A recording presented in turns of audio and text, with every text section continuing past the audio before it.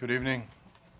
Let's see if the new microphone works. I'm calling to order this meeting of the Tuesday, June 28th, 2016, regular meeting of the Planning Commission. Would you please join me in the Pledge of Allegiance? I pledge allegiance to the flag of the United States of America and to the republic for which it stands, one nation, under God, indivisible, with liberty and justice for all. Thank you. Would you please call the roll? Yes, good evening. Commissioner Metcalf. Here. Commissioner Bundy. Here. Commissioner Chase. Here. Commissioner McCadden. Here. And Commissioner Caldera. Here. Thank you. We're going to add something to the beginning of the meeting tonight that's not on the agenda before we go into public comment section, because tonight is Dan McCadden's last evening. So we've prepared a resolution of gratitude for Mr. McCadden. And Phyllis, if you would start off and read the top paragraph, as is the custom. Resolution of the Corte Madera Planning Commission expressing appreciation to Dan McCadden for his outstanding service to the town of Corte Madera as a member of the Planning Commission. Whereas Dan McCadden served on the Corte Madera Planning Commission for 2 years from July 2014 through June 28, 2016, and whereas Dan generously contributed his professional expertise and point of view as a managing director of a residential development company since 2001 in matters of design, construction, and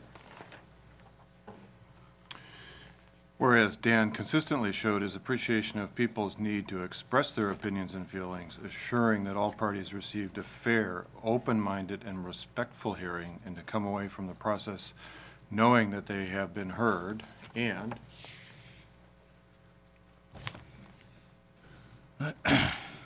Sorry.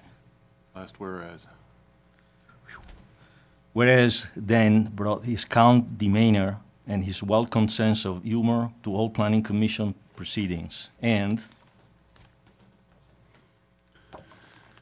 Now therefore be it resolved that the Planning Commission of the Town of Corte Madera hereby expresses its deep gratitude for Dan McCadden's contributions and leadership as a member of the Planning Commission. Be it further resolved that the Planning Commission wishes Dan and his family the best of luck and happiness in their future endeavors. This resolution, do I have a motion to pass this resolution? so moved. All right, second. Passed and adopted by the Planning Commission of the Town of Corte Madera at a regular meeting thereof held on the 28th day of June 2016. Dan, thank you very much. Thank you. It's been a real pleasure.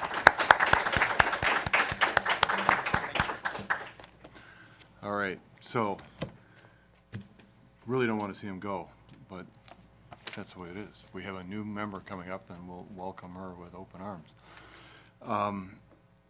Now is the time that we open the meeting to public comment for something that is not on the agenda. Does anybody have anything that they would like to comment on tonight that's not on the agenda?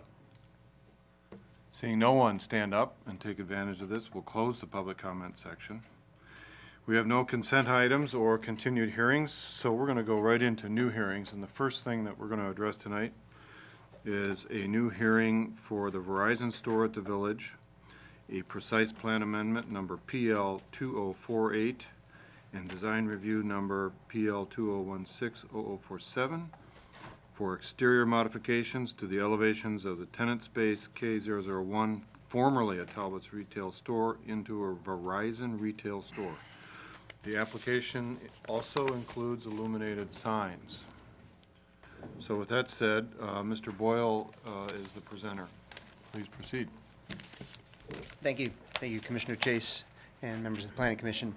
Yes, the project before you is a exterior modification to the Verizon store, which is located in the village of Corte Madera. Specifically, the store is located in the southern part of the shopping center. It's a freestanding building just north of Macy's, which in the past was occupied by Talbot's clothing store. The modifications are tenant improvements. There is no change to the floor area whatsoever. There is actually a reduction in the building height with the removal of a clock tower element that you'll see. There is a proposal to install 4 illuminated signs, and the project meets all the requirements of the municipal code as well as the village tenant design guidelines. There's an elevation just showing the existing and the proposed. Existing here, this element here, this clock tower, is coming down. It is structurally not sound, and the tenant doesn't believe it really adds to the shopping center or to the building itself. As I said in the staff report, it's not an integral part of the center back in the original days when the center was built, as the tower that you approved to be taken down several weeks ago was. Again, this building itself was added to the center at some point, after the original Macy's and Nordstrom's and stores in between the two were created. So this is the existing northeast elevation and the proposed northeast elevation. Materials board is here. It's basically again, removal of the tower and new painting, new signs, new awnings are the majority of the changes to the exterior. This is a southwest elevation, existing and proposed.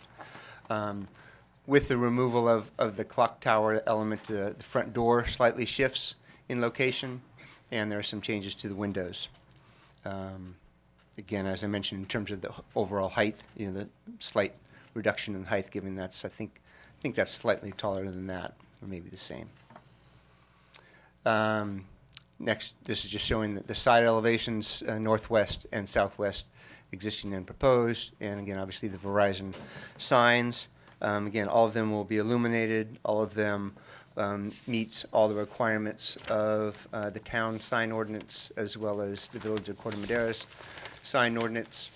They, as almost all signs we have, will be on timers and on dimmers. So if there is a illumination problem in the future, they'll have the ability to dim it and put it on a timer.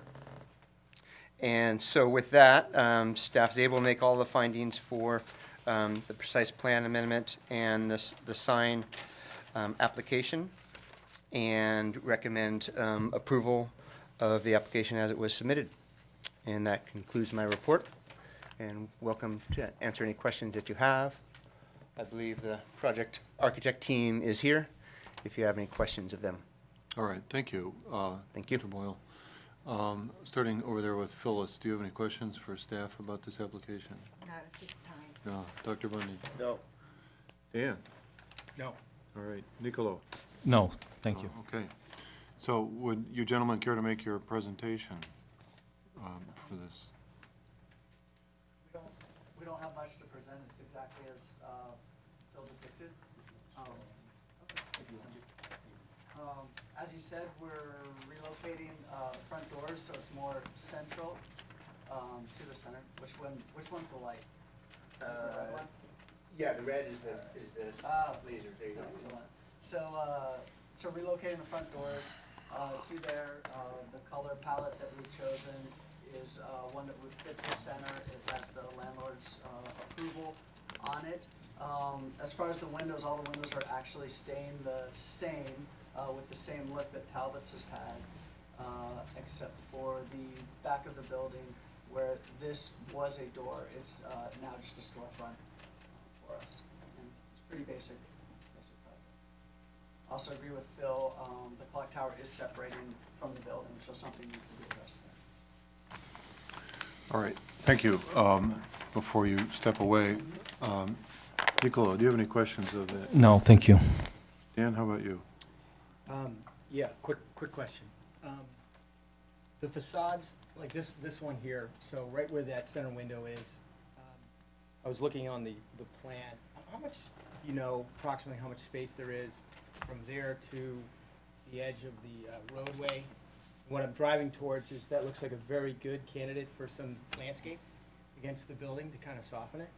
This is actually great comment. This is actually on the back of the building. between Macy's and our store. So on the other, the eastern side of the This one right here where the door's coming in, to the right. this one here. Yeah, I want to make sure that I'm looking at the right one. That is, So basically,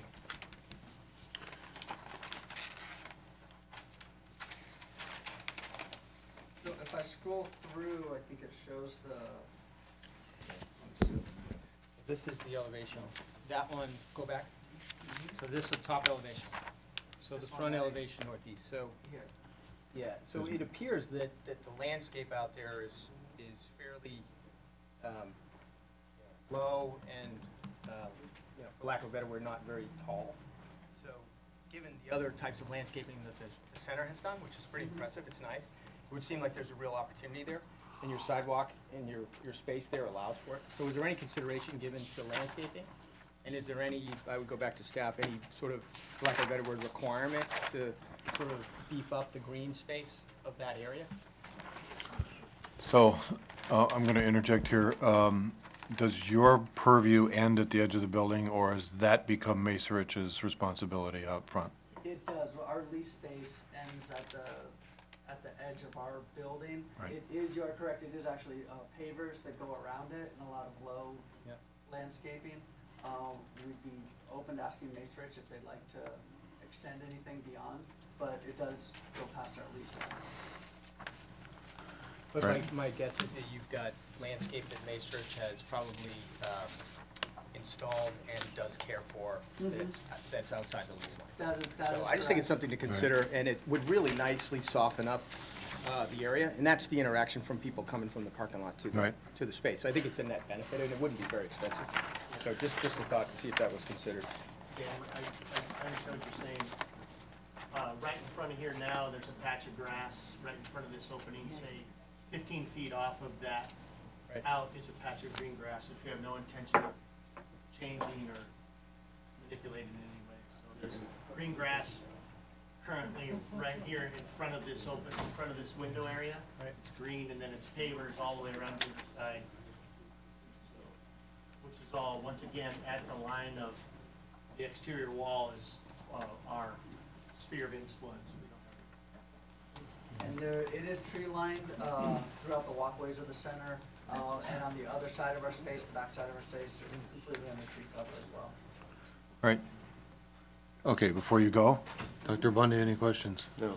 Right, Phyllis, do you have anything for these guys?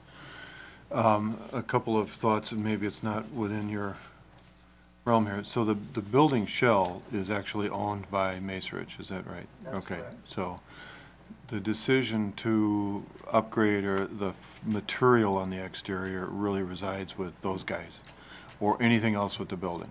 We would, if we wanted to make a change to it, we'd have to apply to them for their approval to make the change. Right. So as it's presented, we're reusing the existing siding. The siding where we'll need, where this is removed, Right. is to match what's there already. So the paint tones have been approved by Mace Ridge, and then most of the exterior remains much like it was. Okay. So if we as a commission or the department wishes to address the exterior shell of the building, that's a separate address with Mace Rich, in a way. As 'Cause- far as, So, for instance, you're gonna be putting some nice brand-new siding against that dry, cracked old siding out there, and you're gonna paint it all gray. And so if we thought that that siding ought to be replaced, we'd go to Mace Rich and ask them to do that. that's correct. And I'd assume Mace Ridge would come back to us as the tenant and say, hey, the planning commission's asked you to replace all this siding. Right, just because it doesn't, it's a aged building, shall we say. It resembles me in quite a few ways. Exhibits that need to be repaired, but during a bid walk, we'd require the general contractor, whoever that would be, to make sure that the building looks in good shape. We don't want to paint over cracks. We want Right. to make sure that the cracks get patched. Now, leave the siding to the best of our ability, replace those that absolutely have to be replaced. However, I would like to see the building look smooth and finished and new when we're done, not like we just painted an old barn. Good luck with that. Yeah, no, I realize it's a task. Yes, yeah. Yeah, so I think that it could use it. We'll make some reference to that. Dan? Because this is our branding as well. Yeah, for right. Verizon, so. Okay. So Dan? I'm assuming you're doing a reasonably long-term lease here? So in the future, if that siding needed to be replaced, would that be your expense, or would that be Macer's expense under your lease? I'm sure if we asked for it to be replaced and make sure it came back to us, because we're taking the space as is, so. Okay, got it. So Yeah, it's your cost. so we Okay. make sure it gets done, and there's a lot of pressure to make a very pleasing appearance to all customers who are coming to the building. We don't want to appear to be like, as though we don't care, so we truly would make sure it's smooth. I'd even ask you guys to reference the space that we're in, sorry about that, the space that we're in today, at the mall across the freeway. I think it looks good, I think that the exterior looks great, and we keep it to make sure that we kept to a very high bar. All right. Before you go, I do want to ask specifically if anybody on the commission has any commentary about the sign or the lighting on the sign. You guys looked at that? We've dealt with those before. It's a white sign with a red check mark. Could we have, do you have slides on the signage? Spend a minute on it and have it described? I did not bring up specific slides, but you do have the paper version there. Right. In your packet, but I did not do slides. So in that one lower picture there, you can see the red check mark. It's in color, but the sign is white. Correct. And it's below the allotment for signage on that frontage. It's white. It will go off at night after 9 o'clock, something like that. Right. So, To your comment earlier, it is an LED sign, all of our signs are LED signs, so they are dimmable. and what is the color of that LED? Of the bulb itself, Yeah. it will be, Yeah, it's in the drawings. So do each of the letters have their own lighting? yes, they're all in the same thing. And if one letter goes out, does the entire sign go out? Does not. So one letter goes out. So that's it. Saw it somewhere. Anyway, all right. So in each, what we usually have is in each sign, there's strips of LED bulbs that go down from the beam back up, and they're all independently wired in. Okay. So, any other questions for the architects of any? I just wanted to point out, due to the difficulties we had with the freeway signage, we had a discussion of signage, and what is internal is really, as long as they're guidelines, as long as they're followed, we do not get involved. As right. long as it meets the guidelines, they could have their logos and things like that, which are not allowed if they do signage Right. on the freeway side. All right, with that said, I will now ask for public comment. Just Thank you. a point yes. of order. Could you ask the applicants to identify themselves for the record? Oh, of course, yes, please, state your names. Absolutely, sorry about Beside that. applicant. I'm applicant Donald Graham, working on behalf of Gruskin Group. My name's Matt Holland, I'm with Verizon. Thank you very much. All right. Thank you. We'll now open it up for public comment. Thank you. Is there anyone here that would like to comment on this application of the Verizon store at the Village? I don't see anyone standing up to comment on this application. So we'll close the public comment section on this, and we'll bring this back up to the commission. Thank you. All right. So, starting on my right with Phyllis, anything you want to express about the application? No, I'm satisfied with it, and I do like the colors that were chosen. I think they blend well, and they're going to add to the building. And nothing pleases me more than getting rid of the towers. We can get rid of all the towers and all the shopping centers in California. I'd be delighted. They're useless and they're dangerous. Okay. I got that. Thank you. Dr. Bundy? No comments. It looks like a straightforward design. All right, so you think you would be able to make the findings for this Yes. application? All right, thank you. Dan? I think, again, my comment only is, the building I think is fine, and I can make the findings. I'd like to see Macerich kind of voluntarily look at the exterior, see if there's some opportunities to add some landscaping. on particularly the east side, where the vast majority of the folks will interact with the building Yeah. from the parking lot. There's, you know, a fair amount of space there, and it seems like a natural, and my guess is they probably want to do that. Kind of nice. Yeah, I agree. Before I ask staff, Niccolo, what are your thoughts here? I think it's a very straightforward design, very nice, all considered, and I can make all the findings. All right, thank you.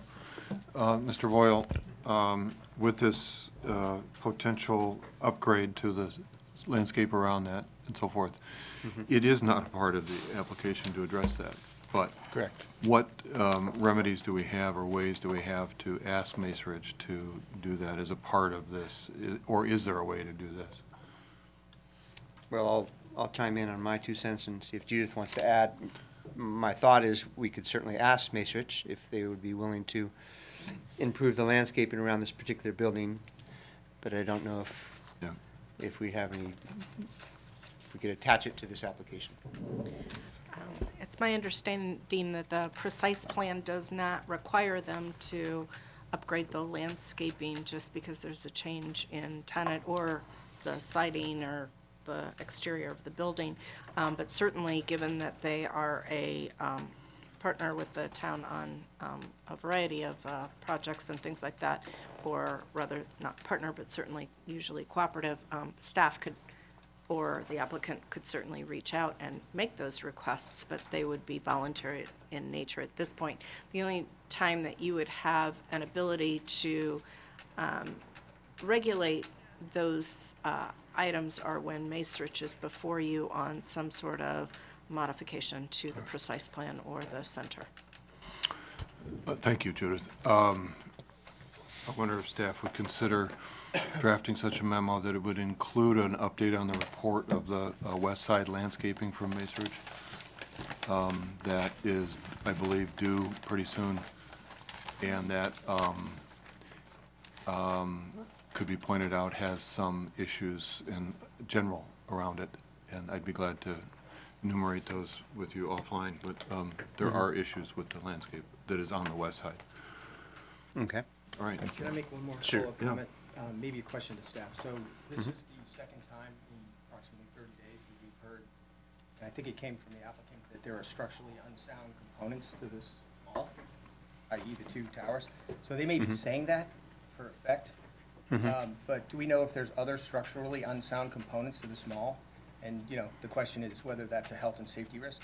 So could we ask Macerich to, you know, evaluate and suggest, and to the extent that anything's structurally unsound, that they very quickly evaluate it and assess it, so we don't have a negligence issue on our hands?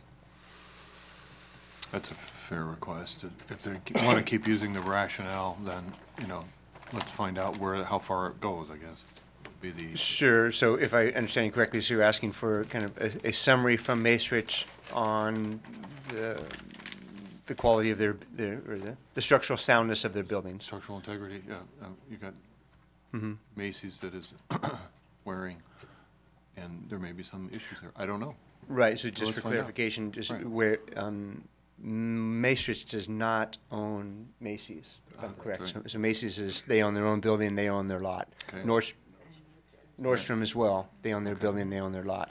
So I don't believe Macerich has the ability to, I mean, we can certainly ask them, Yeah. but, I think the question is. I hear what you're there's- saying. There's 2 questions. One is, you know, you just, as good neighbors, suggest to Macerich that this is twice that they've said this. So is this coming from an engineer? Sure. So did they do some sort of evaluation on the project, and this just so happens that these are the only 2 structurally unsound components of the project? Or do they have information that says that there are other pieces? So, you know, together we can just deal with those correctly. And then the other would be, Sure. you know, if you want to, you can formally ask that and ask them to respond in writing so that they're on record to say that there's no issues.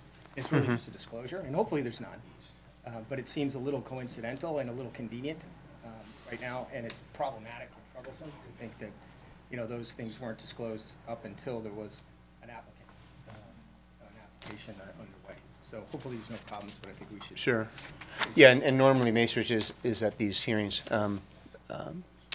And I'll just add to, you know, I believe in terms of the larger tower that you saw a month ago or so, structural soundness was one of many reasons they wanted to get rid of it, and I believe that's the case here as well. I mean, I think, my sense is, I'm kind of reading between the lines, if this tower was 100% structurally sound, they may still want to remove it. But again, that's kind of an assumption on my part, but just to give you that information. I won't belabor the point, but it's not about removal, it's, if this structure is structurally unsound, then it should have a fence around it for 10 feet out, so that nobody walks near it and it falls down on it. So what is the definition in their mind of structurally unsound? Mhm. Are there other components of the shopping center that present a reasonable risk to the general public? And if so, let's address them quickly. Okay, I can definitely Thank you. contact Dan? them. Peter, Yes. I know you all laughed when I said my comment about the towers. This is exactly what Dan is talking about now. Throughout the state, I've been reading articles. This was something very popular in the late 70s, early 80s, all sorts of clock towers on malls. And they're not built the same way the buildings are built. And it's all coming home right now, and the sooner we get rid of them, and the faster, the better off we're all gonna be. Because you can see that's just on pylons, if you look at that one. And the one that they took out in the center of the mall, that has been locked off for years, that nobody can go up those stairs. So I appreciate the commentary. The seismic code has been upgraded since Talbot's Tower was built, and it's probably not meeting seismic code as we sit here today. So that's good to think about, except we just built a clock tower. We don't do that, we got it out of there. But all of that being said, I would ask for a motion regarding this resolution number 16-020. I'll put forward a motion to approve item number 5A regarding the Verizon store at the village, to be approved as outlined by staff in their presentation today. Would you please read the, Want to read the whole thing? no, just the header of the resolution there. I heard it, right. Here. The motion is made to approve precise plan amendment number PL-2016-0048-PDP, design review PL-2016-0047-DRC, and sign permit number PL-2016-64-SRC for exterior modifications to the elevations of tenant space K001, formerly a Talbot's retail store, into a Verizon retail store. The application includes 4 illuminated signs, and the motion is to approve as outlined by staff. Thank you very much. Is there a second for this motion? Second. All right, so move, shall we vote? Commissioner Metcalf, Aye. Commissioner Bundy, Approved. Commissioner Chase, Aye. Commissioner McCadden, Aye. Commissioner Caldera. Aye. All right, thank you. Are there any rights to read regarding this application? Yes, I will read the appeal statement. Following action by the Planning Commission at a public hearing or meeting, any decision of the Planning Commission may be appealed to the Town Council within 10 calendar days. Appeal forms are available in the Planning Department, and there's a $300 filing fee. Okay, thank you very much. That sends this one on the road. Thank you. You're welcome. All right. All right, with that said, we will move to the next item, number 5B, 220 Granada Drive. This is considered a major design review, PL-2016-0037, for the demolition of an existing one-story residence and the construction of a new two-story single-family residence. I believe Mr. Bush is going to make this presentation.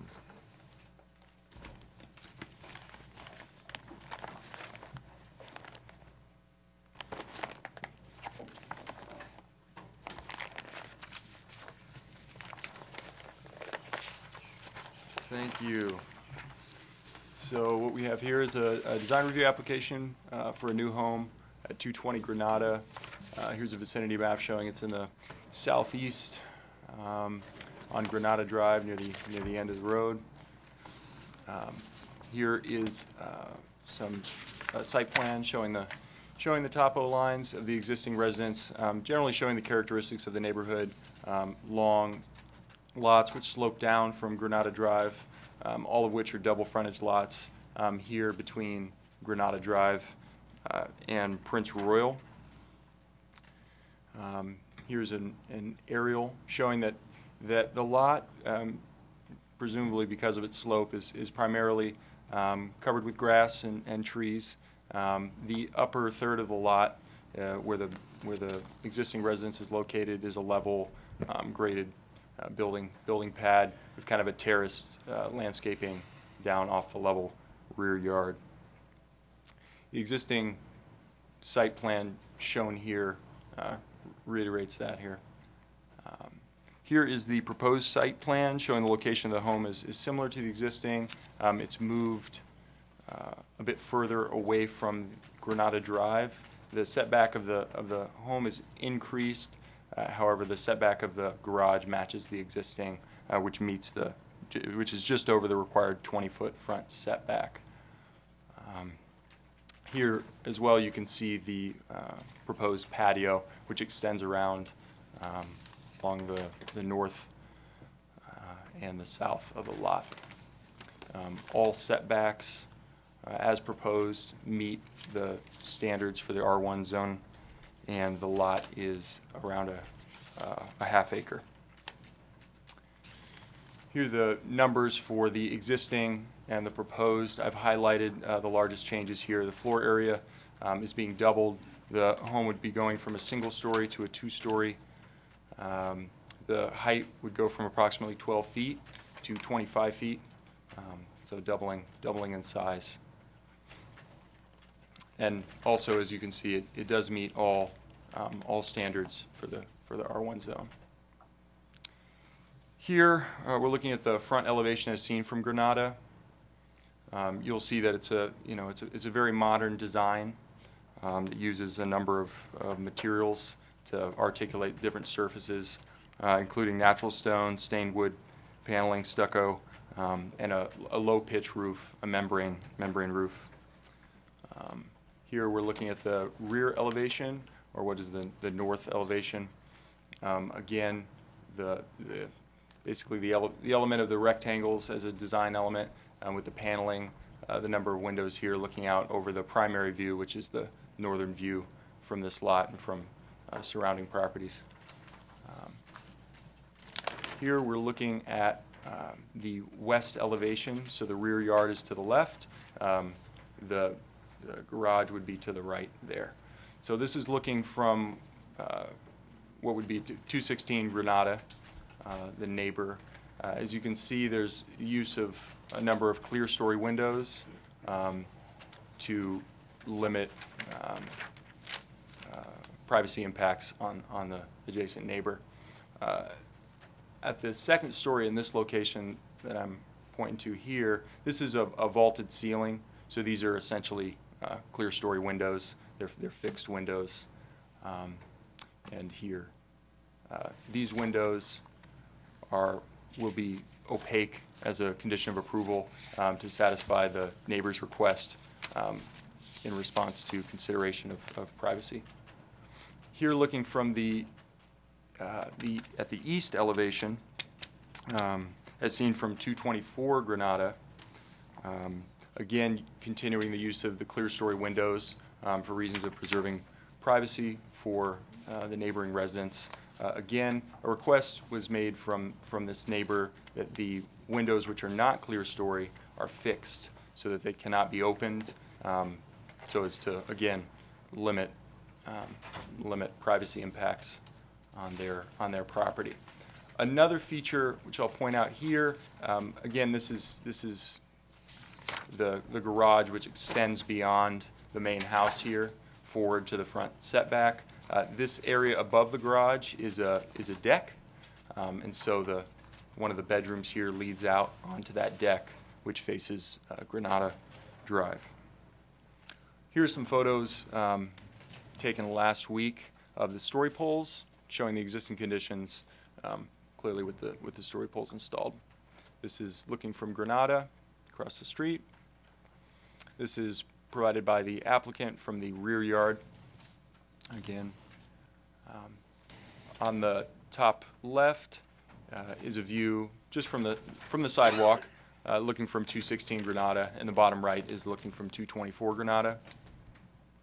This adjacency diagram was provided in response to feedback received in a prior preliminary hearing, showing the adjacency to the neighboring structures, as well as showing the factor of the topography and how it slopes and is terraced up the street somewhat.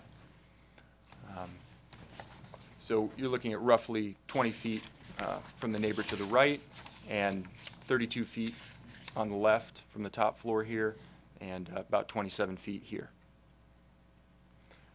Here's another kind of adjacency diagram showing the relation of the windows on the first floor of the house to the floors on the adjacent homes, showing that there are windows on the house to the right, 224 Granada, and because of the topography and the fact that home is a bit higher, these windows from the adjacent house look out toward the second floor of the subject property. At the request of the neighbor, I went by today, or at the end of last week, to take some photographs from their house to show the view from their windows. Again, this is looking just about the top level of the home.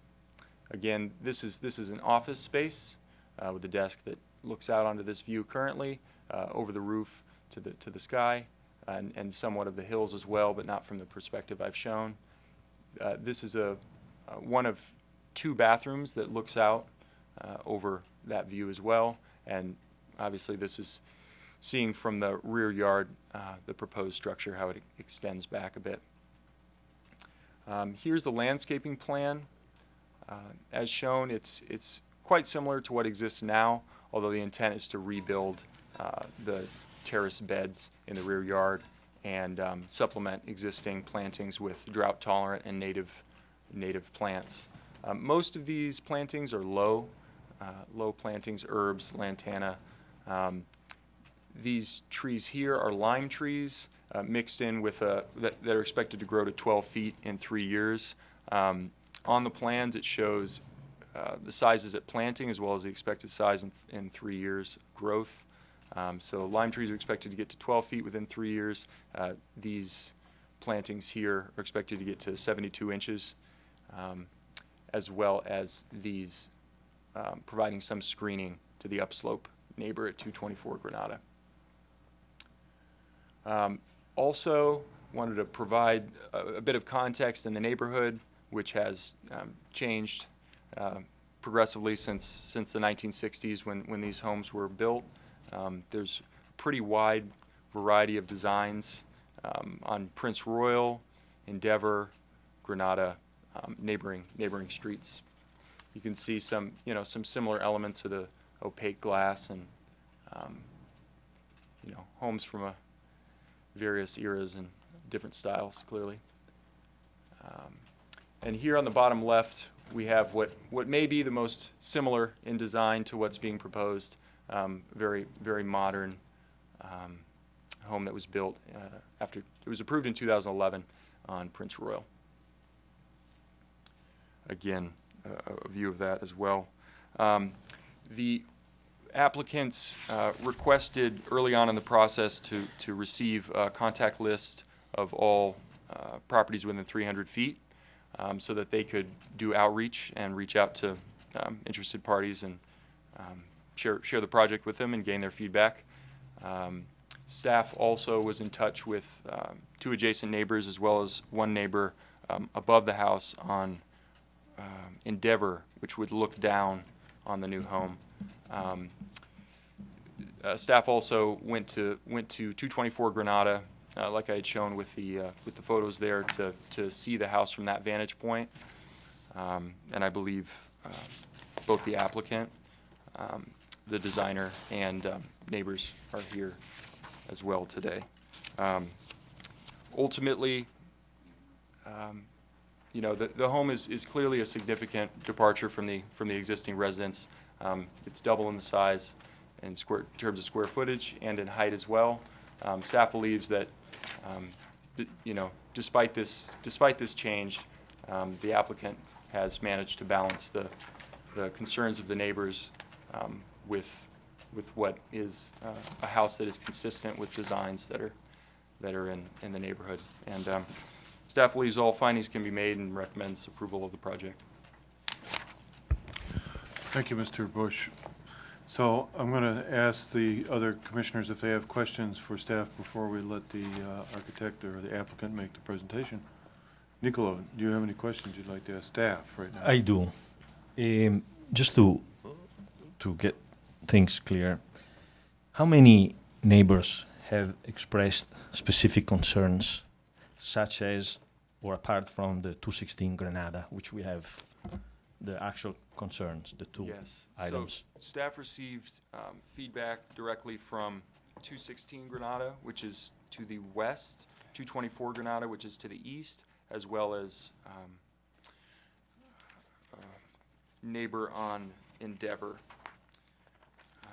The adjacent neighbors, as the materials provided indicate, show concerns of loss of views and loss of privacy. 216. 216 and Right. 224 Granada. Oh, in 224, same concerns? Correct. Okay. One more question, if you don't mind.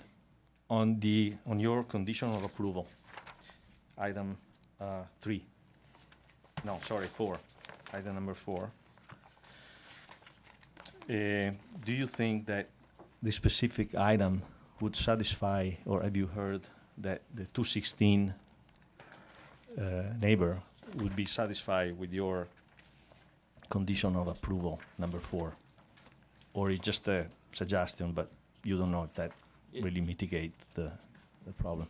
In my correspondence with both adjacent neighbors, it appeared that in terms of privacy concerns purely, that the condition of opaque windows and clear story windows, and specifically on the east elevation that they be fixed windows, it sounded as though that would satisfy concerns of privacy, which were one of the concerns that were raised.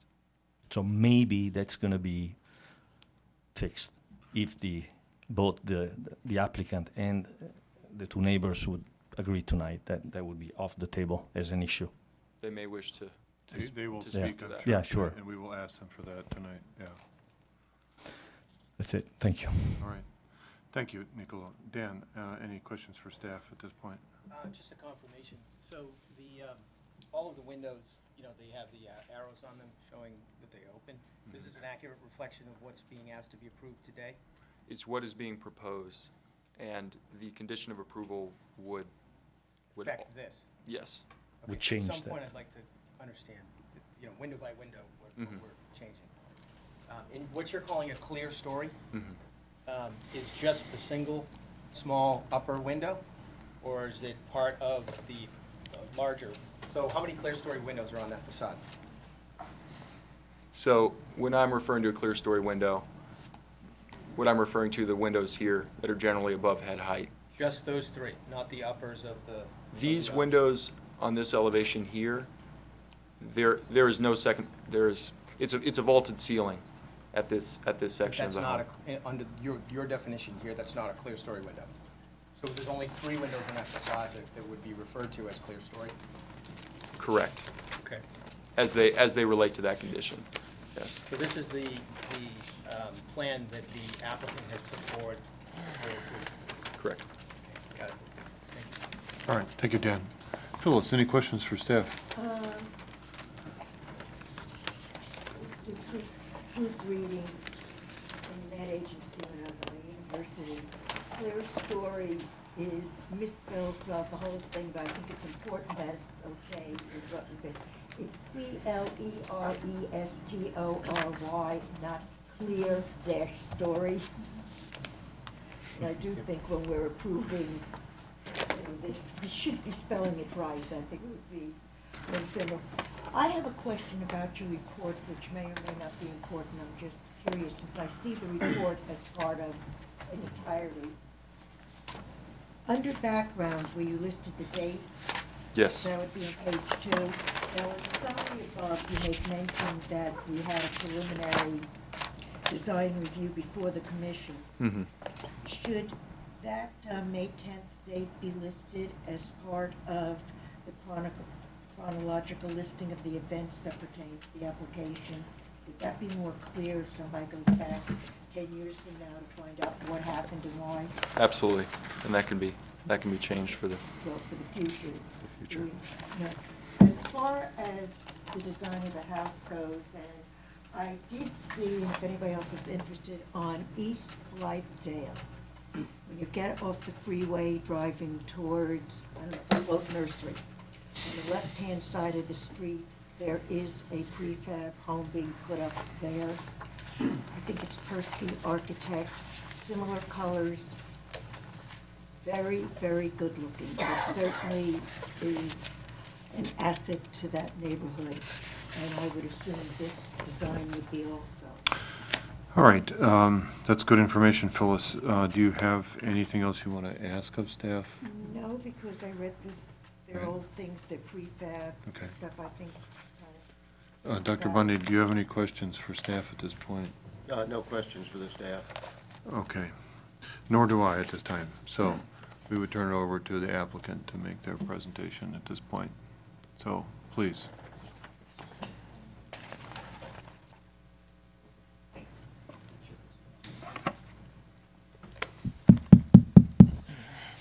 Testing.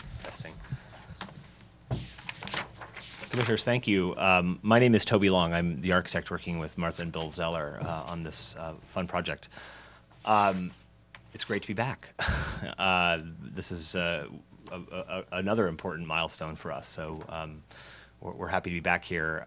Commissioner McCadden, unfortunately, you weren't here for our first hearing, and so didn't have the benefit of some of the conversation that we had.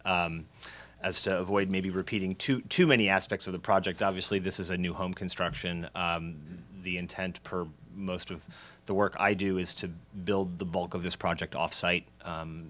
This employs a certain environmental advantage, as well as I think some quality advantages, certainly with respect to the process and speed of construction, et cetera. And this is a great site for this kind of home.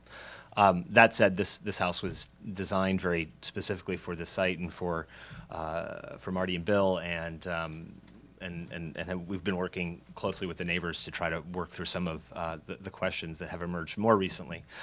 We've tried to take the generally favorable impression of the project that we had last time from you guys and expand upon a few of the items. Before I jump into that, I want to just address a few things. First, as Doug was introducing the project, we may have our compass orientation in our drawings and as presented rotated 90 degrees. The north comes out of this property at a bit of a kitty corner, so call it what you want. We've made plan north. We've oriented the project so plan is north. So we've been calling this the north facade, this the west facade, this the east facade, and this the south facade. And I think that is important, certainly with respect to the south facade. We've tried to pull the building back from the setback. We're trying to take advantage of some open spaces back here with the good light that this property receives across this side of the property. We're trying to catch some of the flatter spots as this gets pretty steep. These gardens are going to be beautiful, but they're not terribly accessible. And so this sort of creates a bit of the impetus for some of the outdoor spaces, the wraparound deck, the front yard, a little bit of the roof deck opportunities with some of the views to the east and catching the morning sun out of those bedrooms. So I just wanted to make sure that was clear in case we're talking about this. Our drawings show this as Plan North. The second thing that's just been part of the conversation, I think, from the beginning on this project is how square footage is reflected. Clearly, there's a calculation going on that relates to the zoning requirements and calculable spaces. The house is about 3,500 square feet of livable area. We have a double height space. We've got a 3-sided entryway. We've got the stairwell twice. So there's a variety of things that are counting towards square footage, but I do think it's a bit misleading as to actually how usable the house is from a real estate point of view. That said, we've tried to address a few of the items that you guys had offered up, and we wanted to I wanted to point to a few of them. One was just expanding upon some of the sustainable values that underpin aspects of this design. Certainly some of the motivations for the project stem from these values. I thought it was appropriate in our last conversation to begin to understand how we may divert some of our rainwater off of this roof to account for a little collection. We're seeing that as appropriately positioned on this nice little flat, somewhat unusable kind of side yard area where we could account for some tanks against the house, possibly underneath in some of the crawl spaces, as well as just identifying a pretty nice piece of roof. This is a fairly flat geometry, despite how it looks. Mostly this is indicating drainage, but to account for the PV, the solar panel system, which I think is important to account for in new construction, plus the benefits are good for new buildings. We've also tried to better illustrate, I think, as Doug pointed to, and I'm not sure where it is here, but the adjacency type diagrams, just to give a little bit more context. This is the relationship of some of the houses and sort of where they're positioned, first story looking at first story and sort of first story looking at second story. That said, obviously we are aware of the coordination that's been happening between Martha and Bill and some of the surrounding neighbors.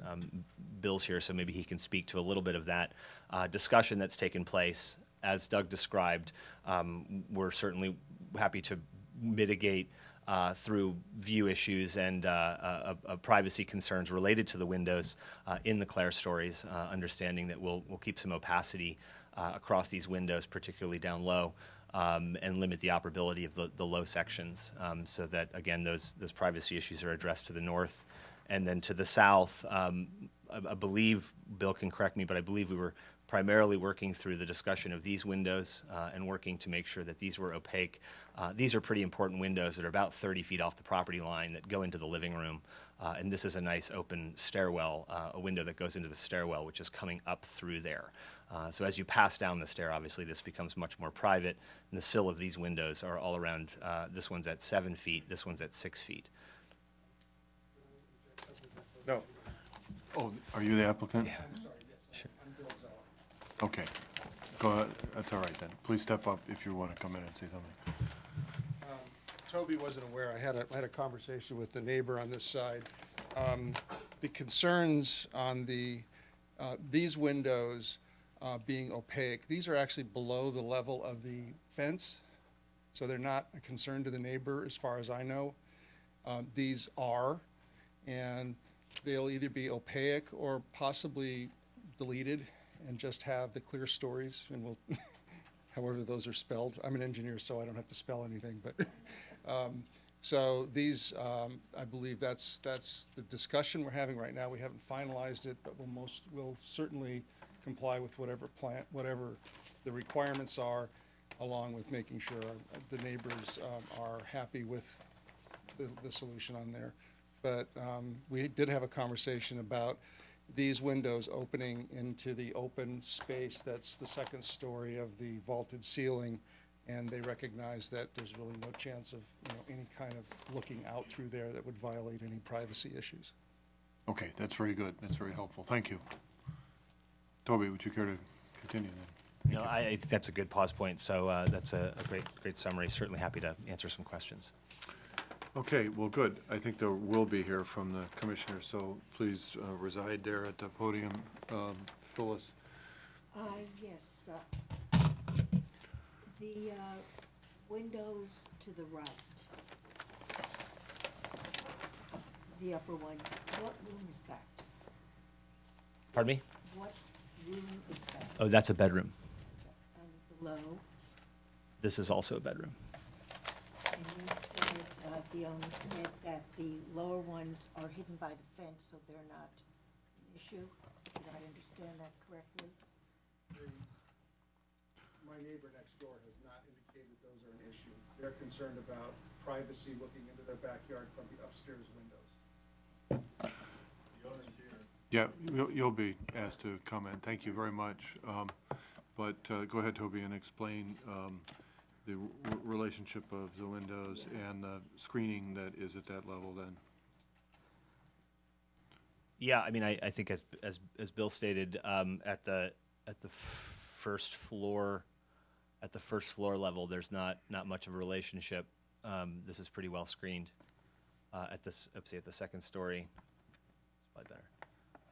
Down here's the fence line, and so they're kind of looking at the fence here. So I think it's more this, and it's more, it's more at the second story level. I think they were discussing the opacity of the windows on that facade. I mean, they're still 30 feet apart. And looking at this lower drawing, that bedroom will still have 3 windows. If you remove the ones on the side towards the neighbor, the ones that Mr. Zeller was indicating may be removed. Yeah, I think they should stay, personally. I'm Yeah. talking about the 2 windows. Yeah. When you go to your other elevation. Yeah, they were talking about these here. Right. Yes, he was saying the possibility, If these low windows went, I think the tall windows would stay, and then I would propose to affect this window here so it wraps the corner symmetrically.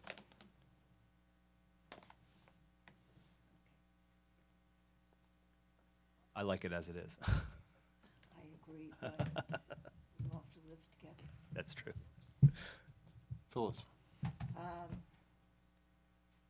The drawings of the homes in relationship to each other. Yes, the site sections you had there. Yes. Now, the home on the left facing there, I think Doug showed that they had 3 windows on that house, or it's the other side? It's over On the here, right yeah. side. They have 3 windows. And their concern was blocking their view. Okay, there, you see on the right? Their concern was was view blockage or privacy or both.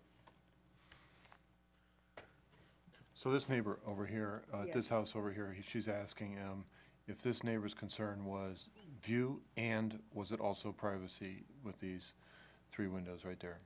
Yeah, I think Bill should speak to that because you guys have been talking about it. So, and I think they're We'll here, so bring we that can up. talk about it. Do you want to address that right now? Please. All right. Since The short answer is yes. Put in the windows, since he drew in the windows, obviously they're an issue. I'd like to know what the issue is exactly. Short answer is yes, and I believe staff addressed that in their comments. Okay, and that, this is the view from those windows. Yes? That's correct, right? This Correct. is an These- office and these that's a are- bathroom. These The are office, the bathroom. two of the 3 windows that are on the west side of 224 Granada, which would be the house to the right if you're looking at the street side. And what is the 3rd window that you didn't take a photo from? There's an additional photo that I didn't provide here. I believe It's a bathroom same also. bathroom window that's the same size as the one in the upper right. So it somewhat replicates that view right there? Correct. Okay. Okay, I realize people care about their bathrooms, but views from bathroom windows would not be primary. What it's worth about. All right. What else would you like to ask the architect and the applicant? Well, now, the one on the other side, So the neighbor to the, the neighbor to the left facing there. Their problem is the upper story. Looking into the backyard, that's my understanding. You looking into their backyard, Us looking into their backyard. not into their home. No, there's no windows on that side of that building, Oh, none at all.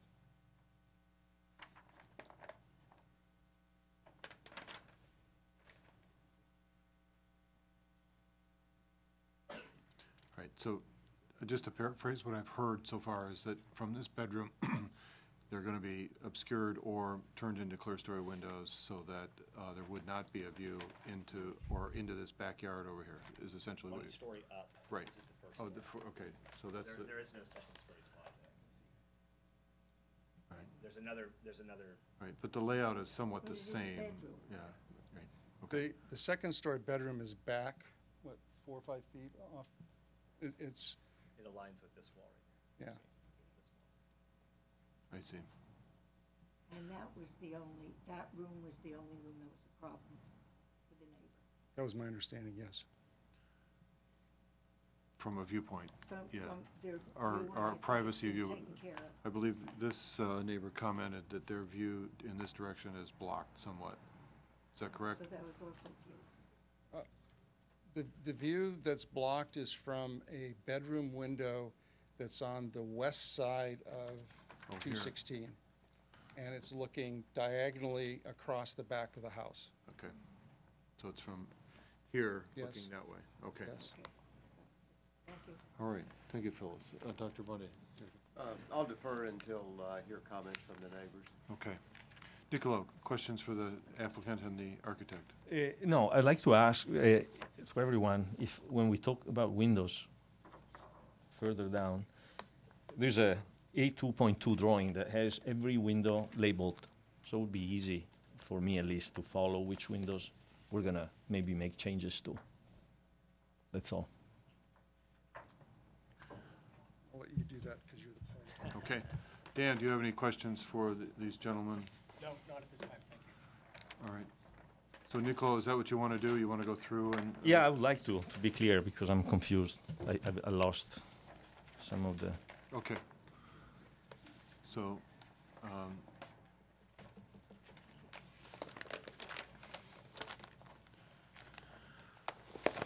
Niccolo, you're trying to identify the windows in the two bedrooms and on the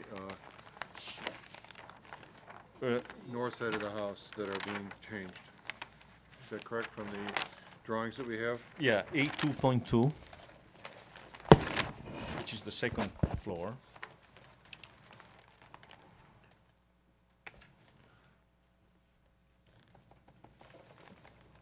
Okay, so I'm looking there at those drawings, and I see that W31, or 29, 30, and 31, those are the windows facing that elevation that you're 31. talking about?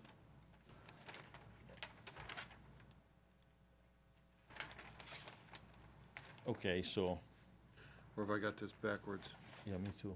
No, 32 and 33. These are 32, 33. Peter, There you go. Bedroom 3. This is it. so that's the living room in the upper right-hand corner, or excuse me, is that right? The left, sorry. okay, yeah, it's 30, 32 and 33. This is a south elevation, okay. So these two windows right here are the ones that you're talking about? Correct. Okay, This pushes forward towards the south, and then this steps in. You can see the shadow line. These walls step back. These windows are facing into the double height living room space. Sure. So the floor is here Sure. for this volume that you see to the left. That's not, yeah, The center volume is the staircase stair. okay, There's nothing below it. right. These windows these four windows are on the farthest south wall of the project. So Okay. these are the two at the second story level. And these wrap around the corner to the front Sure. to become the three. Okay, so the bathroom window, which is window 34, would be obscure anyway, right? Correct. Okay, Which ones of those windows are all upper. opaque? Oh, no, the laundry, I'm sorry, laundry. Yeah, it's this. So which windows are opaque on that elevation? This is all being brokered in the last Sure. few hours. So. We gotta make sure, this is the proposal that we're all staring at, so we wanna use this as the base. If we decide to move away from it, right. we can talk about that, but we should talk about this as the base plan. Maybe I What is could, opaque on this plan? Yeah, this is where I'm not sure. So I think the owner needs to speak to that. So is it labeled as opaque or not opaque on the plans? They're not opaque on the plans Not currently. yet. maybe I can clarify as a question. Are there any windows in this set of plans that are opaque? These two, Okay, No, hold on. no, Not in the current set, no. okay, so all opaque proposals have happened post the creation of these plans. What they're looking at. Every window on this entire proposal is clear. As shown on the, as Is I in the will plan. direct that to Right. them, but I think that's the, Correct. the answer is yes. Only the windows that look like they open. Correct. So, and then what I'm hearing in your statement is that if I drew a line across here, everything below that line would be opaque? Is that No. the- Okay, Not on this facade. okay. So then these would be opaque here, None of these are to be opaque. even in a revised? My understanding is that it is only in relationship to these two windows on the second story. The bedroom windows. Correct. Closest to the south. On the second story. If I could offer another recommendation of clarification, perhaps it would be best to hear from the neighbors, and they could Well- specifically indicate which windows they would like to be opaque, and we Well, can kind of go I go wanted from to hear there. what you guys had to say, because we're looking at a plan that you've got up there, so, and you have to represent that. Correct. We'll So work from there. I'll do a quick summary. My understanding is that the two large sections on the upper story windows on the south will now be obscure. So there are two windows, this one and this one, Okay, on the second story of the south facade will now be obscure. My understanding is that the lower sections of the upper windows on the north facade will be obscure, these two, and non-operable. right, That's it. okay. And the lower ones would be clear, Correct. okay, and operable, Correct. okay. So that defines it. All right. Then Dan, or are you done, Nicolo? Yes, Okay. thank you. Dan, any questions? No. All right. I do have a couple of questions for you. Peter, may I ask him to clarify something before you ask Okay. your questions? Would you go back to the previous, no, the south, that one. Upper story on the far right, Here yes. and here. You're saying that those, the lower part of the windows. Correct. Why not just remove them and have them match the walls around the other, the windows around the other side, which are just the upper clerestory windows? Maybe on this side it's okay. I think this affects the front facade. Right. Plus, So- these are the southern windows. These are the good light. The southern ones. Yeah. Just, I'm talking about those two windows. Just this one, I would keep this one, and just obscure the glass. I understand your point. Phyllis was saying turn these into clear stories here, but because of the front of the building, you would like that corner to resemble this. Correct. Right in the This corner. this is an important view. I showed the rendering. When you drive up the hill, you're going to see this window and this facade. It looks good to have that wrap around the corner. So I think Okay. if the low section facing the south was obscure, that would address the privacy issues. And then around the west side is fine, although that's a nice view of Mount Tam. So that bedroom gets a nice view with having a window that can see the mountain. So Okay, so I have a couple of questions. On this lot, go back to that site plan right there, or there was a topographical map that you just had a moment ago. There. the topographic there. Right, you just clicked right by it. There was another, the survey plan, The existing site plan. Got it. there. Okay, so right now, the setback is here, all the homes align along the setback, and that's what you've done with the front of the garage, and then you've Correct. stepped the rest of the house back. I tried to calculate this out, it looks like this is somewhere around 56 feet from the setback point now, and your point is another, how much further into the lot are you by, footage? This looks like, It's on the 300 line. yeah, it's on the 300 line here for the deck. The house is back here. It seemed, yeah, here's the 300 line, so you're putting the house about here. I don't see an overlay comparison. It's hard to lay this house relative to the existing house, but it does look like it's about 80 feet from the front property line there. So a number of the comments have suggested or requested that possibly the house be moved back toward the front property line a little bit to relieve some of this view obstruction out here. That's one comment that I read in the staff report from a neighbor. because it does come so much farther into the lot, and the view is obstructed. So that's one thing I'd like you to respond to. The next thing is that in your site section, to the two neighbors on either side, here and here, and if you can scroll to that section, please. There. So here is a gentle slope here. It's shown very gently here. In the representations that are digital imprints and so forth, I'm wondering if you couldn't drop this house down a foot or two into this lot and relieve some of this view, this massive wall blocking this off. This is a problem that we're going to find in any number of properties, but this is a big wall for these guys to look at. It doesn't mean that someday these people could build a two-story that would loom over this neighbor. That may never happen, but nonetheless, it could. So I'm looking at the possibility of grading this down a foot or two, because you're almost level with the street. You could deal with the water runoff issues and so forth, but here you're stepping up to the front door, and if you dropped it down a couple of feet, it would lessen the impact of the volume of the house from the street and to the neighbors. Yeah, there's a retaining wall right here. We're going to seriously undermine this retaining wall that's existing on this property line if I excavate the site. It looks like in some representations it's sort of there. I mean, the amount of to put in a new retaining wall for the distance that would require, I don't think would be relative to the overall cost that significant. But the idea that you're putting in this 20-some foot wall in front of the neighbor right there, I think begs the question, can you reduce the height of that building? So that's really a fundamental question. Can you reduce the height of the building? And if you were to cut this down, it'd be an easy grading solution. You could do it and or move the house back toward the front of the lot. So those are two questions that have been posed. So when you look through that gentleman's office window, I don't know that 2 feet does anything but give him a little more daylight. Right now, he loses a lot of daylight right here.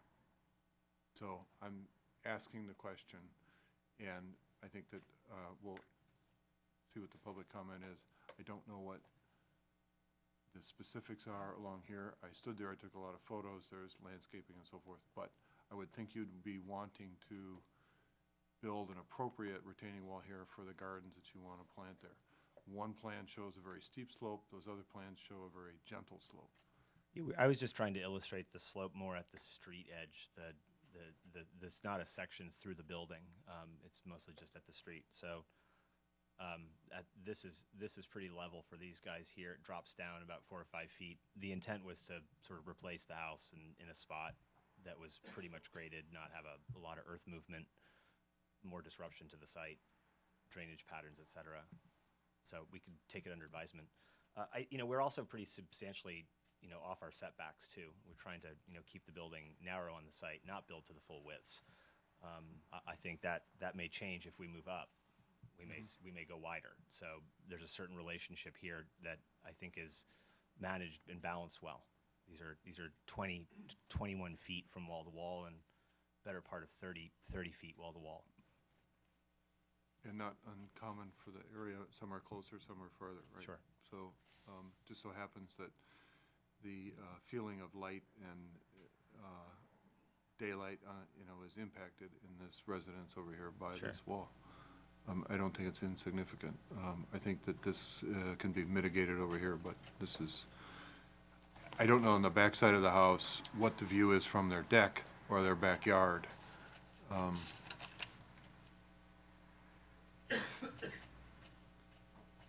So just in here. Yeah. So, okay. All right. Do any other commissioners have any questions for the applicant or the architect? No. All right. No, thank you. Thank you. I think we'll open this up to public comment. So I know there are plenty of people here. So please step up to the microphone, state your name and address.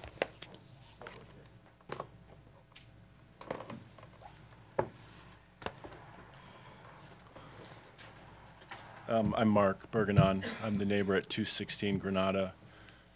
which according to, I guess, the papers you have, says we're the west-facing neighbor. You have our letter that we submitted to Doug. And in general, we like the plan. I think as Dan referenced very early on, it's maybe a little generous to talk about clear story windows when there's windows right below them. So our concern was twofold. It was privacy and views. And from the privacy issue, we're downslope. So, you know, any height that's added is a significant difference in view for us. So the windows that actually would go into our yard wouldn't just be the bedroom windows. They'd also be a laundry room and a stairway landing. So maybe if you want to go to that picture. But I think the side of the house that you were looking at, only the bedroom was mentioned. So maybe if you could show the west-facing side.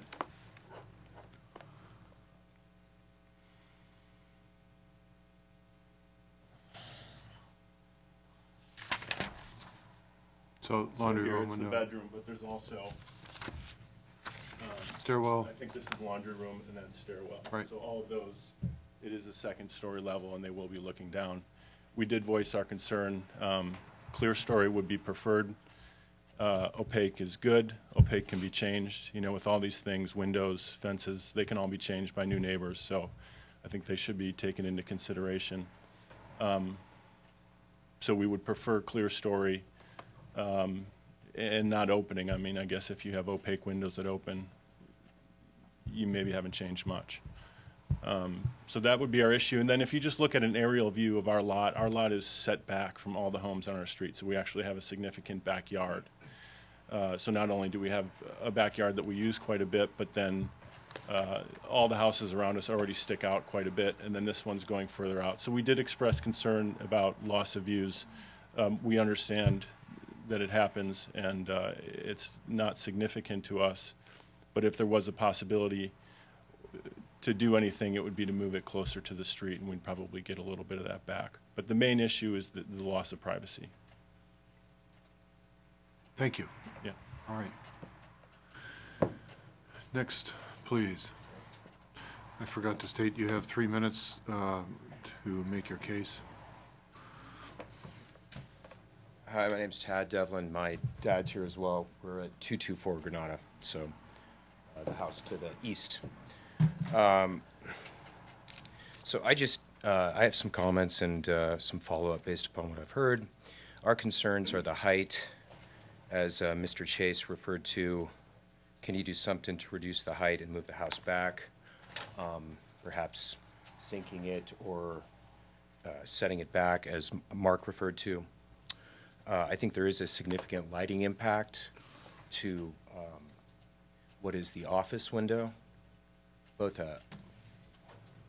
I guess a lighting and a view impact that, that's not the right image, but it's all right. That's a bit concerning. Yeah, there you go. The homes, the way they're situated and designed, I feel like that the proposal is a bit of an outlier in the size of it, that it's doubling it. And then the wall, I'm pretty concerned with, because I think that greatly impacts kind of the natural light and the historical. Since my dad's owned it, I checked with him since 1965. He's an original landowner there. They've always had this 270-degree view, and it'd be a little bit disruptive to have a change there. Some other concerns we have are the privacy, similar to what Mark expressed. My dad has spoken with Bill about obscured or opaque windows, something to diminish that.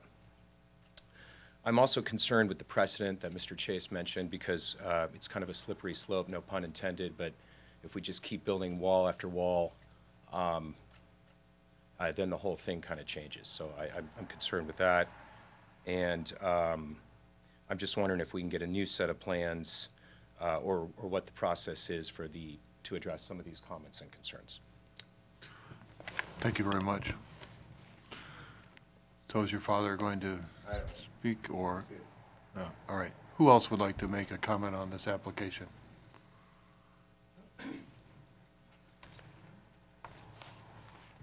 Phyllis Galanis. I live at 215 Prince Royal, so I'm down a street below and not directly below the property. My concern was when you started talking about digging more into the hillside, because our concern living on the hillside is the stability of the hillside itself. So I don't want to have anything done to disrupt that. I told you the last time we were talking about this that, I don't know, maybe it's like 15 years ago, there was a slide. It wasn't on that property, but it was coming down from that street. So I have a concern about that. And the other is the view is why most of us bought our houses there. So to have a 270-degree view and have that taken away or impacted significantly is significant. And that's the same with where we live. We have a beautiful view too, and when our neighbors next door wanted to build a big house, which they did, we asked them to move it somewhat so it wouldn't impact. We wouldn't be looking at just a big wall when we came out of our house, and they graciously did that. So it's one thing trees growing up and impacting our views, but it's quite another when it's a wall of another home who now will have a view and the existing homeowner would not. Thank you, Phyllis. Any other commentary tonight? Seeing none, we will close the public comment section, take it back up to the commission. So I'm going to start off with you, Phyllis, to ask you your thoughts about any architectural changes or how we might address this application. The first one was Mark, who spoke, and he mentioned the bedroom had been addressed by the owner, but not the laundry room and the stairwell. And can you put that back up? There we go. The bedroom, to me, is important. The effects of the privacy. People are in a bedroom and stay in a bedroom. People are on a stairwell going up or down the stairs. You're not stopping to look at things. And a laundry room, to me, is like a bathroom. You take care of what you have to and you leave. You don't worry about it as part of the view. So I think it's important that the bedroom be taken care of, the windows there, to the satisfaction of the concerns of the neighbors. The other two, if they can work something out, fine. But it's nothing I would feel comfortable dictating for the stairwell and the laundry room. Tad Devlin comments. The impact of light, even, I mean, the view is nice, but the impact of the light to the office, which I assume is used quite often, is a concern, and how that can be addressed, I'm not sure. Peter mentioned possibly lowering it or moving it, but something should be done. It really does not work the way it is, and as far as the land is concerned, the earth shift, I would think that you could ask to have an engineering study done, which would find out if it can be excavated and how much and the safety of it. So that would be addressing the Board of Health. Any site work may or may not require a soils report, but it would require a structural engineer's assessment of that, and a structural engineer is going to ask for a soils report. Soils report is going to say what the soils are and what can be done with it. The grading can be ameliorated with the proper drainage and so forth, if it's done properly. I don't know what the level of the street sewer is there, but I think somebody here might know that, but nonetheless, it can be done. Dr. Bundy, your thoughts? Overall, the character of the building is somewhat consistent with a lot of the remodel that's gone on up in that area. And it does seem like there are a lot of two-story additions that have gone in. And inevitably, there are going to be some impact as far as lights, sometimes views, and sometimes privacy. It does seem that Mr. Zeller has tried to respond to the neighbors from the standpoint of respecting the privacy and doing what he can to address their concerns. I guess my question for staff would be that if opaque windows are required for the permit, and at some future point a different neighbor has the house and changes that out, is there recourse for the neighbor living there?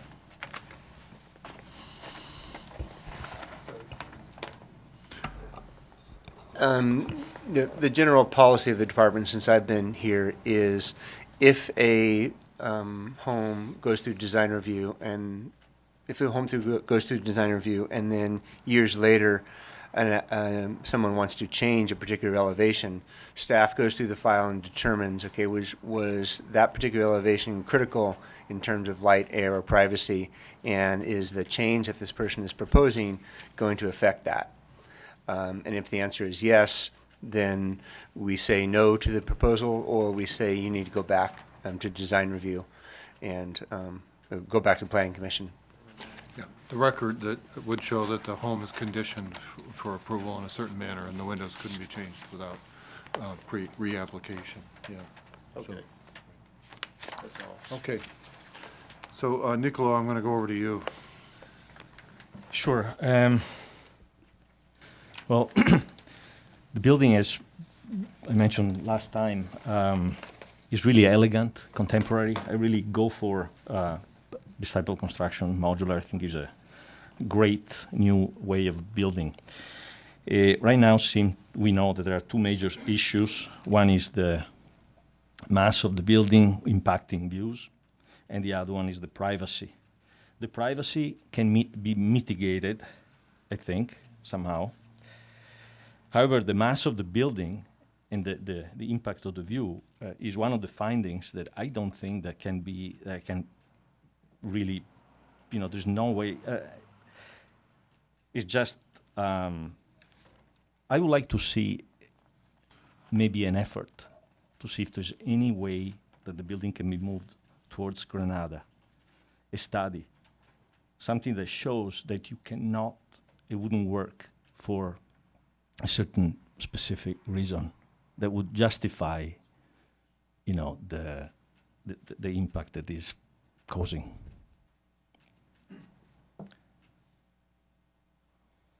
Okay, is that all you have on your Yes. mind right now? Okay, thank you. Mr. McCadden. I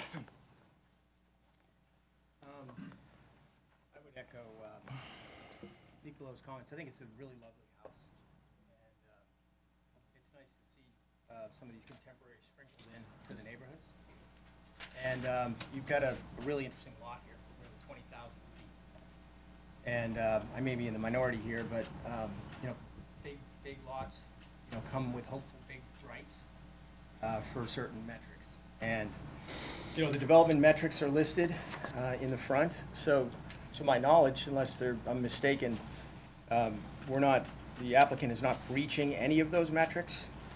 And from a percentage standpoint, he's actually pretty low. So he's got higher than required setbacks on both sides of the property against his neighbors. He's hitting the front setback on part of the house in the front, but not all of it. And then obviously in the back, he's got almost forever setbacks. The FAR on this lot would be an 8,000 square foot house, which is huge, obviously. So even at 4,000 feet, which is a big house, they're utilizing only half of the available FAR. And as we know, the value of these homes is in capturing FAR, if you can do it correctly.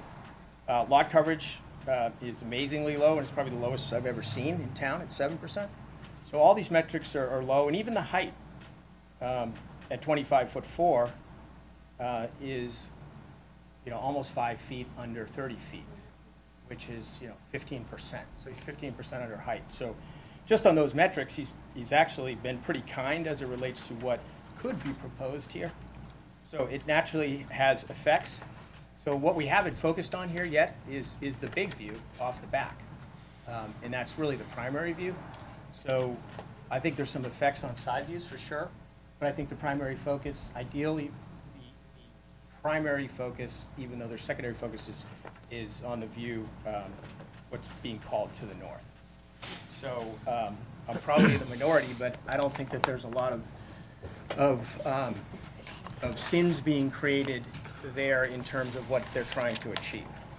And then I'll go even further is, one of our jobs here, I think, is the built environment and what we're trying to create. And I don't like opaque windows. I would never put an opaque window almost in any building ever. So just me personally, I'm kind of opposed to those. And then any window that you have, if it's desired, ideally should be operable, because it gives, fresh air when you need it. And then a lot of the windows that you're talking about on the south, that's where you have southern exposure. And that's where it's going to be bright at certain times of the day. And, that's when you'd want those windows to shine light in and look out. So to me, to the extent that we make windows opaque, I think you're doing a disservice to the building itself and to the concept of living in the building. So, and then if it were me personally, he's got approximately 10-foot clear on the first floor, from floor to ceiling, which is a nice height, but he's cut it back to 9 feet on the top floor. So it would have been pretty easy to go to 10 feet. I understand what Peter is saying regarding the grades, but that's a pretty big cost. And again, he's staying under the 30 feet already by almost 5 feet. So I think there's definitely some losses of views, and there's definitely some losses of privacy. But I lean in a little bit to the embedded rights of the lot itself. And my gut says that over time, the neighbors are going to look to those rights as well. And, this could be a very different house. He could go back another 25 feet. He could drop a story off, or he could do both. And he would still theoretically be within the rights of what's allowed under the code. We'd be having a different conversation. So in general, I'm in support of this, and if it were me alone, I would leave it to the applicant to decide which windows were opaque and which ones were operable. All right, thank you, Dan. I think we have before us a couple of issues. One is the issue of the windows that is not clear, and that I'm not making a pun either. So it does mean that I think that we have an issue about the applicant and the neighbors being clear about which windows get clear, which windows get opaque or not, and what size and shape they are. The second part of it is about the height and size. And I don't object to the size of the building. I think Dan's comments about the metrics are all good and accurate, but the impact is nonetheless significant, I think, for that neighbor to the north, I guess, plan north. And it is something I wish could be mitigated. I don't think that I hear any support among the other commissioners of grading this down a couple of feet to help do that. So we have two things before us, and I would take a poll here. I think that we would ask the applicant to come back with an accurate and resolved plan with the windows that the neighbors agree to. And that's the first thing I would put before the other commissioners here. I don't want to spend our time deciding which windows are opaque or what shape they are. I would like that to be resolved by the applicant. Do I have agreement with that on the other commissioners? Are you saying? Absolutely, yes. My only problem with it is I would like to see the neighbors and the applicant reach agreement. But if they don't, I don't think the applicant should be held hostage either. Sometimes Right. you never reach agreement. Right. You go as far as you can, and there's still unhappiness. I agree. So the way you worded it, I'd like to see you worded a little bit differently. Try to reach agreement Well- so there is no misunderstanding that the neighbors have the final veto. So we need a clear application before us that has whatever it is that the applicant wants to present, that shows some sort of status with the neighbors that's on plan, part of an application. Because we could go through this whole thing and spend too much time pointing out which windows are clear and which windows are obscure, or which windows operate. I would like to ask a question of the architect, if I may, to clarify something, for windows. Okay. Because it's what you're saying. Before we go through that, so that, what I'm saying is that's what I would like to have happen, and that we would get back before us at a date certain with a set of plans that shows a window resolution as they want to present to us, that may or may not be in agreement with the neighbors, but it's something that is clear as a bell on the plans. Can I ask So- a question of Okay, that? may I So- just? Let's, finish this? go ahead, let's let Phyllis. You're talking about opaque windows, which make me as uncomfortable as they do Dan. Right. And what about tinting windows? And the reason I'm bringing this up, and I think I brought it up last time, I have the Anderson 400 series windows. And where I have a southern exposure, I have them tinted. From the inside, they don't look tinted, they don't in any way change the coloring. But from the outside, people really cannot see in. So, there is the privacy and stuff like that. Rather than opaque windows, could tinted windows perform the same need that you're looking at? I think we're open to whatever treatment to the glass. I've preferred the word obscure glass because I think that the opaque glass, I agree with Dan, doesn't look good. We don't want it to look white. We want it to look like a window. But if there's a concern that you can see out of that window, we're trying to make it textured glass. So it's an obscured view.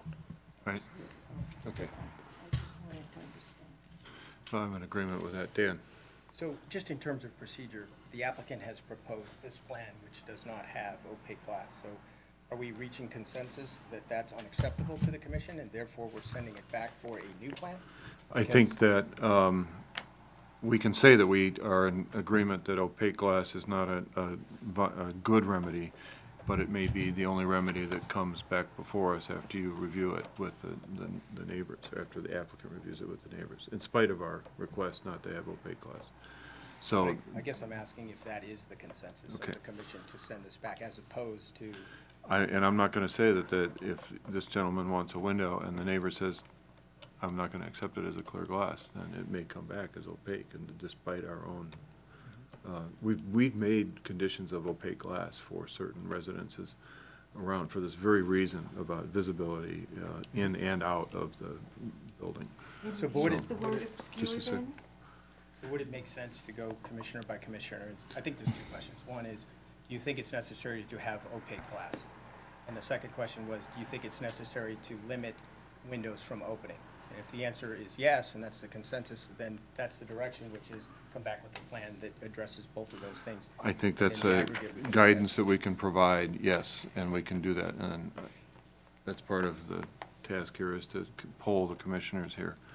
So, Phyllis, from you, I hear the same thing as Dan, that you're not in favor of opaque glass, but obscure glass.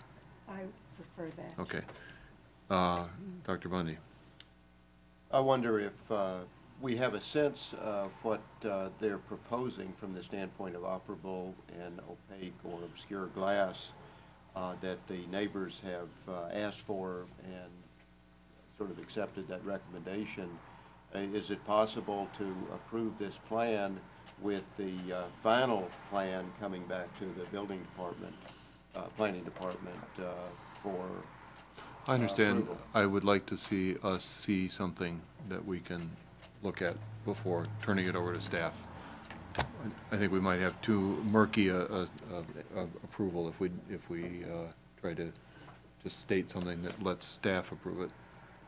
That's Okay. my feeling about it, but I understand your point. Can we state that we approve of the design and stuff, but we would like this is not the official approval, but at least have on the record that the only part of it we're really Right. questioning at this point is the So, windows. I'm trying to get to a place where we can sort of make a statement of this, but that right now is limited to the windows, since there are other issues that I think we've all agreed upon about the design, and it looks good. I wish it were a lower house, but I'm not hearing support for that. So I'm hearing the windows are the issue that we're dealing with.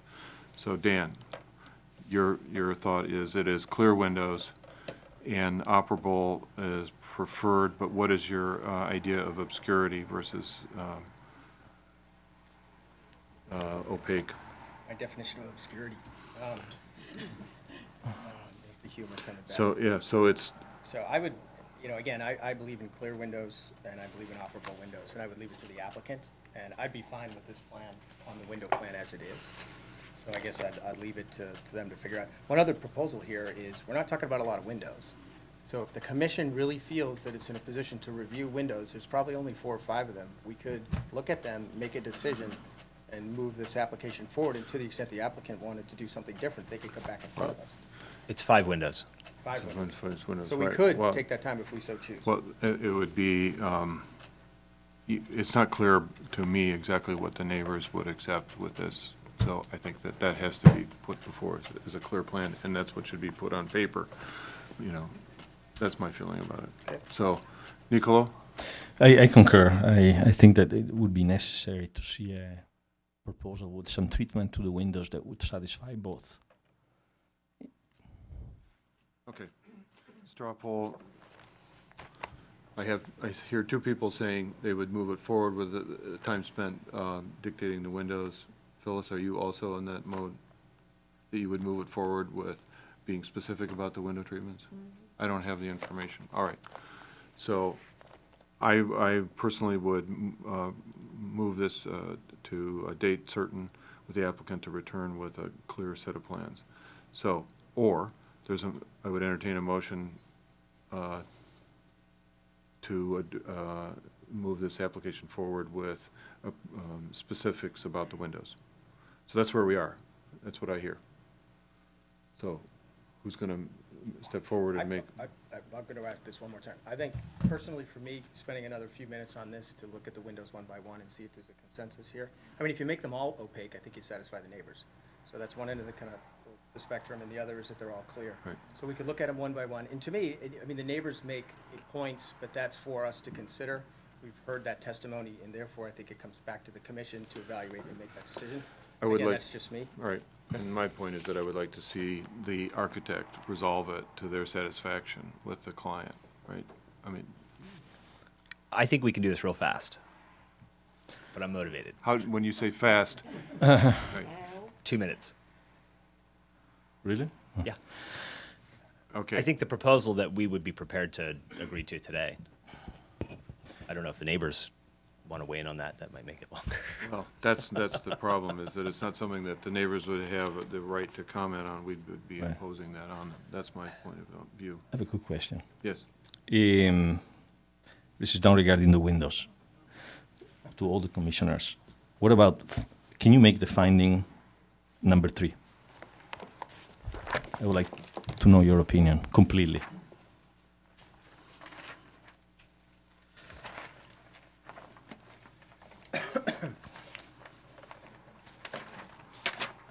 So, on page 4, Correct. finding number 3.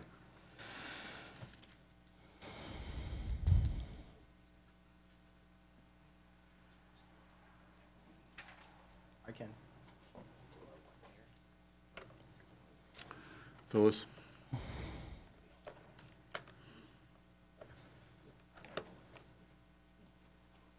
I could. Necessary.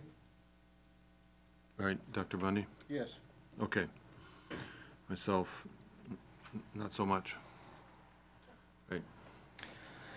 Me neither, although I was in favor and I am in favor of the project. But honestly, I mean, the project will not significantly adversely affect the views.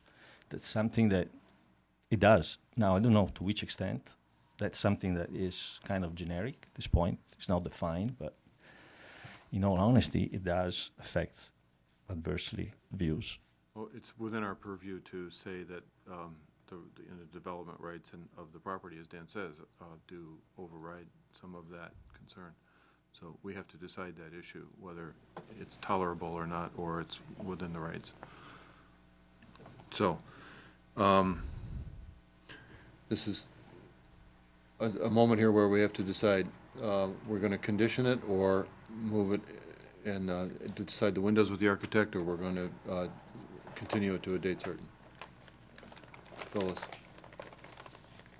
My preference would be to continue it to a date certain, because even if the architect can make these changes in his 2 minutes or whatever, Mr. Zeller and his family are going to be living next door to the other families, and I think it would be in everybody's best interest to try to work something out, since they have expressed their concern. Right. 2 more weeks is not going to change it. Waiting another couple of weeks. Does it fall within noticing elements? We would not be required, we would not need to notice it if you do a date certain. That's right. Dr. Bundy? Do it now. Okay. Dan? Here and now. All right. Nicola? Okay, do it now. I agree. All right. It's a 3-2 vote. So I can do this really fast if we use, oh, Doug, can you, sorry. Who's going to be the Click that scribe? as- You guys are going to be the scribe of this? Okay. Before he does this, are the neighbors who are here going to have a chance to comment? We're gonna make that Sorry, I didn't hear you. we're gonna make that possible. And also, I have another question if I may. Well, let's let the applicant go through this, and then I'll let you guys make a comment or a question, please. About the privacy and findings 3 as well. Okay. Thank you. We'll let you speak to that. Commissioner McCadden, would you mind if I unfold your plans right here so I can use the window keys to guide these, I think, very simple statements? There's 5 of them. These can't be responsible for comments. I'm sorry. Oh, no problem.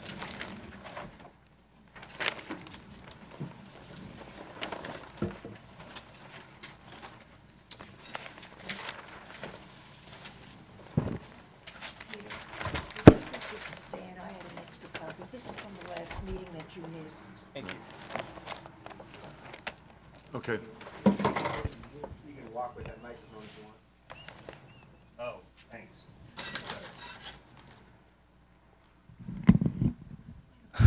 I feel really important now. Okay, I'm going to work on the north facade. This was my understanding of the previous discussions. So you want me to point and you write, or what? Oh, I'm sorry. I can point. This is window 20. We are proposing to, in the lower section of window 20, to use obscure glass, which is non-operable.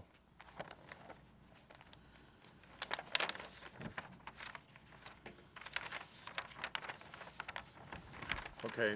What? All right, go ahead. This is window 26. For window 26, we're proposing to make the low section obscure glass and non-operable. All right. All the other windows on this facade have a sill height of 6 feet and open as awnings, so you can't see out of them. So we're not proposing any changes to this facade other than those 2 windows. Window 20, the low section becomes obscure and non-operable. Window 26, the lower section becomes obscure and non-operable.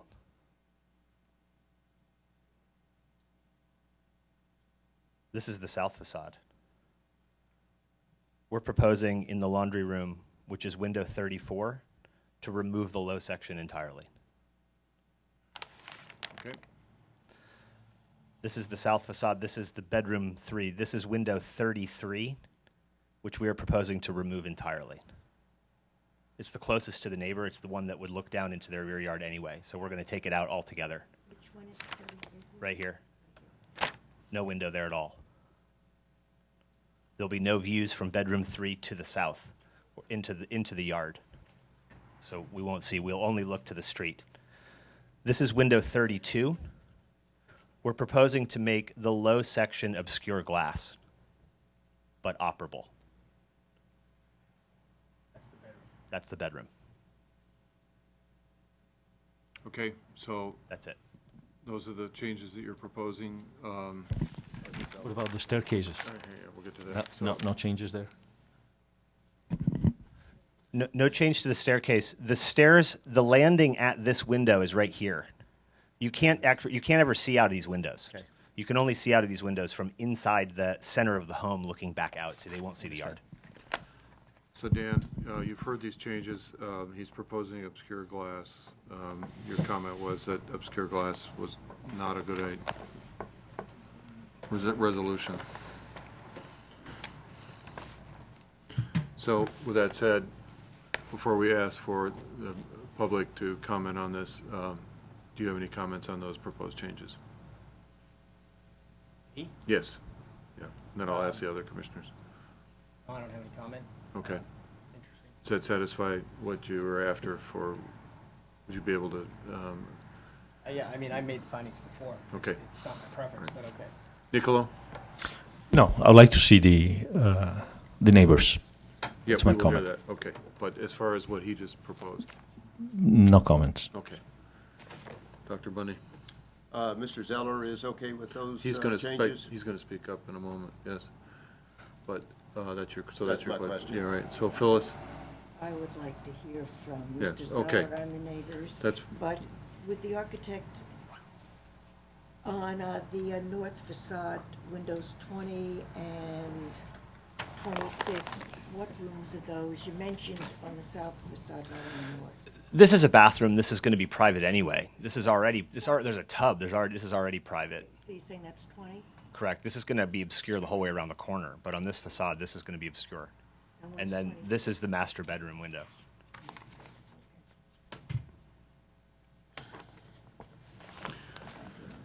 all right, so here we are. We're gonna reopen it for the neighbors to comment, so please step up. Can Mr. Zeller comment first? Since it's his house that's being changed? Yeah, so are He's my the comments applicant. restricted to the Windows issue right now? I don't know that it would be, but, Okay, well, I'll stick to that at first. So I think this is, So if everybody could identify themselves again, and it's up to the chair as to the scope of what Okay. you're reopening for. thank you. okay, All right. thanks. Yeah, again,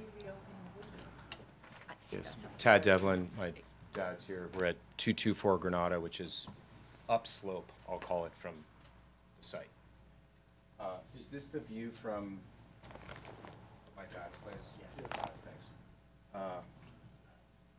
Could you step Could over you the please speak in the microphone, microphone? please? Yeah, we need to have you speak into the microphone. So, Dad? Obscure, is that's what you want? This is obscure. What is obscure glass? I Googled it, and my research is pretty deficient, so. You can't see through it. Okay, so you can't see through it at all, is that? Lets light through, can't see through. Okay, and you guys are proposing obscure glass for That one, that one? right there, Thanks. and that one there, right? And that won't open? Correct. Non-operable. This one would be operable? No, no, All non-operable. non-operable right there, okay. So the top, Would you point to the awning? window? these are the awnings. Arrows Got that it. point up. Cool, And they okay. just tip out Got for it. ventilation. Okay. With respect to the windows, that's all the comments I have. I did have some questions about the findings on 3 of page 4 of the submittal by Mr. Bush. And, Go ahead, yeah. yeah, Nicolo's comments and Peter's comments, I'm going to use first names, so, sorry. Nicolo's comments, Peter's comments were, I heard them as what can be done to mitigate the privacy invasion, the light invasion, and the view disruption, you know, whatever adjectives you want to put on them. I heard Mr. Bundy not having that opinion, and Ms. Metcalf, Phyllis Metcalf, not having that opinion. I just want to poll you all again and make sure that we're all on the same page, or that the hearing is accurate, because to me, finding 3 is a big deal. I heard Mark say finding 3 was a big deal, and then I heard opinions from you all, and so I just want to know where we're at, because I think it's a big deal. The wall, the light, the views, and the slippery slope, and then if you put the homes side by side again,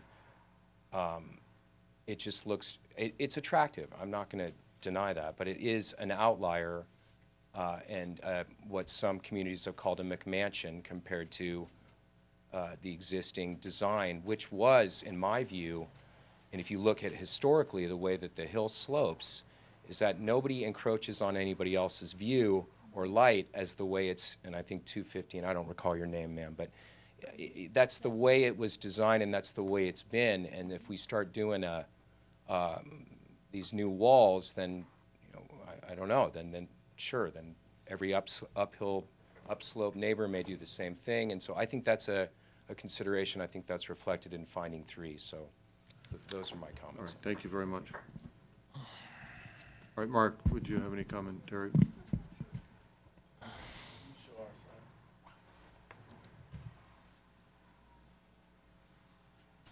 So I'm fine, it's Mark Bergenon, the neighbor to the south. I'm fine with what was proposed, getting rid of those 2 windows. And as long as, you know, we started out by saying the only views were out of the bedroom, but the fact is they're out of the bedroom, laundry room, and stairway well.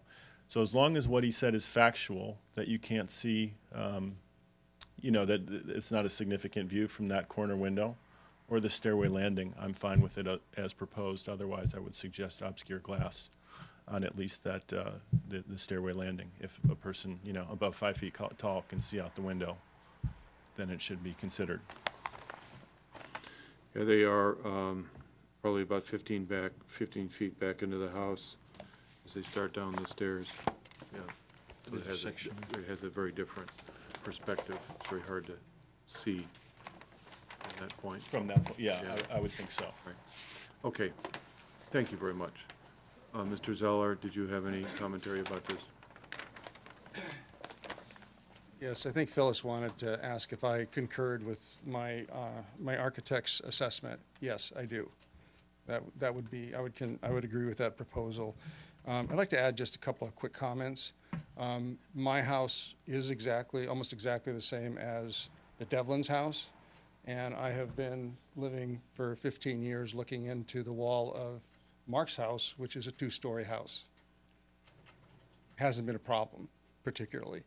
In fact, it's one of the hottest places in the house because there's so much light that pours in there, it gets to be difficult. That's my wife's office, and it gets to be an issue sometimes.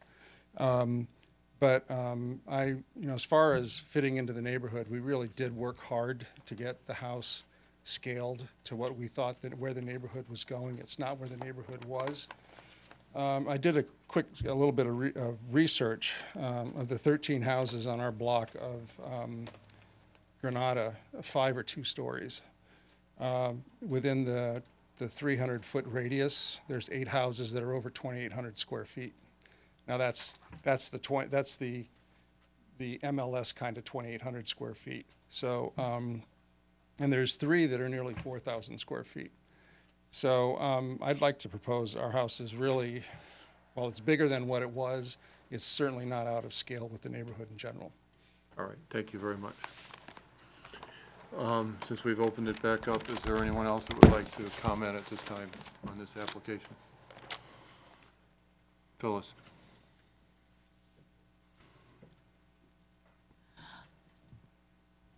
Dan, of Phyllis Galanis, 215 Prince Royal Drive. Dan, you mentioned that Mr. Zeller could have built like an 8,000 square foot home, given the size of our lot. Our lot also goes down to the next street, but the buildable portion of it would not allow for a house of that size to be built. So I think you have to look at not just the total square footage of the land, but what can you really build on? And I think when you just gave the houses are built, one of you, I'm sorry, I forgot, gave the information that the houses are built so that our houses don't impact on the views of our neighbors, and that's truly how they were constructed, which is great. So I hate to hear you say that view doesn't matter, when in fact that's why the majority of us bought the houses that we bought. we do have wonderful views from Mount Tam. Ours was all the way down to San Quentin. Trees have grown up and blocked some of that, but they do matter. And I just, it hurts to hear you guys say, oh, well, other people have a right to build a house that'll block your view. And I say, no, I don't think so. I don't think that that's a right. In fact, there was an ordinance that said we were allowed to have the views that we bought, or keep the views we bought when we bought the houses. I don't know where that, it's probably gone by the wayside now, but it did exist. And I think you're being disrespectful for the people who bought their houses for the view, whose property value is impacted greatly by the view. And to hear you just go, oh well, I don't appreciate that from those of you who had that opinion. Thank you, Phyllis. So, seeing that there aren't any other commenters at the microphone or standing up, I'm going to close the public comment section again, take it back to the commission. So, we have a list of windows that have been modified with an apparent agreement between the applicant, the architect, and the neighbors. That said, the fellow commissioners have wanted to move this forward with that list of windows attached to approval. So do I hear a motion for this in some form? We've done that, we've got the windows. Can we make a comment? Okay, please, yes. Being new on the commission, I really think 3 is a really very significant aspect of what we need to pay attention to in this, and particularly views. The thing that I'm concerned about is primary views, that people maintain their primary views of the things that everybody would agree are, you know, great to be able to look at and to be able to have that view. And the reason you go in your house and say, this is a great house, it's got a great view. I believe that the problem with the views in this particular case is primarily secondary views. And while there is some more of an impact on light in certain areas, I think the overall neighborhood with many 2 stories is that we're probably going to see more 2-story houses in the neighborhood. And I think that all of them will have to take into consideration privacy, which has been done in this case. Light is taken into consideration pretty well, and the primary views, I think, are respected in this particular project. So that's my comment on it. Thank you, I appreciate that. I'll continue in that vein and ask Phyllis if she would like to make a comment before we go to a motion. I concur with Bob. I would like to tell Phyllis Galante. When those homes were built, yes, they were put on pods that went up. Those were all 1-story homes. Mm-hmm. If that had been the ordinance, no one would ever have been allowed to go to 2nd story. So I think that has to be taken into consideration. As far as the home at 224 Granada, which is in the pictures up, as I said, I mean, the yard, the one on the upper left, there's some blockage, but nothing substantial. The bathroom, as I say, I don't think we should get involved in views from bathroom windows.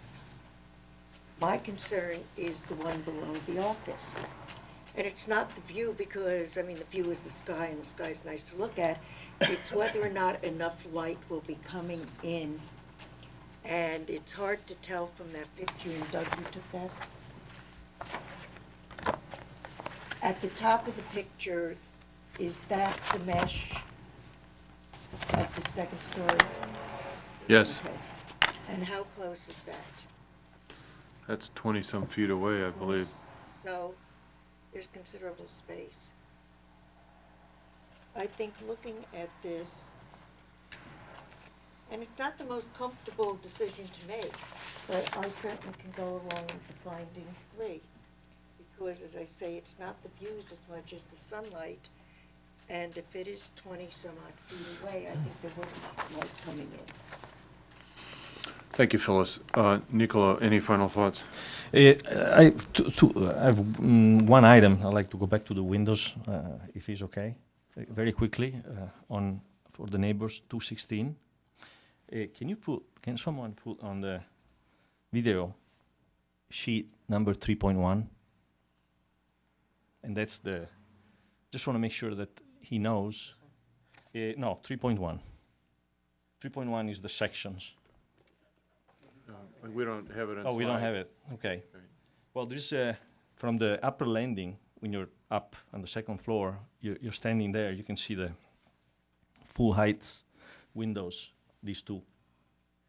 And so when you're standing, I don't know, 10 feet away, you still can see all the way. So I just want to make sure that you're comfortable with that, because I can show you. Nicola, I was pointing out that I think it's probably in the neighborhood of closer to 15 feet back, something like that, 12 to 15 feet from the window. And that's the cutoff of the angle of view from that distance, so. Sure. There is, It is open, though. yeah. I mean, you can see it. I don't know that anybody could know that without Yeah. actually getting up on in position and making that view. So, it's, okay. Nicola, are you addressing your question to anybody in particular here? Or Well, I just want to make sure that he knows, because we all kind of Well, decided we're- something, we're- and We'll either have to reopen this to public comment, or you're making a statement. So I need you to be Okay.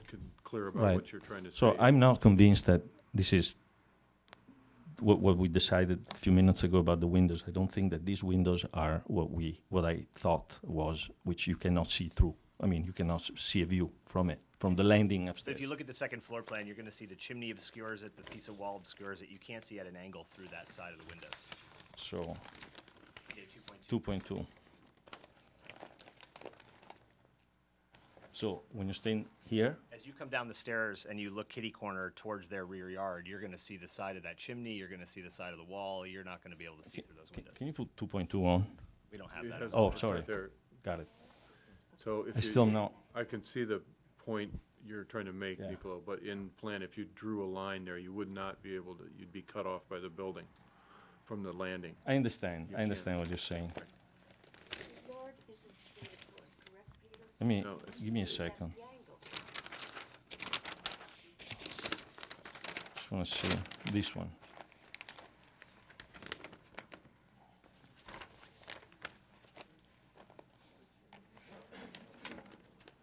Nicola, okay, Dan, do you have any final thoughts while Nicola is looking through there? No. Okay.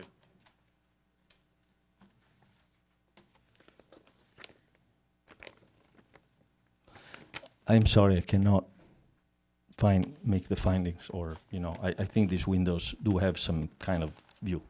I mean, minimal, but it does. So I'm not saying that it doesn't. That's my statement. Okay, so we have to either get the applicant to revise that window, or we vote on it as it is. So I think I've heard 4 votes assenting to the windows as, It's just changed. right, 3. So we have to either reopen it to this discussion, Nicolo, or we vote on this, so.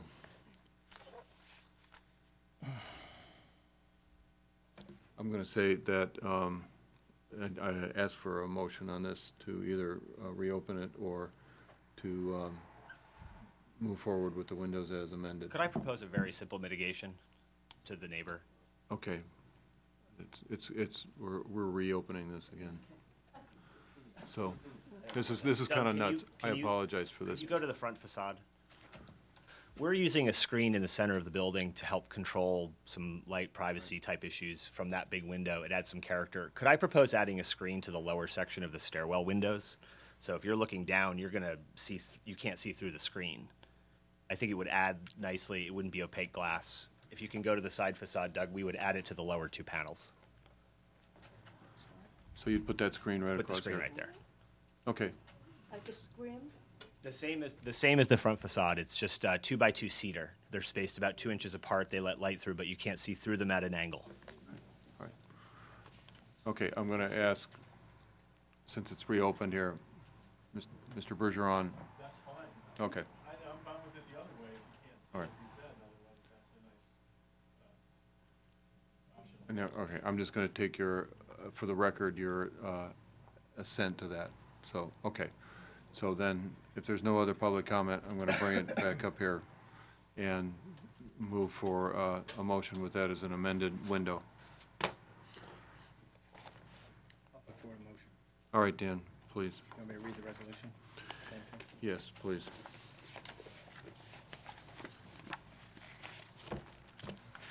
Put forward a motion to approve design review permit PL-216-0037 for the demolition of an existing one-story residence and the construction of a new 4,216 square foot, 2-story, single-family residence as outlined by staff in their memo, with the modification to the 5 windows as discussed and the stairway to be changed to a cedar.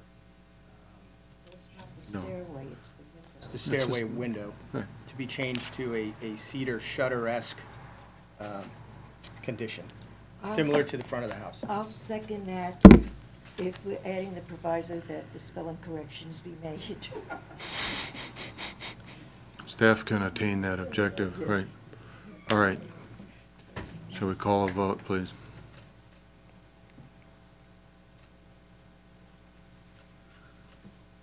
Commissioner Metcalf. Aye. Commissioner Bundy. Yes. Commissioner Chase. No. Commissioner McCadden. Yes. Commissioner Caldera. No. Okay. So there are appeal rights here. Following action by the Planning Commission at a public hearing or meeting, any decision of the Planning Commission may be appealed to the Town Council within 10 calendar days. Appeal forms are available at the Planning Department, and a $300 filing fee is required. All right, thank you very much. I think we'll take about a 5-minute recess here while the room is cleared.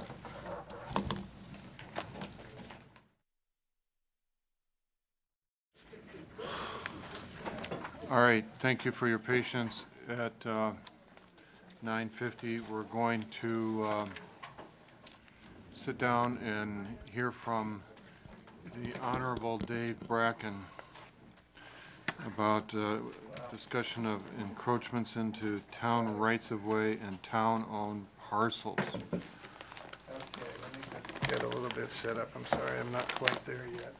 I'll do like this.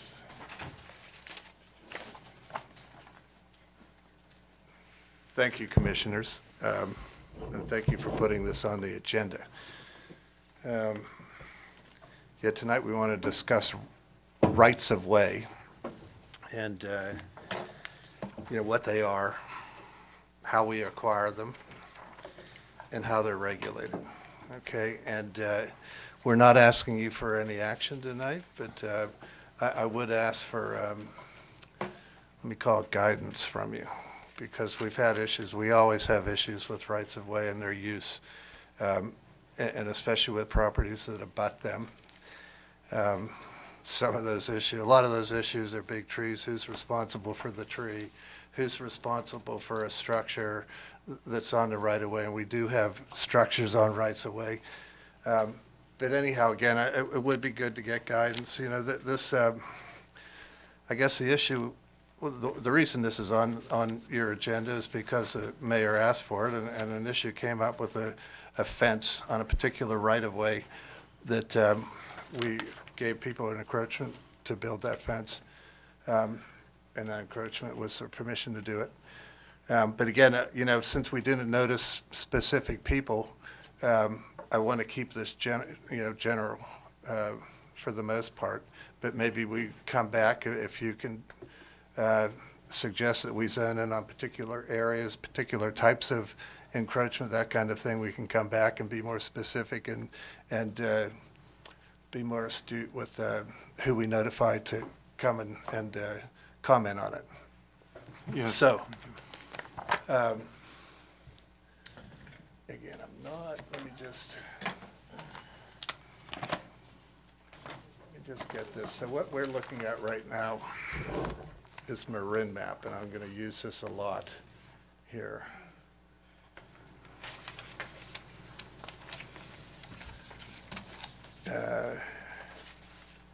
And again, just bear with me.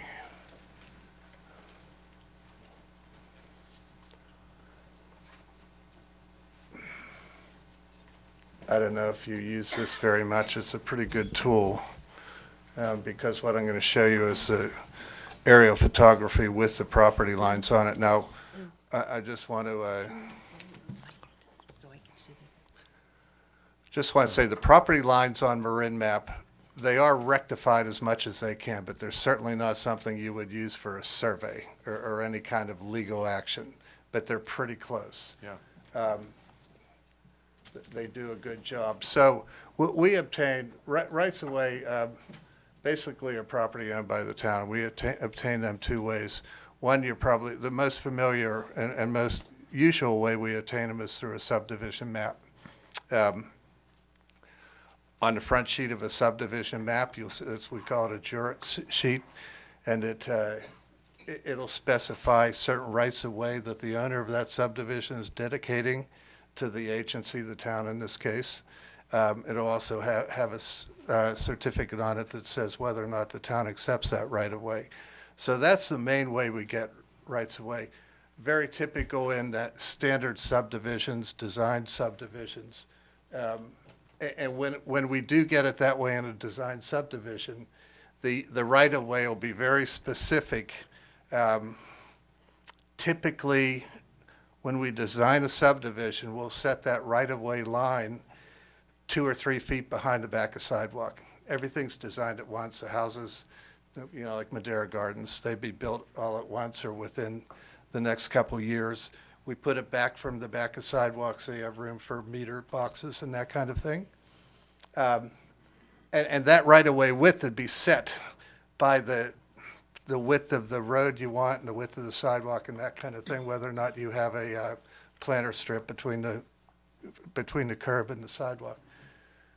Now, a lot of right-of-ways, especially up on the hills here, and I'm going to get to it, like Chapman Avenue, that kind of thing, they'll use the standard, they did use the standard width for a right-of-way, 30 feet, 40 feet, something like that.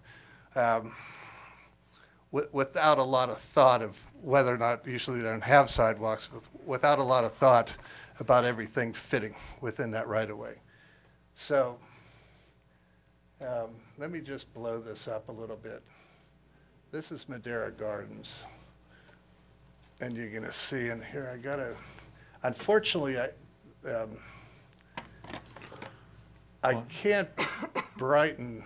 There you go. Yeah, the way I have to, I can't make those, the right-of-way lines any more solid. I don't know how to do that anyhow.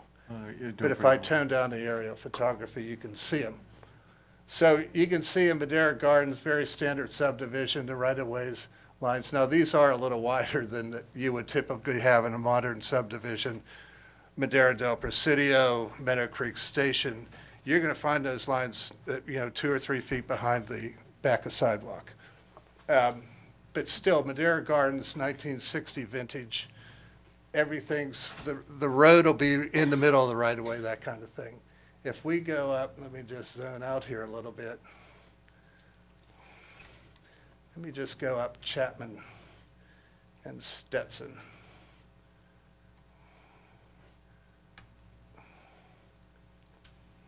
Where are we here?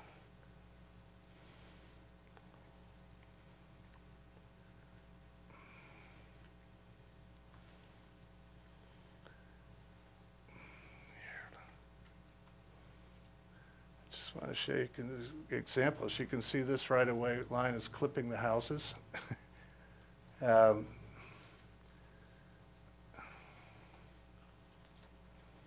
lot of this, you can see this kind of thing. There's a garage that's almost entirely in the right-of-way. So here's another garage halfway in the right-of-way. So therein is where we have a lot of problems. Now, again, this an issue came up with the fence in a railroad right-of-way. And we have two main railroad right-of-ways that the town owns. One's up here off, behind Willow, Montecito, and the other is what we call the Porter Cooley property, which is the east-west bikeway, Center Market Trail. So let me just go over to, and I'm doing this as an example. I know the homeowners aren't here, and they will want to comment, but here I'll zone out a little bit here. Make sure I get in there. And we've heard this referred to as the Alto Tunnel right away. There you go. Yeah, now I'm going to, so here's Willow. It's Montecito. And I just want to show you what we got. Now, we purchased this right away from the county in 2006. And we have a grant deed for it. We actually don't have a grant deed. We have a quitclaim deed.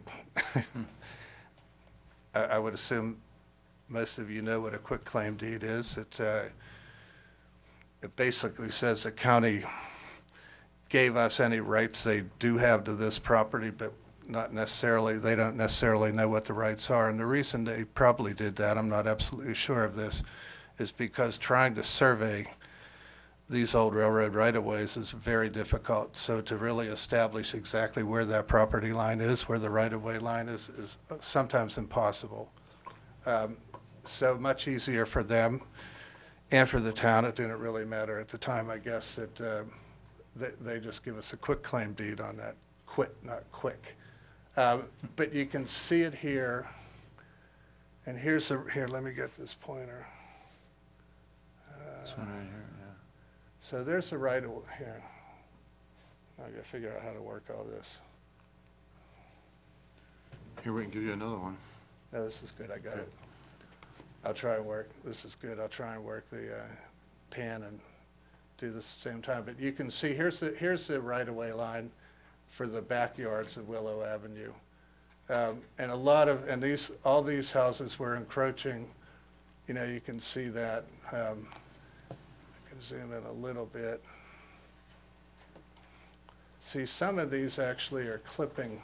That one looks like it's clipping the edge of the house. Point being made here is we have, that helps. I have trouble doing it with two hands at once. Right. The point being made is that there were a lot of encroachments on this at the time. At the time we purchased it, both Kevin Kramer and I had, before we purchased it, we had a lot of issues with the county about who maintains what. The county never wanted to maintain it. These property owners, wanted weeds cut, trees trimmed, that kind of thing. So we kind of bought those issues when we got the property. I should also mention with this, the county retained a 20-foot wide easement through the middle of it for bike path purposes. So anyhow, that's, and then on one of these houses, and I'm not really going to point to it because property owners aren't here, they wanted to build a fence. They actually put their posts in before they knew they needed any easement or before they knew where the property line was.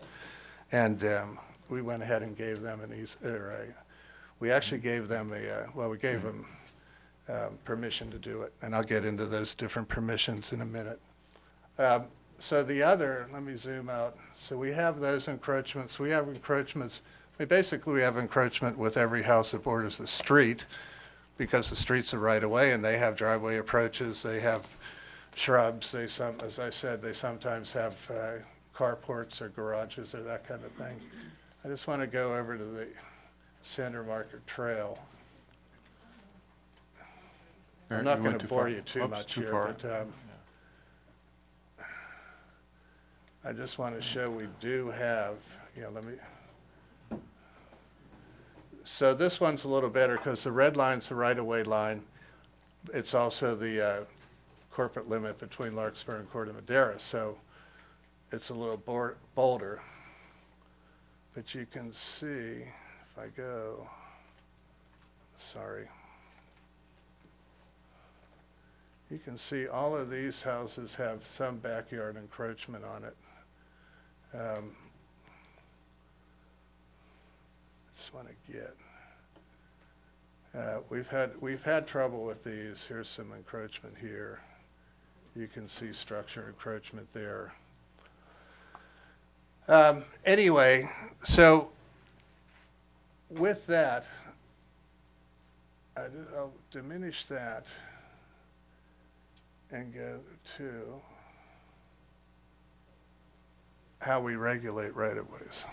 And they're regulated through Chapter 12, actually Chapter 12.04 of the Municipal Code.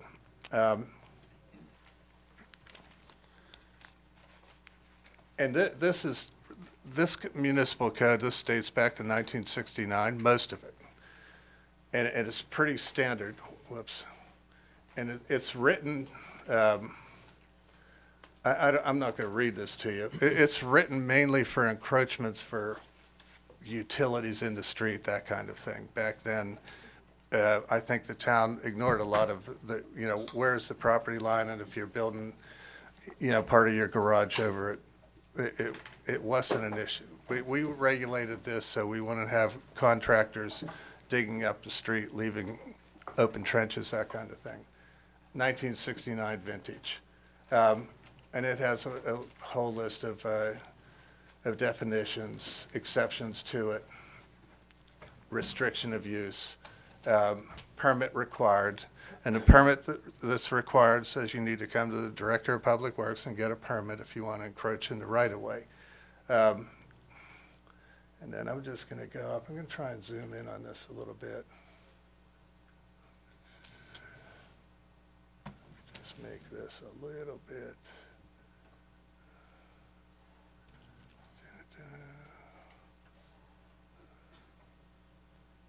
Key zoom, actual size. Well, maybe I won't zoom in on it. Anyhow, this goes on and on. Again, it's typical for cities' encroachment permit regulations, emergency work, the permits and fees. I just want to get to another section here. See, unfortunately, I have it highlighted here and not on this. Applications, and really it's standard stuff. Now, in the early 2000s, I think it was 2001, we did have some issues with garages, and I think what really drove it was one garage was collapsing in the right-of-way, and the homeowners said, well, it's in the right-of-way, it's your problem. We still have those problems. I got a problem up on Chapman right now where the embankment's coming in, Upper Chapman, and that embankment's in the right-of-way, and the homeowners, it's really not affecting the road at all, but it's affecting the property behind it, so it becomes an issue who takes care of that. So in 2001, we added a section to this, and that section is, we just see here, 12.38. And again, I'm not going to read through it all, but in section 12.38, it was basically written for structures or something that would be permanent, not the contractor digging a trench, replacing a sewer line. It was more for fences, it was more for garages, it's more for retaining walls that are supporting the property behind it, that kind of thing. And it's a license agreement rather than an encroachment permit. And it gets recorded. That's one difference between the license agreement and the permit. It requires them to provide insurance for the entire time they have the encroachment. And it requires them to maintain it. It's just a lot more specific than our standard encroachment permit sections here. And both of them, both sections, the standard permit application and the license agreement, they both give the town the right to say, remove your encroachment and it's remove it at your cost. But again, the license agreement is more specific with that. So it'd be good, and again, I don't want to do it right now, to go through this, if it, you know, and certainly ask me questions, call me up, whatever. I don't think we need to take the time right now to go through it all. But again, the issue came up, and this was again on the right-of-way, not necessarily on a street where somebody wanted a fence or somebody wanted a wall. So we may want to modify this ordinance and say, well, I mean, you could not do anything. You could modify it and say, well, you know, on these railroad right-of-ways where it's not really abutting a street, it's not affecting a street, we may want to control what we allow in them more than what we do now, and or define whether or not a legal body should look at that rather than just the Director of Public Works. So I'm going to stop there and just ask if you have any questions on this, or if you have any comments. And again, I'd like to get some guidance, if nothing else, on how you feel about these encroachments. Okay? Thank you, Dave. I do have some questions, but I will start with the other commissioners. Phyllis, do you have anything for Dave that you would like to ask him? Yes, I have actually, I guess it's 4 questions. Sure. Just trying to see. The first one is, what is the criteria, or how do you determine whether or not to approve an encroachment?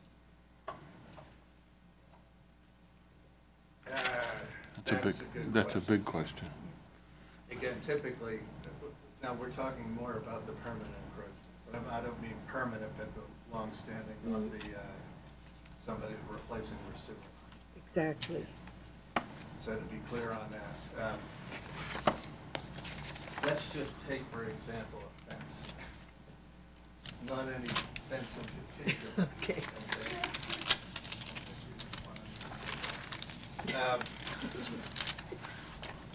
So I would look at the effect that it have on the immediate surrounding neighborhood. If there were fences on both sides of that property and they wanted to build a fence just like the fences that were next to them, and it didn't differ from that in any reason, I would say, okay, this doesn't look like a problem. I would look to see if it had any effect on what the town has to maintain, and maybe it would have it would reduce our maintenance of that area, and if that was the case, that's a good thing. And if it would reduce our liability, it's a different area where somebody can fall and trip or whatever, and we get a license agreement for it, and it puts all the liability on that property owner, I would say that's a good thing. And So it's kind of subjective. it is subjective. There's really nothing in this ordinance that gives you A, B, C, D when you do and don't. Now, is there a difference in how you treat a front of a lot encroachment from the rear lot or the back of a lot? Well, front encroachments, and if it's on a street, we would mainly look at it. One of the main things we look at is would it affect sight distance for cars or pedestrians? And that's safety sight distance. That's not using safety. Yeah, so we would look at that if somebody wanted to put up a 6-foot fence and it blocked, it was on a corner lot and it blocked the view of a car coming down a side street, we definitely would not allow that. And are there, I realize it's subjective, but any type of criteria for the rear, what would you be looking for rear lot? You know, so we're really limiting our areas by saying that, as you know. I mean, typically we don't have encroachments in the rear of a lot. It's typically along the street. Or a rear one that goes to a Yeah, right-of-way of understood. any sort? How's that? Understood. Again, I would look at what's happening around, you know, adjacent lots to that one particular one. I mean, if it was a fence that just stuck out like a sore thumb, I would say no. If it didn't stick out like that, then, again, I would look at, does this reduce our maintenance obligations, and does it reduce our liability? And if it did, I wouldn't have a problem with it. Now, is this permit, or I'll call it an agreement for lack of a Sure. better word, does it go with the owner or with the property? In other words, if the property is sold 5 years down the road, 5 years from now, would something new have to be negotiated? Does it stay with the property? Well, that's one difference, and that's a good question, the difference between the permit and the license agreement. The license agreement is recorded with the property, where the permit is not, although there's a section in the main section of our encroachment permits that says that it basically goes with the land, but it doesn't say that specifically. The license agreement does say that specifically, and it actually gets recorded. So Now- just for clarification, because I think that that's important, a license is a temporary use. It doesn't run with the land. The way that the license agreement, it's a permission to enter on a property and conduct specific activities. So a license agreement, a lot of communities like Corte Madera may have given license agreements for a parking, shared parking or something like that, where it's a specific use, it's for a period of time, it's revocable by the grantor, so if the town enters into a license agreement, it can be revoked. It's not intended to run with the land, and although it is, as David indicated, that it is recorded, and so a subsequent owner can certainly use that license, but the town always reserves the right to revoke it. It's not an interest in real property. They don't own that property. They just have the right to use it. And maintain it. And maintain it. And then the difference between what David was pointing out is when the ordinance for a encroachment permit has some requirements. You have to post insurance, there's an indemnity provision and things like that.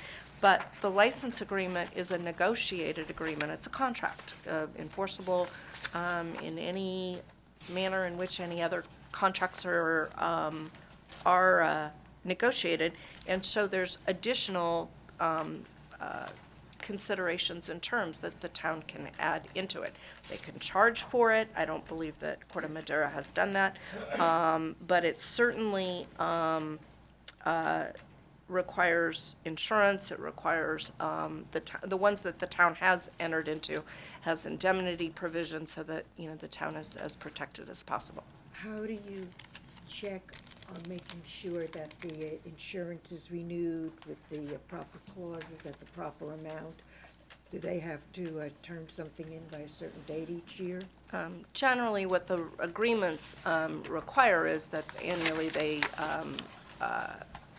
provide a certificate of insurance. Whether or not the town has the resources and the ability to, or the system to monitor that, I'm not sure of that at the present time. Certainly be a good idea to monitor it if you're gonna have it. You know what, it's difficult to monitor it, but we try to do that. Again, the license agreement is something that's relatively recent, and it came about, and I was your town engineer when it came about, and helped John Avachi draft it, actually, and it came about because of this issues with retaining walls, embankments, that kind of thing, which were failing, and there was, and maybe we don't have an encroachment permit for that retaining wall on Corte Madera Avenue, or that garage that was on Corte Madera Avenue that's caving in, and this put a lot more teeth into the permit. We don't have a system for checking that setup. Good point. But we do get it initially, and we do have, you know, there's people signing a recorded document that says they're indemnifying and holding the town harmless. So we do have that. If it ever went to a court of law, we would have a lot to stand on, a lot more than we would with just an encroachment. You could require that upon renewal of the policy, the insurance company sends you a certificate of insurance showing that. In other words, the town is added onto the policy as respects that, and then at renewal, it is up to the insurance company when issuing the policy to inform, like if somebody had a mortgage, something goes to the mortgage company, and this way they'd be coming in, and it isn't up to the town to check up. This is how that type of insurance is handled. Yes, we'll look into that, but, So again, the agreements do require that already. but how we check on it, I'm not gonna Well, sit the here and insurance kid you. company, if they've got it written in, the insurance company will They'll- do they'll it. do The it, yeah. person who has the permit of license may not. If you look through this, section 1238, 200, and 210, addresses indemnification and insurance. And it's pretty solid, I have to say that. And that's why, we got this and we picked up our encroachment permit. It does allow us to say, go in and remove that, put it back to the way it was anytime we want. And it's the obligation of the permit holder to do that. Certainly a lot more solid than I'll call it the original encroachment permit that we've been using, and that most other cities use, to be honest with you. There aren't many cities, at least in Marin, that would have this kind of license agreement requirement. If I may ask one more question. Okay, yes. Judith mentioned that to her knowledge, Corte Madera does not charge for these, we, the town, Township. are giving the use of certain property to an individual. Why aren't we charging a fee? And I Well, may we have, charge a fee. We do charge a fee, but we don't charge it, and we don't charge rent. And we could do that. We would have to beef up this ordinance a little bit to do that, if you wanted to do that. But we do charge a fee for the encroachment, an initial fee. What kind of fee is it? Mary? I'm not sure. I'd have to go through this. Because I'm not the one who's usually issuing them these days. So I don't have that right on the top of my head. It depends on it's dependent on the value of the value of the fence or the wall or whatever the landscaping you're putting in. Yeah, but your question was the top of my list, is the utilization of the right-of-way that enhances the property. So they don't they're not taxed for that and that use of the town That's right-of-way, correct. right? But it's just sort of a acceptable condition. Dr. Bundy, do you have any questions here? Yeah, I think the ordinance, as you've described it, seems good, and some of the issues that Phyllis and Peter brought up should be considered. I believe that what the real heart of the issue is where these encroachments take place.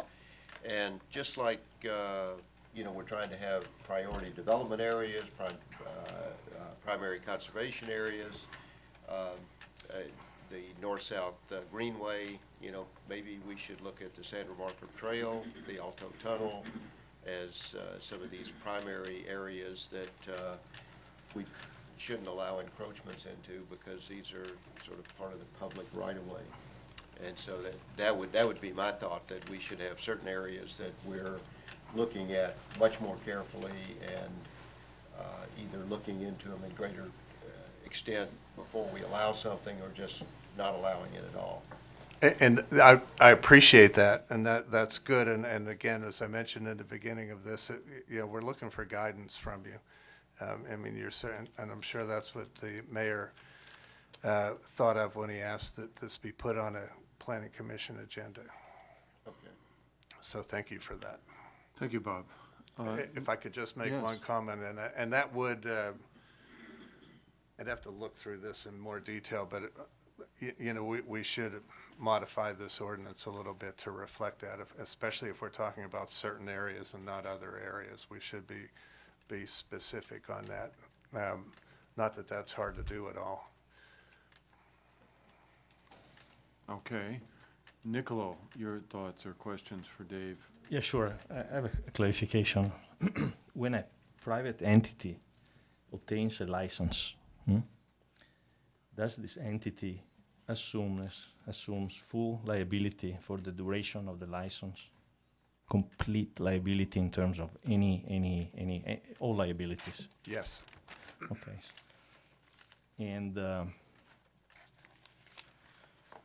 And so, what about, but not, okay, so has the liability, but not, it does not have to maintain it. There's not such a rigid clause that they need to maintain it 100%. They do maintain it completely. Also, there is Yes. already. I see, okay. That's standard language in the license agreement. It's actually standard language in the regular permit, but again, in that license agreement, it's just beefier and more clear and succinct. I see.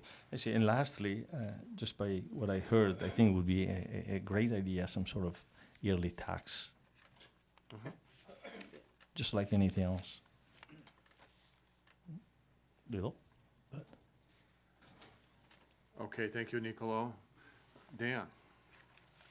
Yeah, just a question, and then first question is, there's no rights that get created when a unlicensed, I'm using the term loosely, encroachment exists for a certain period of time, like because it's a public entity, correct? Like no prescriptive easements can be created if someone's been utilizing something for a certain period of time? That's correct.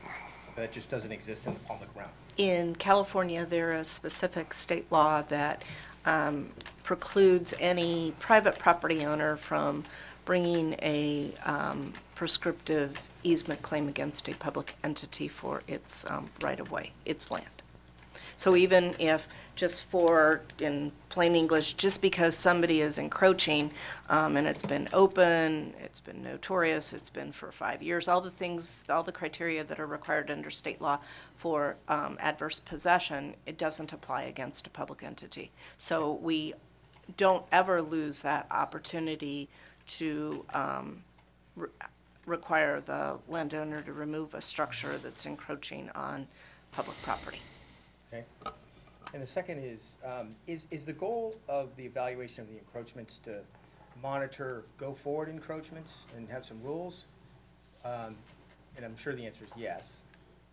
But is it really about evaluating existing encroachments that are either A, problematic for some reason, or two, sensitive? Like you've got the bike coalition talking about bike paths, things like that. So is that more of what the issue is? Sort of define how they're granted, but also evaluate to some extent things that exist? And is there, I guess the last question I have, is there like a hierarchy of encroachments? I mean, doing a fence is fairly straightforward, pretty simple. But, you know, you go back to the border of Larkspur and you've got people with, you know, effectively yards, which is very different. You know, is part of this effort to evaluate things like that and, you know, aggressively go after and take back certain areas, things like that? No. Maybe? That there is a really You've just good doubled question. the town's workload. Because for the town right now, let's take one area. Let's take, east of Redwood Highway in Warrenham, that section, I showed it there. Those yards, what we call the Porter Cooley property because we bought it from Porter Cooley, but it's a railroad right of way, and it's the north-south, part of the future north-south greenway.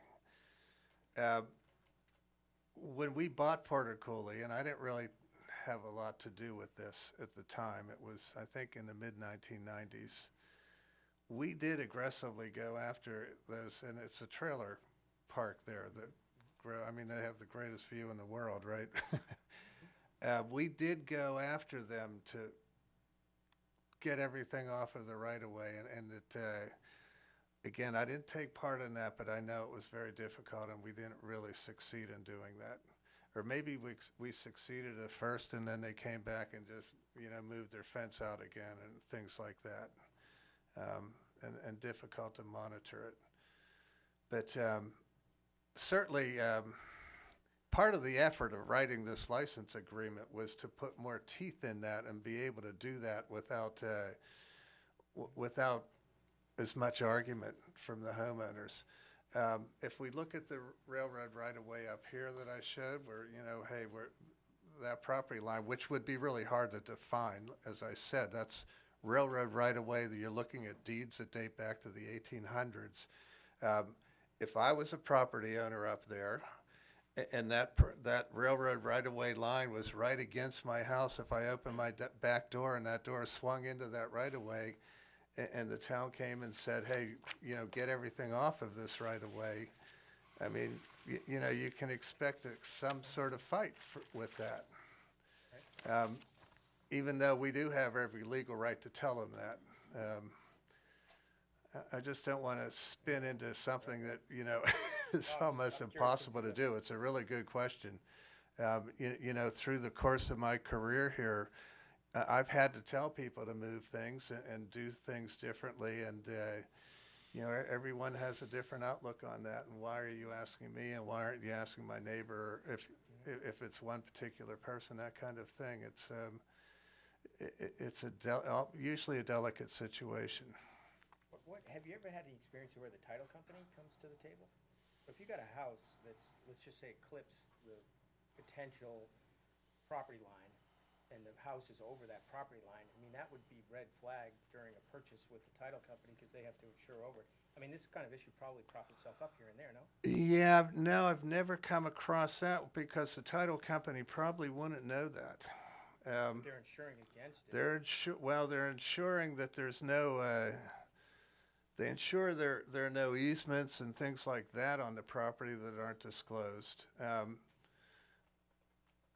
But they don't necessarily go out, they would have to survey the property to know that, and they don't do that. So I understand what you're saying, and there is a liability there for the title company, but I've never had them come and say, this looks too close to us. I mean, this Marin map thing where you really get a good view of it for free is great, but that hasn't been around forever.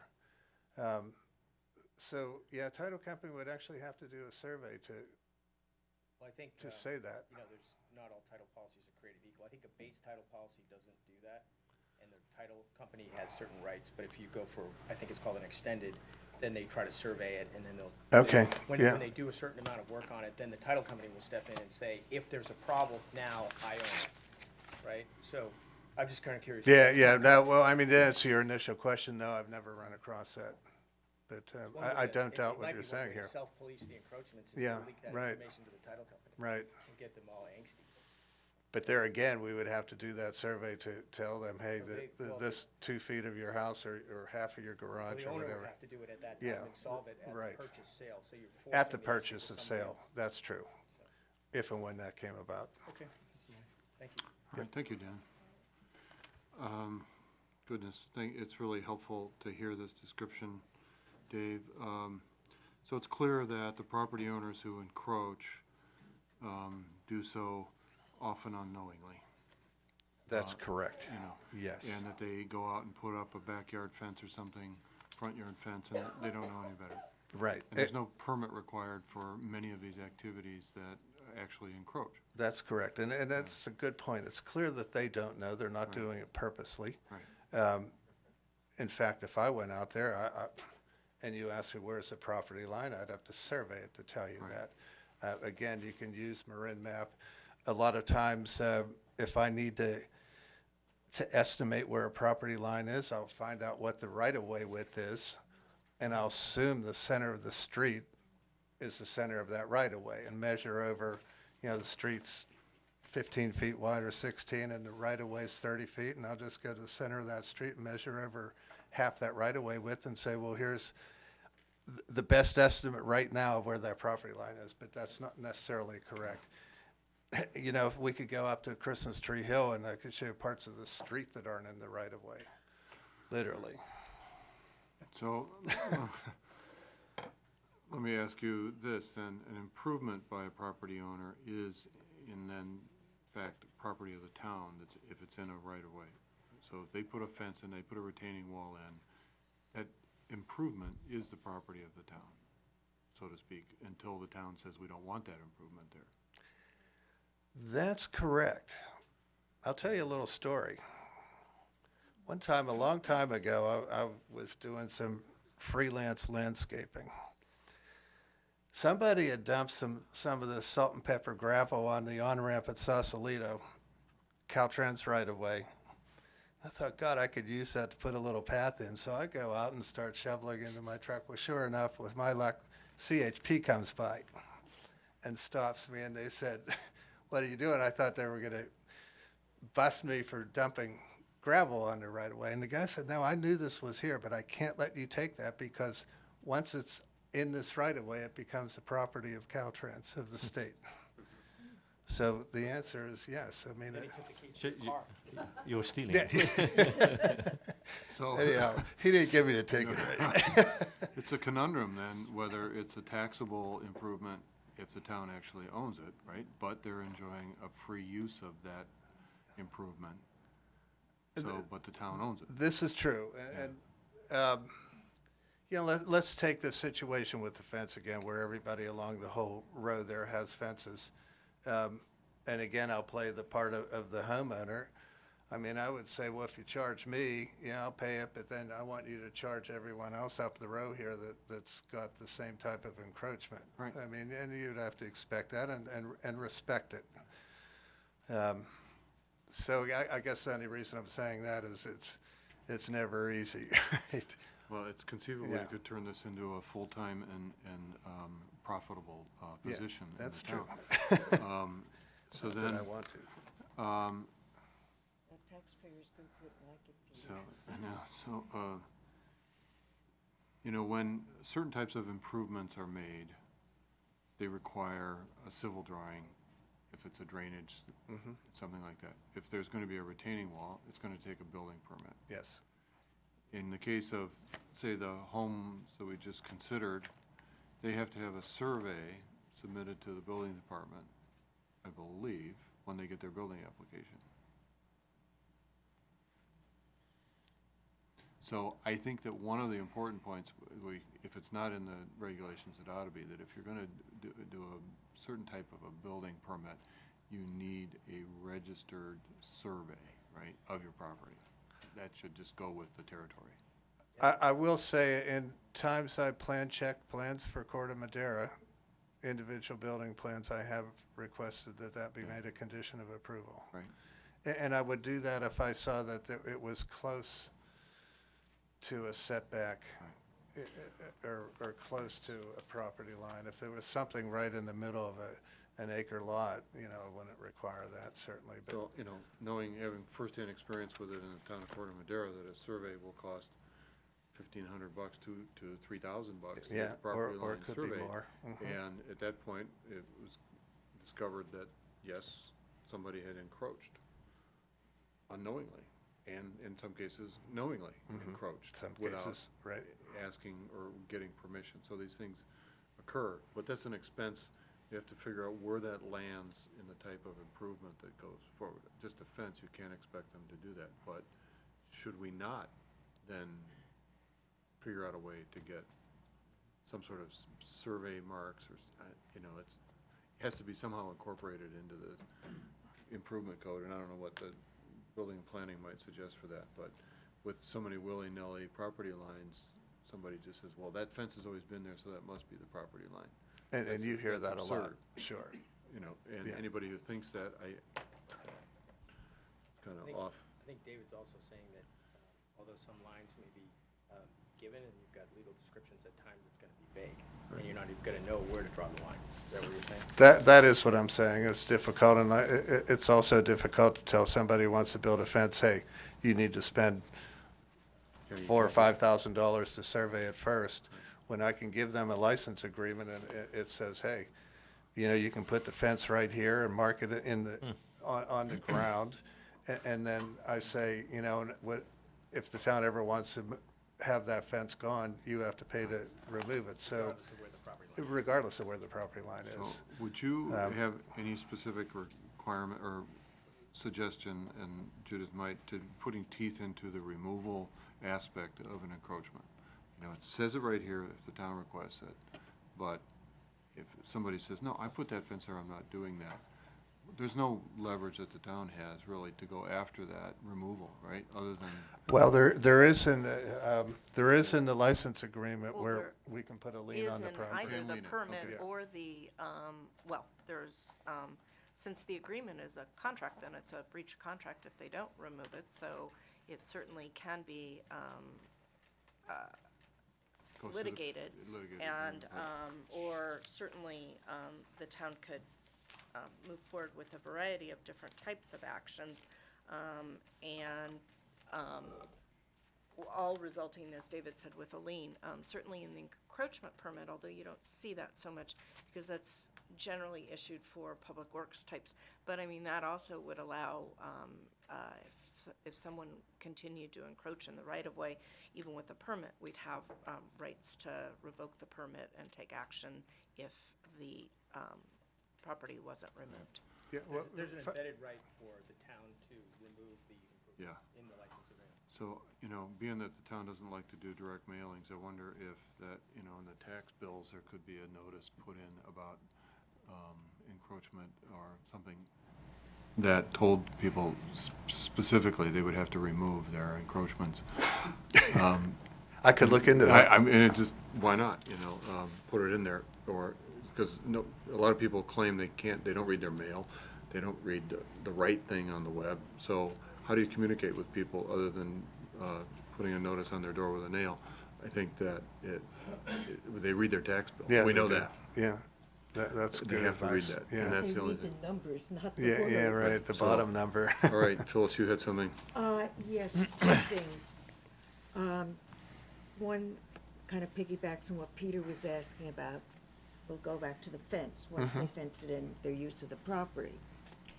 And what if the type of grading is done, that terracing is being done to do, some grand landscape scheme? Doesn't grading require a permit or knowledge? Grading does require a permit, and actually, the way our grading ordinance is written, I could tell you needed a grading permit to dump a bag of topsoil on your ground. Just so you know that. Yes, if they're terracing, any of that would require a grading permit. I mean, depending on how you interpret that code. And really, if you read it, you would see that. I mean, a shovel full of dirt is technically grading. Not that we do that. We have to be, yeah. I don't want everyone in the world to hate me. Enough people hate me already. But, yeah, so that would be grading, to answer your question. other It would thing is- require a permit. You mentioned, not knowing where property lines are. Several years ago, I was one of the negotiators for the redevelopment contract that was on Tiburon's redevelopment, which was the Southern Pacific property. Yes. And we had to go by and look at it before we sat down at the negotiating table. And we were shown that railroads always had markers for their property. Usually they were kind of pillars that would be numbered in some way. Now, you're talking about some of this land, the land that we got from the county? That had been railroad right away? Yes. There should be markers there. Well, there may have been at one point, and there could be now. I doubt there's a marker. It's one problem is particularly with that portion of railroad right-of-way is that they aren't straight lines on each side of it. It's not a standard width right through it. It varies. If you looked at the Willow Street properties, the back property lines zigzag all the way up Willow Street, the back property of those, which is the edge of the right-of-way. So it's not like you could have a marker here and a marker a block down the road and say, hey, there, I can look between these two markers and there's the property line. But at least there should be a marker somewhere. Yeah, So, it's a good we're point. taking public comment on this? Yes. Yes, tonight. So, with that said, I think we've utilized a fair amount of time here. So, is anybody wishing to take a moment to make a comment on this issue to Dave? Please, step. I have a 3-minute show on that railroad right away, but it may not be appropriate to show that. public comment, any comments can be made regarding any matter that's up for discussion.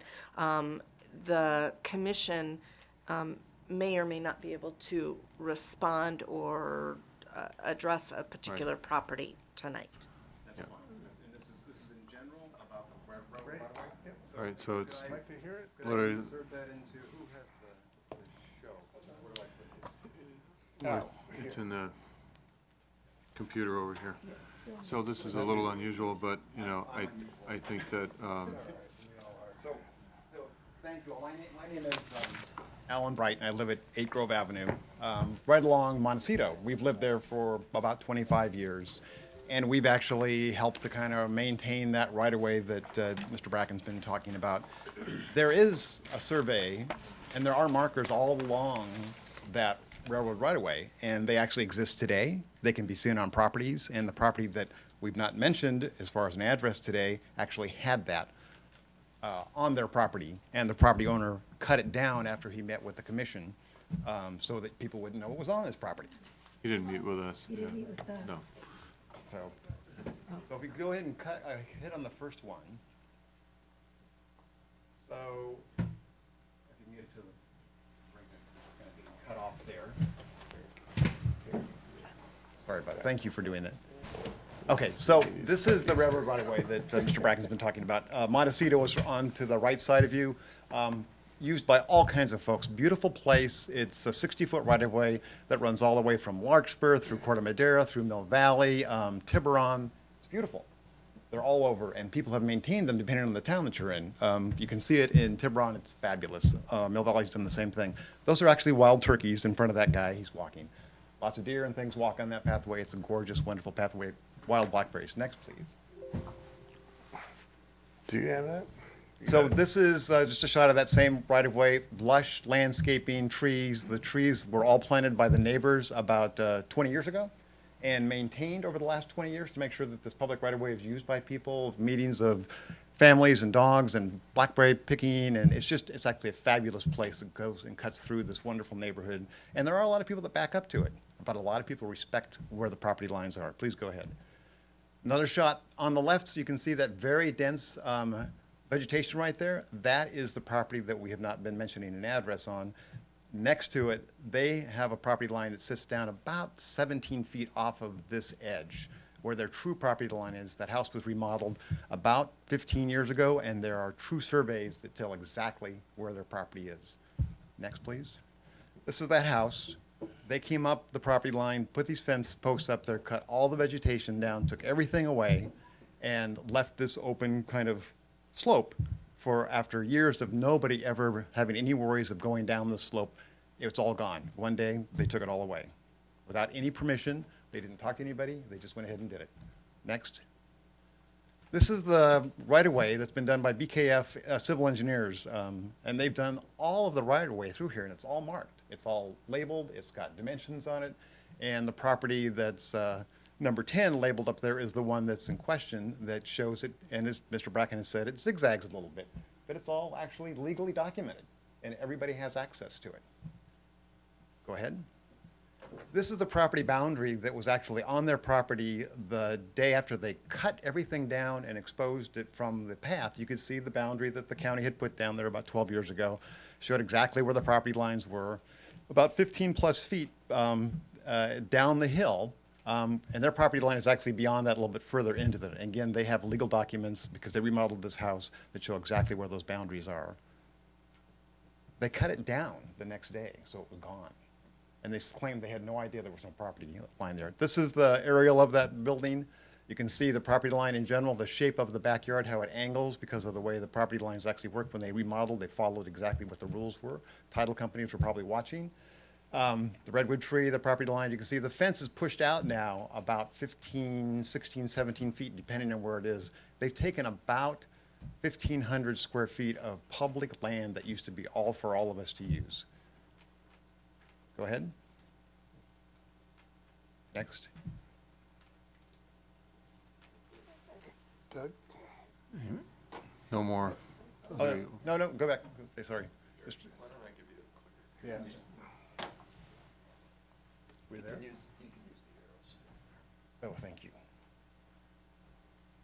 How much more do you have? I just got, there's about 5 more slides. Thank you.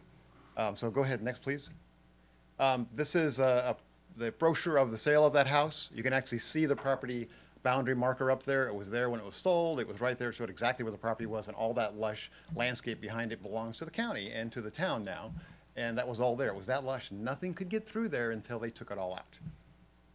Go ahead. This is what they did. They took it all out and they put this fence up right against the trees, and so they've taken about 17 feet away from the public land and left it kind of a scarred leftover piece. Go ahead. That's what it looked like. This was taken about 2 weeks before they took it all out. I happened to be walking down the path. The trees were blooming. It was beautiful. I took the pictures. Next. This is what they did to that tree. They cut the tree down. They put their fence up. And Mr. Bracken, my apologies, but you allowed this. Next. This is normal along the Montecito edge, going down that pathway. You can see the boundary markers right here. Those people have respected the property lines, and you can see the slopes. I know there was a concern about slopes, people falling down the slopes, so you want to protect the town. It's all through Corte Madera where there are slopes like this. But they respected it. Most of the people along this right-of-way respect that, except for this new property owner who bought it about a year ago and said, thanks for this land. Go ahead. Again, a shot, you can see kind of how that land just kind of peels off and goes down to where the fences normally are. Beautiful setting, actually. Go ahead. This is what it was, and that's what it is now on the left. And the boundaries were there. We knew exactly what to do. We actually asked for people to stop the fence, and it went on for a hold for a month. And then, Mr. Bracken, you went out there and allowed them to go continue with it, even though the property lines were there. Well, if I could comment on that. Number one, I didn't see their fences before. The first time I saw it was when they had the posts up, and I didn't see any of that landscaping being cut out. Not that I'm not completely guilty, but you need to know that. I didn't allow them to go ahead and scarify that property. No, that's exactly right. You're exactly right. They did that before you ever saw that, but we brought that to everybody's attention to please let them put the fence on their property line and not in county land and city and town land. I think maybe there's just a couple more. I'll just finish it. So there's 11 up to 1,000 linear feet of path through here. If we continue to let these folks do this, and what these folks just did, it's 15,000 square feet of public space we lose from natural landscape to fences. Next. This is what happens. That's a fence that also broached a number of years ago. They have 2 fences. If that fence goes down, they've kept their regular fence. And this is the fence you were alluding to, Mr. Bracken, that they said, well, that one was already there, so let's just follow what our neighbors did, and we'll just get into the landscape. You can see how it blackens the path. People graffiti it, and it changes this natural beauty we actually have in Corte Madera that's a precious asset to all of us. And that's what we would hope it would look like. That's what it should look like. But if we allow this to continue on, we're going to look like that fence that's got the graffiti on it. Thank you. Thank you very much. Yes.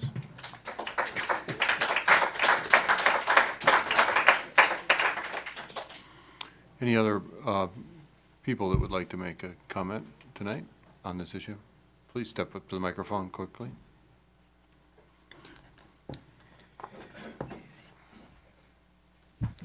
Ann Simpson, 8 Grove Avenue. Thank you again for this hearing. I don't have a lot to add. I have some questions about the licensing agreement, and I'm wondering if I might be able to pose those to the attorney. You can question. I don't know if she'll answer or okay. we can't answer tonight. But, okay.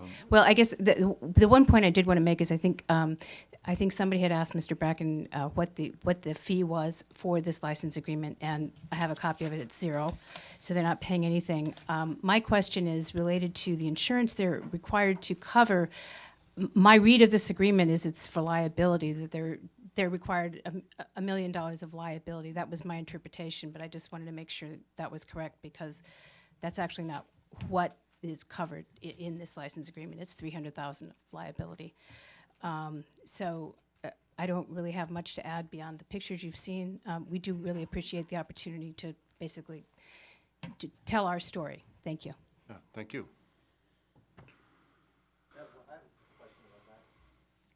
Yes. So, your name, please.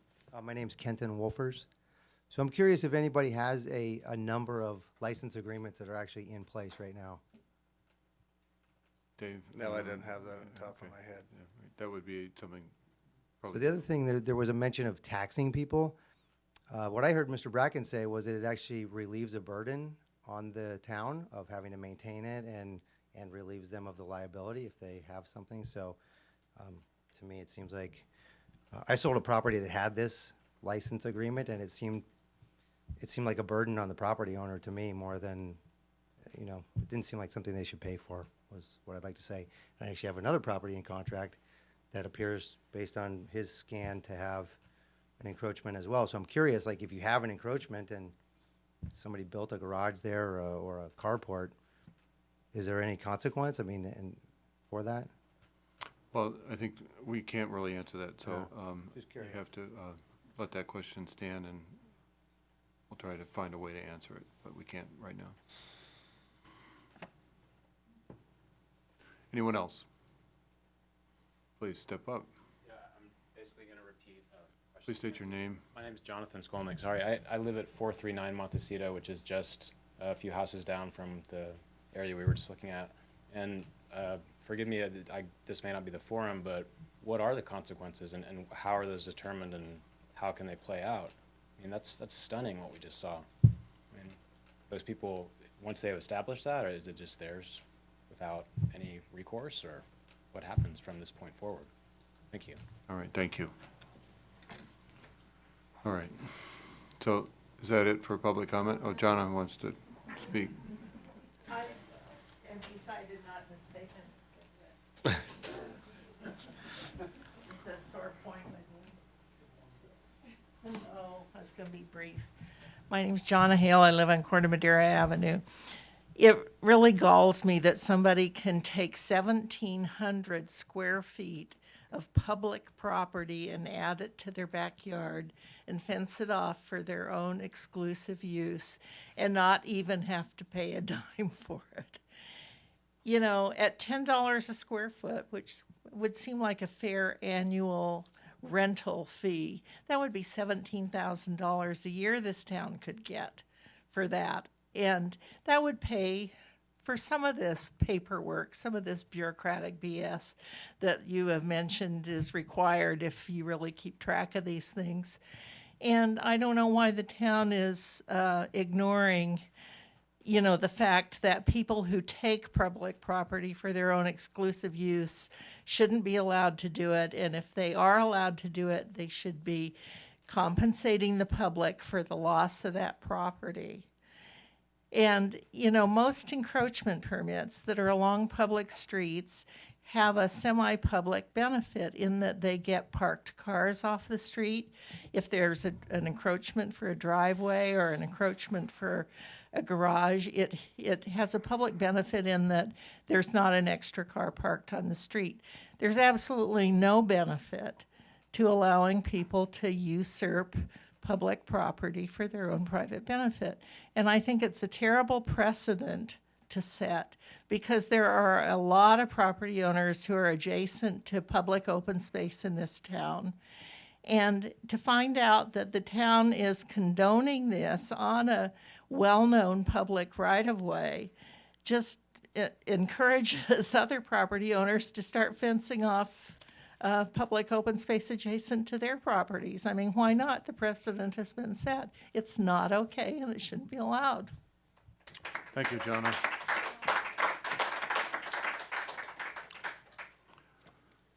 So, Dave, you've certainly heard some comments. Oh, I got it. Right. No, you know, I think- had I known, don't we love saying that? I think I will close public comment section and we'll go. So just a reminder for everyone that this was noticed for a general discussion and not specific. We heard comments from the public, and as sympathetic as the Planning Commission may be to those issues, I would caution you that that exceeds the scope of the notice under the Brown Act. If the commission wants to bring this back or refer it to council or something for a more robust discussion about a particular area of the town, that's certainly within the purview. Right. Agreed. So I think that we've heard enough, and that I would certainly poll the commissioners for, you know, to submit to the department agenda items for us to review, to talk about, because I think it's important. And then it would become a part of the council agenda.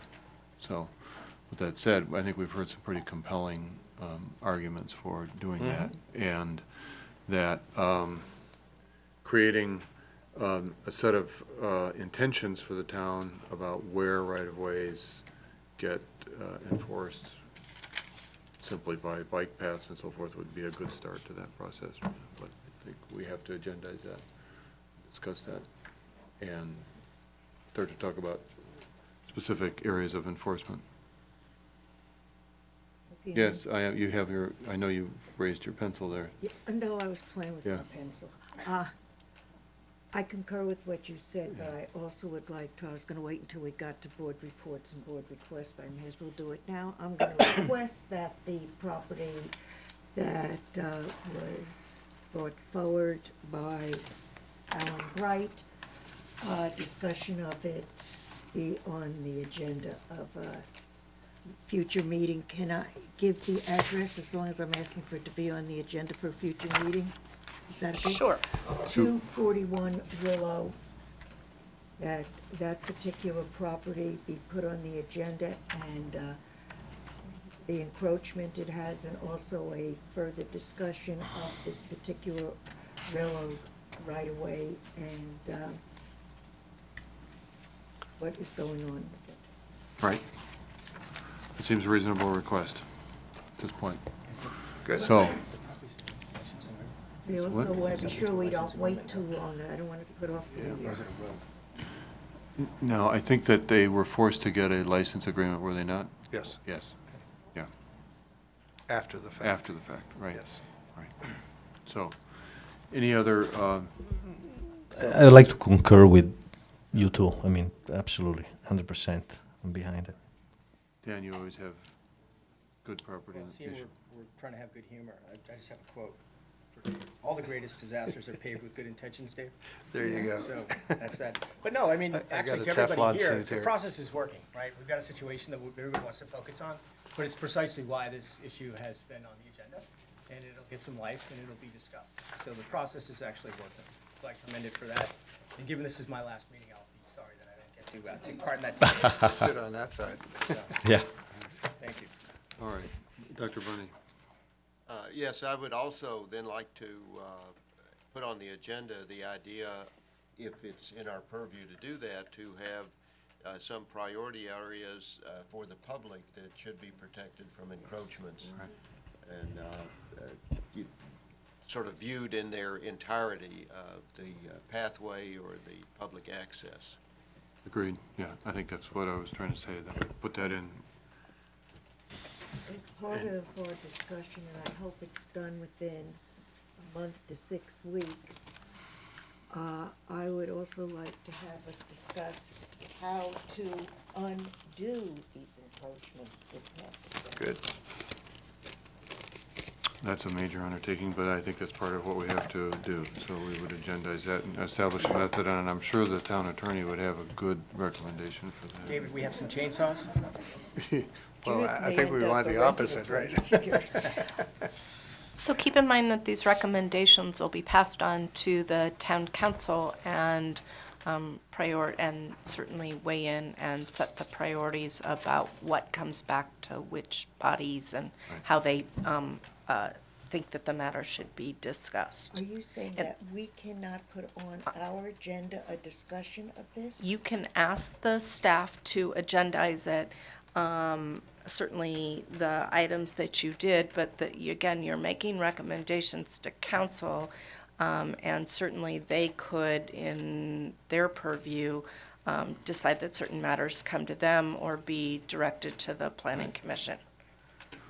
So that's And you can ask staff, planning commission can't direct staff, they could certainly make that request. Council can certainly direct where these items go and in what time frame and when they About return. The council or council as attorneys? The town council, of Okay. course. Yeah, I just want to be sure. So we, No, that's certainly way out of our we scope. can put this forward, I think, and being that the July 5th meeting is canceled, right?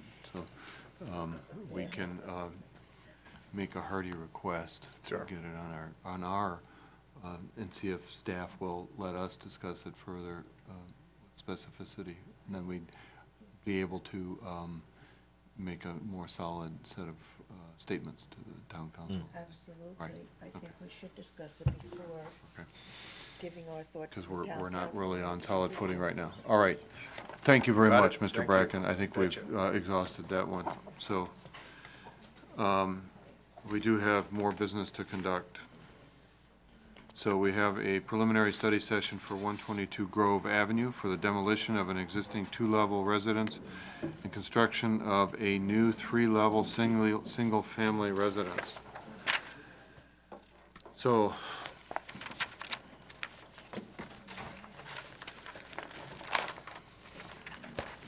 who's going to proceed with a presentation on this? Mr. Bush? You need 2 minutes. Oh, you want to switch around? Okay. And we need to stretch it. I think so. I don't know how, there's still a lot of still there, but. Yeah, I know. 30 under the 11:30 limit, right?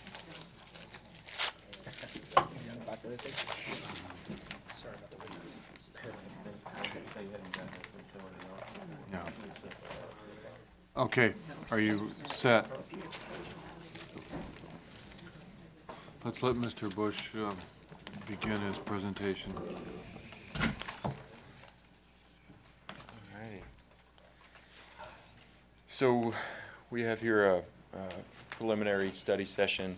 So just a reminder, this is the goal of this is to gain feedback for the applicant from neighbors, from interested members of the public, from commissioners, for integrating and responding to those comments in a future formal hearing. At this hearing, no decision will be made on this application. It's intended for kind of a conceptual level discussion on what's being proposed here. And what is being proposed here, I'd just give a very brief introduction and then provide an opportunity for the applicant to speak to the idea behind the project and what they're aiming for here.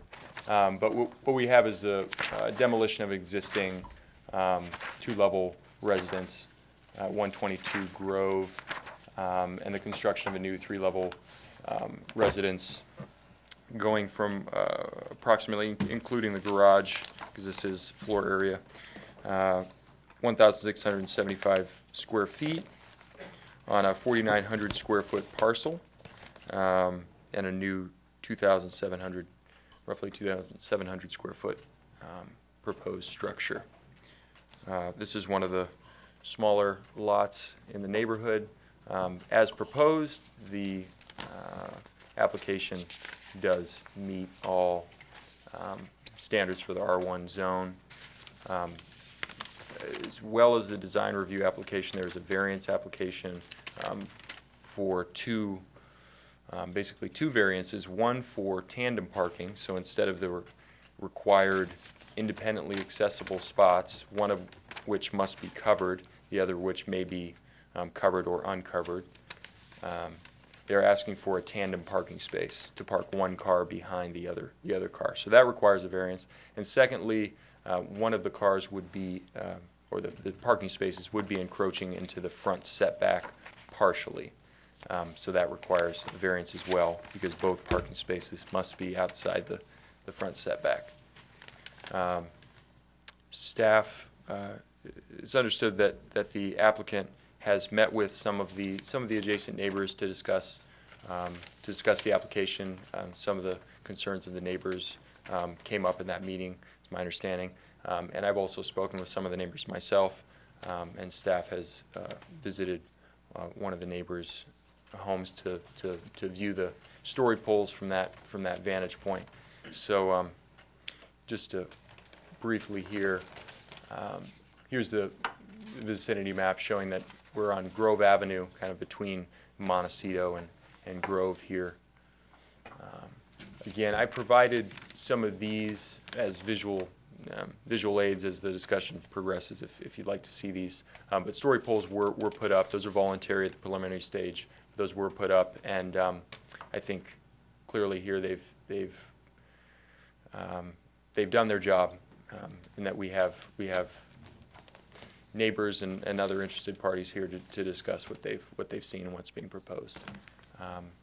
So with that, I will hand it over to the commission. You may wish to have the applicant speak further on this. Thank you, Doug. We have no sort of chart of information here, but we'll start with any of the other commissioners, starting with you, Phyllis. Do you have any questions for staff before we hear from the applicant? Not at this time. All right. Dr. Bundy? I was curious in looking at the property, who owns the garage across the street from that? It's my understanding that that is the garage for the home at 127 Grove, which is across the street from this. It's a home on Corte Madera Avenue. Okay. All right. So it's completely. Yeah. I was looking at the property lines as I interpret them around there, and that. Thank you. All right. Well, Niccolo, do you have any questions for staff? Doug, I have a question. On your sentencing here, requested actions, you say upon installation of story poles, staff received feedback from an adjacent neighbor regarding concern or significant impacts to privacy and views. Only one? To clarify, further information has been provided since the staff report was delivered to you on Friday. Letters were received today from multiple neighbors. One letter was provided from the neighbor behind the house at 439 Montecito, and it appears that was kind of a combined effort of multiple neighbors. And you'll see I placed those up there. Oh, There's some mock-ups provided by that neighbor showing what may be the views of the proposed structure. I understand. I'm sorry, I didn't even have time to see that. And overall, these neighbors have the same concern. It's this same issue, the size of it. No? Well, I'd leave that up to Them. whoever's present Sure. to speak to that. But it sounds as though there are some shared concerns. Okay. All right, thank you. All right. Dan, do you have any questions for staff before we hear from the applicant? No. All right. Thank you. Who's going to speak for the applicant tonight? Thank you.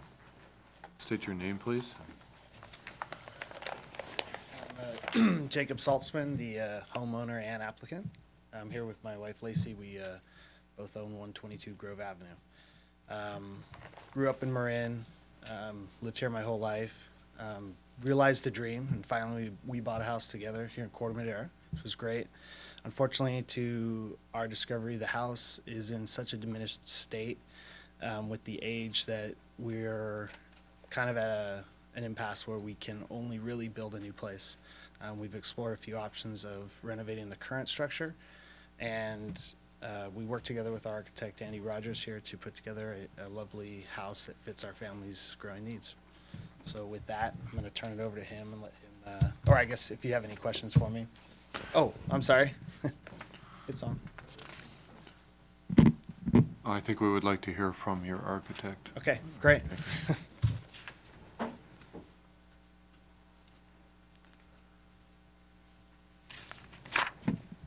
Hi, my name is Andy Rogers. I'm the architect for this project, and we appreciate the input that you'll provide to us this evening.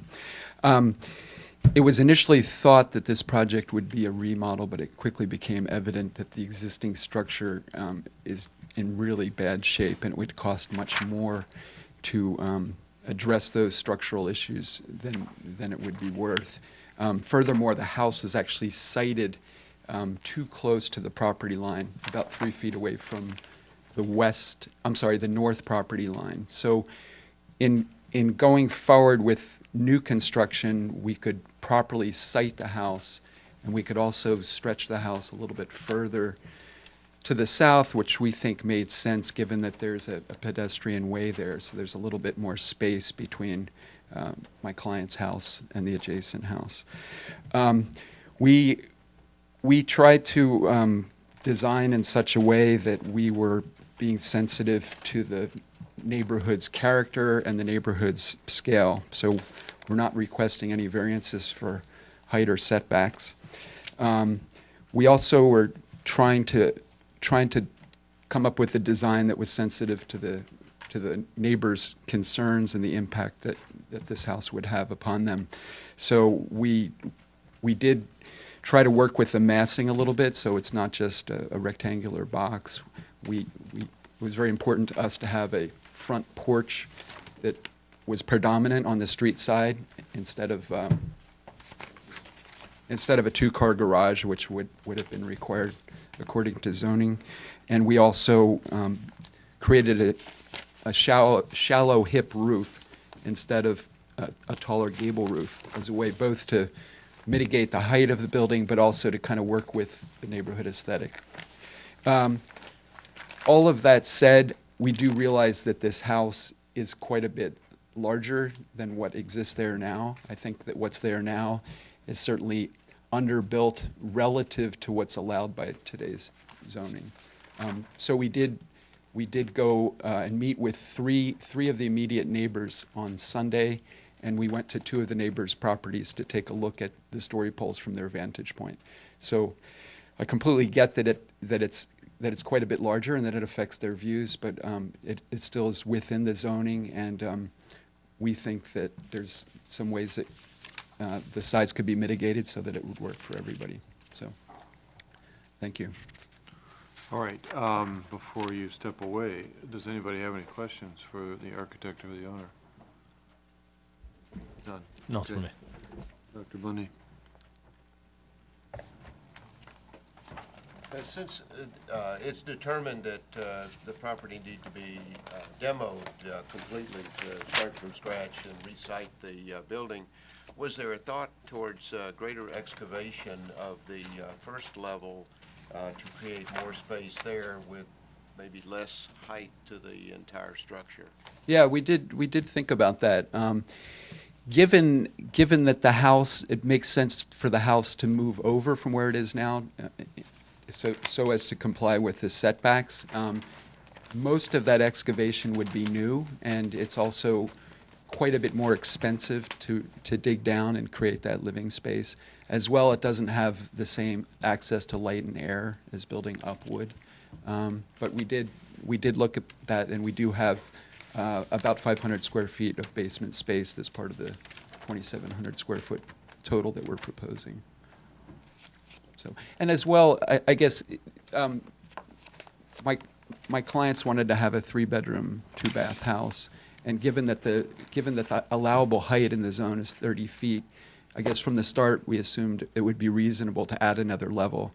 And whether the existing house were to be remodeled and added onto, or whether it's a new structure, the plan was always to add another level.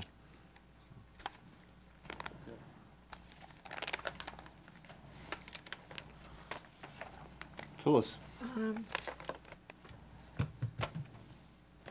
I've seen so many tonight, I'm not sure which is which anymore. Do you have any slides that show this home in relationship to the homes on either side, the ones surrounding it?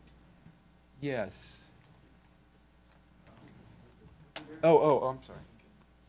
2.2. Oh, there. So those are the two.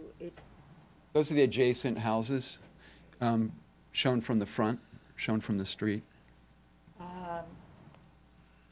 Can you tell me the square footage of each of those homes? Approximately. So if there's, in your handout. This one? I think it has, Yeah. whether they're accurate or not is, I'm not saying they're not. It just- Okay, I have. Actually, one of the property owners is giving those to you. Oh, here, the last page, you mean? Yeah. Yes. Okay, so 2760. 16 and 124.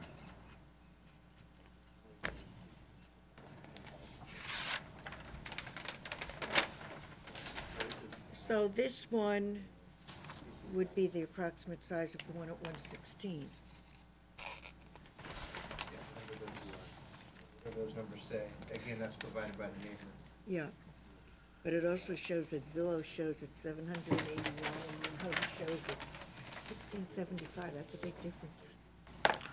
The house to the left, I know, was remodeled and expanded relatively recently, so I don't know if that, That's 116 Grove. okay. Shows it 2760. 2760. 2760, and the one to the right at 124, it says is 1836. Okay. And, yes, we approved the one to the left there, to the north, 2760 square foot. I recall that one very well. So, anything else? No, I was just trying to see how it fit in with the surrounding properties. Right, okay. So, Dr. Bundy, anything else? No. No, okay. Dan? All right. So, you're aware of this information that came in to us today, or not? I have not seen it.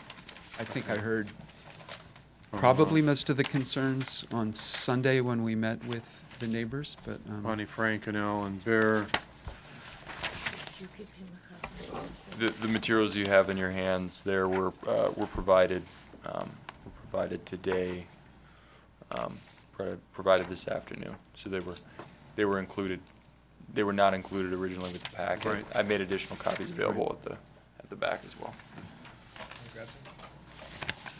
Okay, so, yeah, these elements show the worst, possible blockout of your proposed structure relative to the existing building. There's additional copies on the table back there. Yeah. Grab them.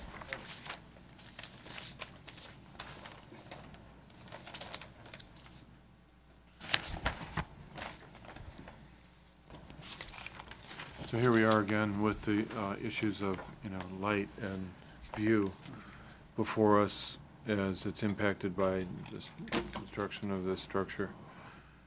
So, you've not sat down and had this discussion with these neighbors specifically with the issues raised in these letters? We met with the owners of 439 Montecito, and Stephen, you're at 124? Yeah. Yeah. So two out of these three. Oh, Bonnie was there, but we didn't actually go to her property. Okay. We went to the other two to see how the story poles looked from their yards and from in their houses as well. All right, Bonnie so- was in attendance. Bonnie owns 116, I'm sorry, 116 Grove, but we didn't go to her property, so. So We're we have an- familiar with We issues have an that we raised. FAR of 55 with this proposed change and new structure, right? Which is, I believe the maximum for a lot of this size is 60%, It is. which is the maximum of any. the lot size, right, okay. Right, so it's a significant coverage, but because of that, these small, old lots get more liberty because of that. And I believe if the information presented by the neighbors regarding surrounding property sizes are correct, this does appear to be the smallest lot in the immediate vicinity. Yeah. Yeah, it's clear on the site map that it's one of the smallest, yeah. There's some others significantly small lots, 124, so forth. Okay, so here we are. I would like to hear from the other commissioners just about this architecture and what do you guys perceive as the side view. There was the side elevations of this structure that the neighbors are going to see. So we're here to comment and provide some feedback to this applicant about the architecture and about this view issue and so forth. So we will, yeah, have public comment. I just want to see if you guys have any questions regarding these issues for the applicant. Questions? Yeah, No. questions? No. Questions? No. Thank you. All right, so at this point then, I'm hearing everybody's satisfied with what they want to hear. All right, that said, thank you, sir. I'm going to open it up for public comment now. Please.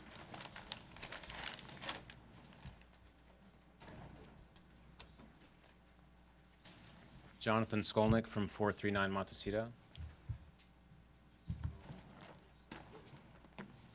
There's somebody's packet up here, I'm not sure. Yeah, looks like. Oh, okay, okay.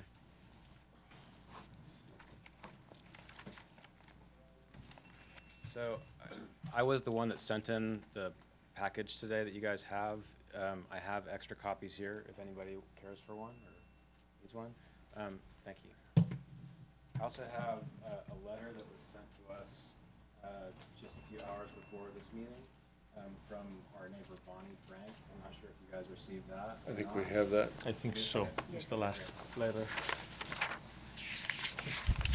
So my wife and I live at 439 Montecito along with our two children. We have a daughter who's 9 and a son who's 11. And we've lived there for 5 years. And what attracted us to the home and the neighborhood was the character of the place, the quality of the neighborhood, the space and the views, and the separation between properties. So we've lived there 5 years now. We've been working on our home since we've been there, as have many homes in the neighborhood. So it's not an uncommon thing to see story poles or see construction in process. A week and a half ago or so, we received the postcard with the front elevation drawing of the proposed design. And then a few days later, the story poles went up, and we were shocked to see what we did, in that it was a tremendous change implied by the story poles. So it's been a sort of a fast last 5 days or 6 days since they went up. But as Andy said earlier, he reached out to us this weekend. They came over. He and the owners came over to our house. We also went to our neighbor Steve and Julia's house. Steve is right here, the neighbor on Grove Street. And we talked through our concerns, and then I put this together. I started to put it together, and then I reached out to our neighbors, and everybody contributed ideas and shared their concerns. I think the primary concern is, well, there are many primary concerns, actually. The first I would speak to is the loss of privacy. What the drawings you saw earlier did not indicate was the relationship. You were asking for context. It does not show the relationship between the house as proposed to the house behind, which is ours. And it's up hill from our house, so the back elevation, which is at least 30 feet, I think, it's hard to tell from the drawing because it's not indicated. It indicates the elevation of the front of the house, but not at the back of the house, which is with a slope going down. It's a tremendous sheer wall going straight up, or feels like straight up from our backyard, which is where we spend a lot of time, and which was a primary reason we bought our house, because it's a beautiful feature. It has a beautiful pool, a nice grassy area. We have 2 small kids. We're back there all the time. So the prospect of having this looming giant wall with 2 decks, one on the 3rd floor, one on the 2nd floor, looking into our backyard is deeply concerning. Privacy is a major concern. Loss of views also. We look out our windows, we can see the ridgeline, we can see a historic house up on the side of the hill. We're in our backyard, we can look up. One of the few points, actually, we can have a sort of a long view because we're down sort of in the bottom of the valley at the bottom of the hill there, and across the street is the bike path. So that's our chance, our opportunity to have an expansive view, to look out the back and see this nice ridgeline and the nice architecture that's back there.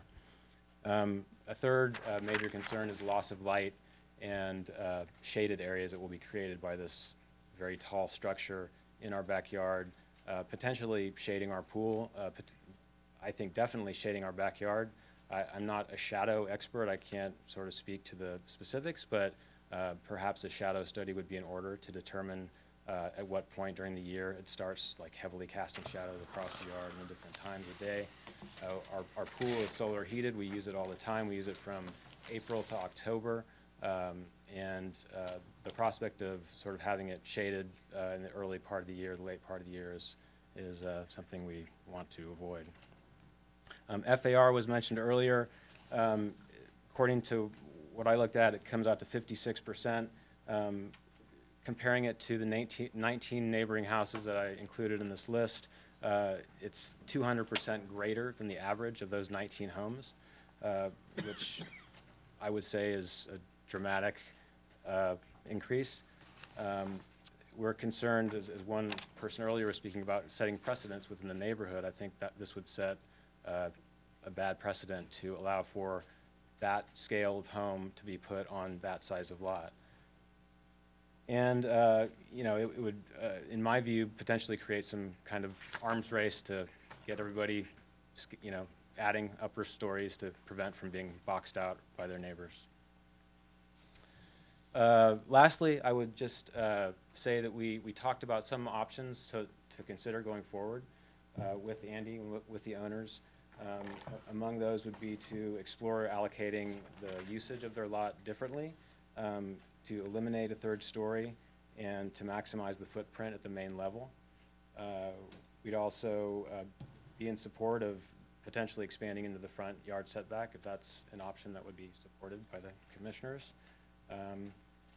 And also the idea of developing a first level that steps into the hill versus, as was sort of spoken about earlier as well, instead of just starting up on a platform and building up from there, digging in and stepping in as many people do, which is very common, I think, on hillside homes. So I think that's it for me. All right, thank you very much. I think your position is clearly stated. Okay, who else would like to make a comment on this property?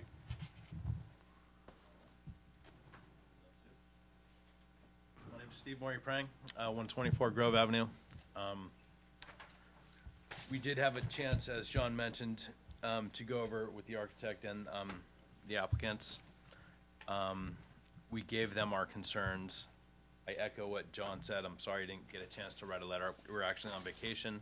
We got an email that says, hey, this is happening, it's on. So we had to come down and rush. And one of the things that, you know, everything that John mentioned is very valid. It seems, you know, very unharmoniously out of scope with what is in the neighborhood. On the hills, let's see if you can, I don't know, advance the scale here. On one side of my property, we're looking at a monolithic, you know, just a flat wall. And basically, my intent in the meeting and, well, what I want to accomplish here tonight is I'm looking at the south side, a huge casting shadow on my property. What's proposed is doing the same exact thing on the other side of me, like we're in the financial district. That puts me at the base of a U. We have no views south.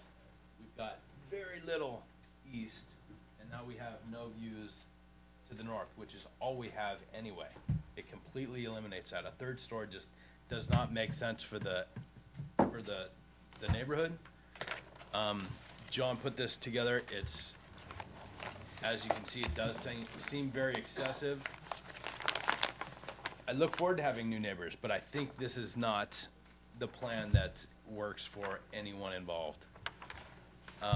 We did suggest to Andy, the architect, that maybe we try to slide things forward towards the street and excavate that way.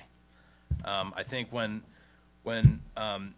Jake and Lacey purchased the property, they knew that it was a teardown. They knew that they were going to have to do a lot of time, blood, sweat, tears, and money to get it to where they can raise a family. That was, I mean, I believe it was sold for dirt value. I just don't see a third level in that size lot. It doesn't make sense whatsoever. I mean, it's currently higher than other houses on our street. I mean, it's going to be higher than my roof line. It just, we're really getting boxed in here. The walls are caving in. We're in the middle of a population boom. This is very constricting from where we are at 124 Grove. But John nailed it.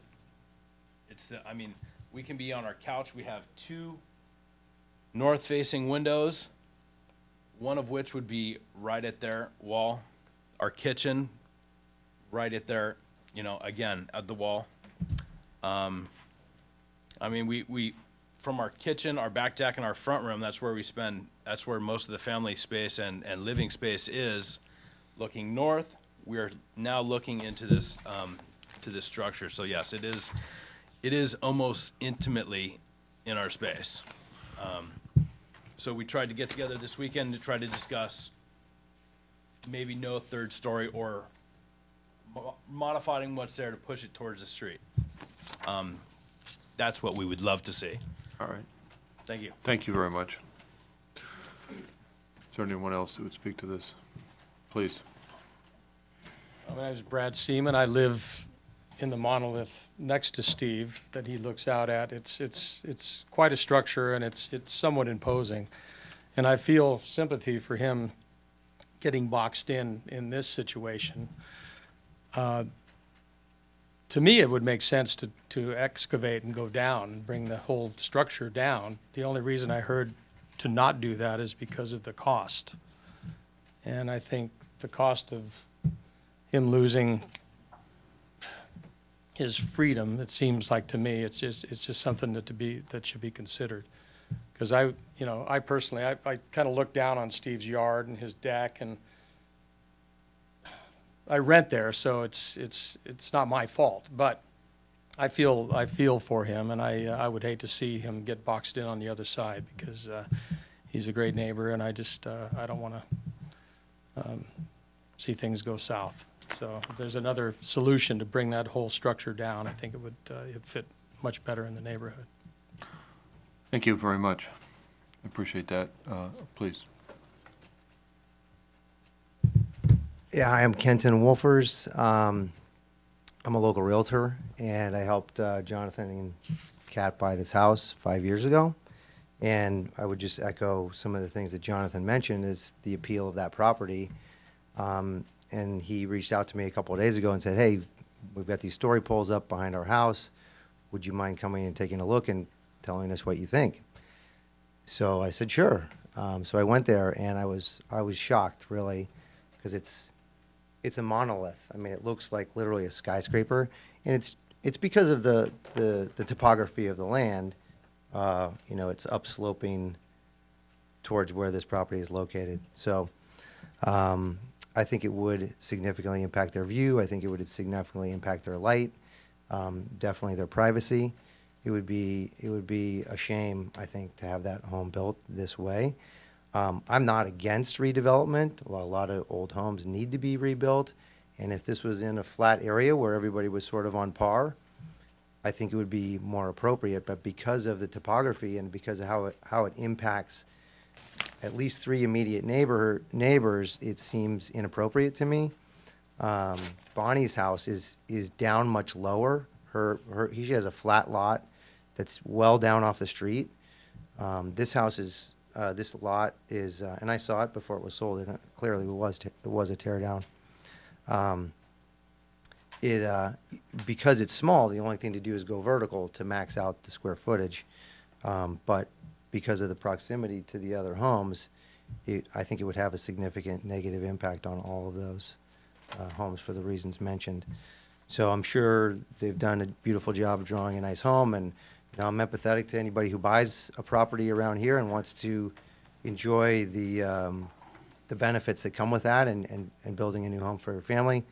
In this particular case, it seems like it's too much, too big, too tall, just because of the topography and the proximity to the other homes. So those are my thoughts. Thank you very much. All right. Oh, please. Hi, I'm Kathleen O'Laughlin. I live at 439 Montecito. And we did meet with the new owners and to discuss our concerns. And we're definitely open to exploring solutions, but we are incredibly concerned about the invasion into our privacy, into our backyard, where our children are in the swimming pool constantly with their friends. And if you look at the elevation that looks into our yard, it has lots of windows and it has 2 decks. And it seems almost as if it's being built like that to look into our yard. They have offered solutions like planting trees, but I just don't even think that trees could grow tall enough to give us the privacy that we deserve. And also the trees would shade our property. So I don't think that's a good solution.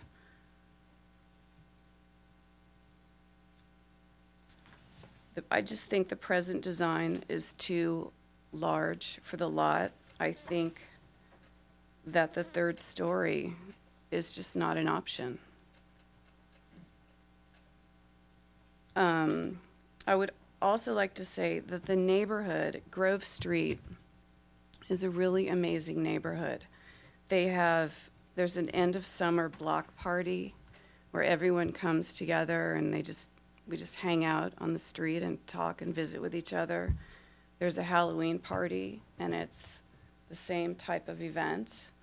There's a holiday party that someone always opens up their home, and everybody comes to it, and people play instruments, and they sing songs. I mean, it's a really extraordinary neighborhood, and I just think that this would be very damaging to it.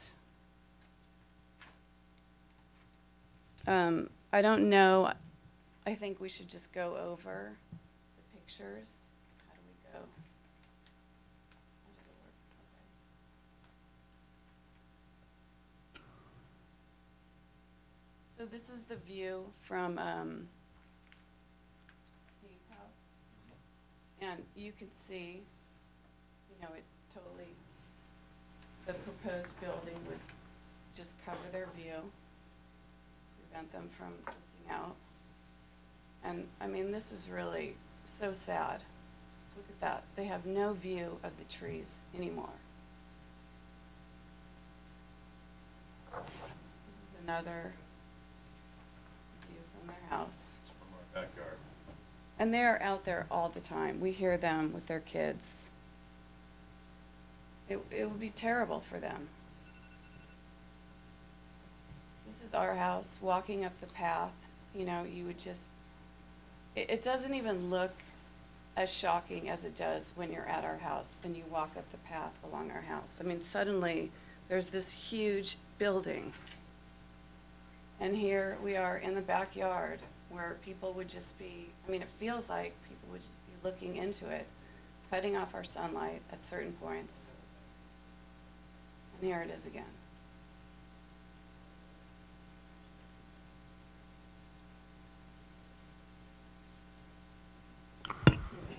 All right. That's from our kitchen. And we love looking at this gray building. And people always ask us about it. It's so cool that we see it, and then suddenly that would be gone. And this is from Bonnie's house. It would just stick out and look in her backyard.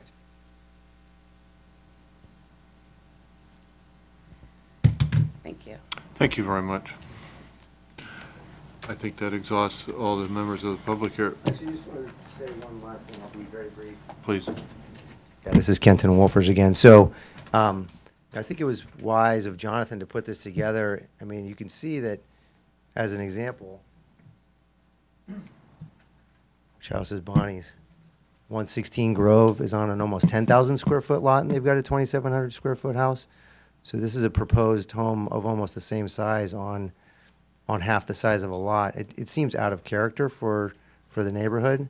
I know that's the guideline, and I know that that's an opportunity in Corte Madera, but it does seem challenging, at the least, for this property. All right, thank you. All right, I'm going to close this public comment section, bring it back to the... Oh, what else do you need to say here? Jonathan Skolnick, 439 Montecito. I just wanted to point out to Ms. Metcalf, she asked a question earlier about the values for the proposed design in relation to these two numbers here. The 781 was the number I got from Zillow. 1675 was per the notice we received in the mail. I just wanted to say we talked to the owners about that, and they said that 1675 included the lower level space, and that's why there are differences there. It's a big difference. Okay. Yeah, we will close that then. So back to the commission here. So our purview tonight is to provide some design reaction and direction to the applicant to move forward in a way that they've taken in commentary from the public and from us. So, Phyllis. A couple of comments. I'd like to make one general comment to begin with. The reason that we ask for applicants to meet with the neighbors and review their plans is so they can get input as part of their development of the plans. Holding a meeting 2 days before you're coming before the planning commission is like not informing the neighbors. We wanted neighbors to give input. If you had gotten this input earlier, you either would not be having this meeting at this time tonight, or there would have been some changes and stuff made before we met. So I think any changes that you're going to make as a result of this meeting, please meet with the neighbors in time when you can interact in a way and get some feedback, so you don't have to go through this 6 times. Believe me, we've had people who have gone through this 6 times. A 3-bedroom, 2-bath house is a nice size house, not an overly large house. Even looking at the size of the lot, which is small, I think it could be done on 2 stories. There are plenty of houses that are 2 stories that have 3 bedrooms and 2 baths. I mean, I've seen 1-story homes that have 3 bedrooms and 2 baths. So I think a design should be looked at. It's a nice design. There's nothing wrong with the design. It just doesn't belong on the lot in the neighborhood. It's not going to work because of the effect it has on the neighbors. And these are quite telling. And even if there's inaccurate, there's some accuracy to it. And I think it's really important to even try to go ahead with the design you have right now and take off a piece here and move this here. I don't think you're going to achieve what you want and what the neighbors will accept. So I think it's easier in the drawing stage to make the changes than after you try to build something, and I would look to a new design. I don't think this one's going to work on this lot. Any further declarations of specificity regarding that? It's hard to specify, to do a little bit of this and a little bit of that when the map of it is just going to the lot. It's not that it's a huge house, it isn't. But on the lot, with the homes that surround it, it's just, it overpowers everything. So why try to move something forward, or move something back, or move something to the side? Why not just be honest with yourselves and say, this isn't going to work, let's see what we can do that's going to work. Okay. Dr. Bundy, do you have any thoughts you would express about this application? I would agree with Phyllis. It's a nice design, but I don't think it really fits on the lot. The houses on that side of the street are all 2-story, it appears to me, and I think I would not be able to approve this based on 3 and 4, you know, with the privacy, the light, the views, as well as the character of the neighborhood going from a 2 to a 3-story house. I would be accepting of the variance in relationship to the parking because I think it is a small lot and it's very difficult to find the designated parking spaces we require. Thank you, that's helpful commentary. Nicolo, your thoughts on this, please? Yeah, very similar. I do like the design as well. However, we've heard strong concerns of privacy and views, which are, pretty strong. And as well, I wouldn't be able to make the finding number 3, which is significantly and adversely affecting the views, obviously. So I think that you would have very hard time to pass it the way it's proposed right now. And I concur with the previous commissioner that the variance for the parking would be very reasonable to grant it. Thank you. Thank you, Nicolo. Dan, your thoughts about this application? Can I ask staff to clarify the rules related to the parking and the requirements on a lot of this size? So what would be required without a setback? So parking in R1 districts, regardless of the size of the lot, require 2 parking spaces that are not within the front setback, which in this case I believe is 15 feet. 1 must be covered, and that can be a carport, garage, etc. The other can be covered or it can be uncovered. They can also, one of the spots can also be in the required side yard, as long as it's not a street side lot. That's generally, those are the basic requirements for parking. And then lastly, they have to be independently accessible. So having tandem parking does not meet the requirement. Okay, so, going through the raw metrics on the development standards, you've got a really unique size lot, but you appear to be hitting all these standards pretty close to maxing them out. You're just shy on your lot coverage, and you're almost there on your total FAR. And then you're generally hitting your setbacks on the west, the north, and the east. And you've got a little bit of give on the south. So, my thoughts are, the house itself is not bad.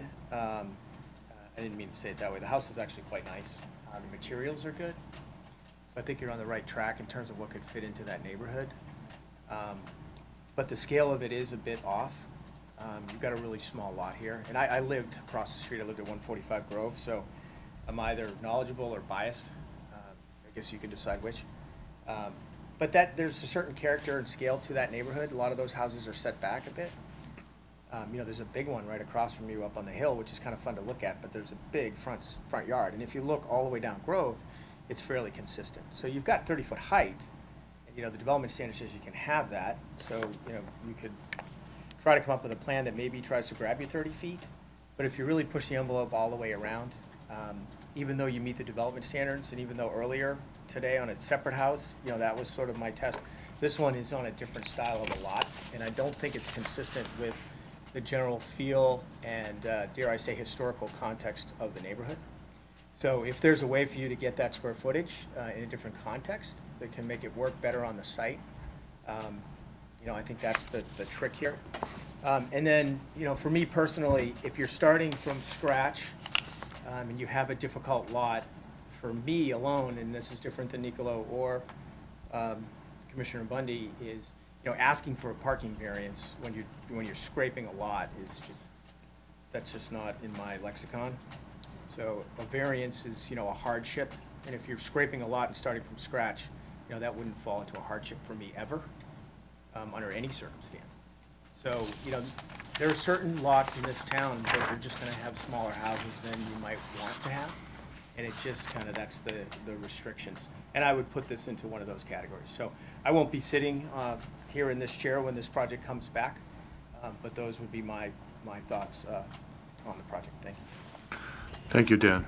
I would concur that this is a oversized project for the lot. There is too much height. I live in a 2,200 square foot house, 2,400 square foot house.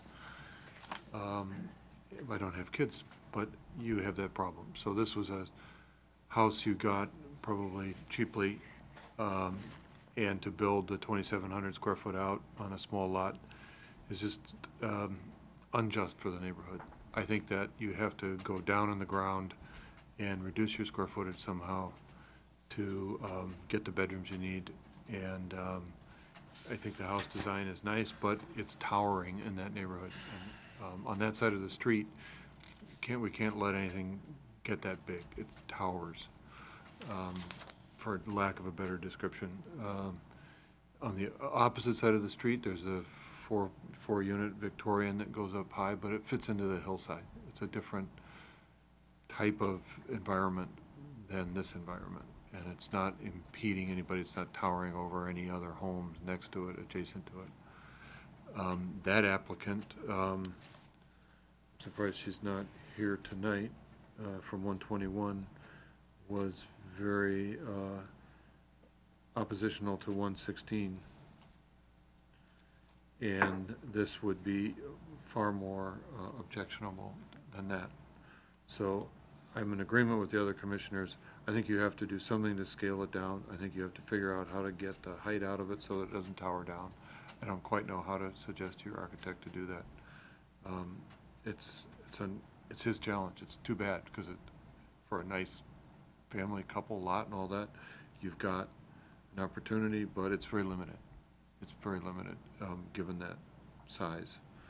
So I think you have to start from scratch with some new ideas. I would be in agreement with the other commissioners that getting as much square footage as you want and giving you a tandem parking variance like that would be acceptable. But can't put this in and affect all three neighbors in such a negative manner, and change the scale and environment of the neighborhood. So I think that's where we stand with telling you what we think is a commission. I think it's pretty conclusive. We would ask you to reconfigure this and bring it back entirely, significantly different. With that said, I would close this out. Can I make one additional comment? Certainly. To help them? You know, these plans cost a lot of money. It's a lot of effort, and that's disappointing. So, you know, your decisions to come back to the commission with a full set of plans, and, you know, obviously the more detail you can get, the better. But I think, you know, I'll, you know, let everybody chime in, you know, coming back with, you know, not a pencil sketch, but something a little bit that gives you the sense of the bulk and the scale, but doesn't have all of the details, you know, so that you can sort of set the bulk and the mass and the concept and the footprint, you know, I think probably would be okay for this group. It would require a couple steps, but it takes away the risk of, you know, doing this all over again and getting back to the same spot in spending those kind of dollars. So we want to be sensitive to that, and you know, if anybody disagrees, you know, feel free. But I think if you know, did some exterior elevations, talked a little bit about materials, showed the footprint, but you didn't go to the extent of laying out all of the details related to bathrooms and things like that, you'd probably have enough to get some really good feedback from the commission. Is that fair? I think that's fair to say. And I think staff would be able to provide some help in guiding that. I think having another preliminary study session would be appropriate. Thank you. Mr. Harlock, would you like to proceed? But this one is also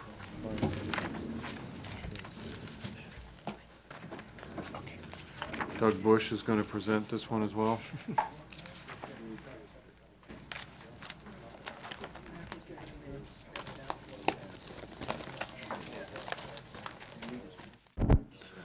Okay, thank you. All right, Mr. Bush, we have a willing participant, so let's continue and finish this up.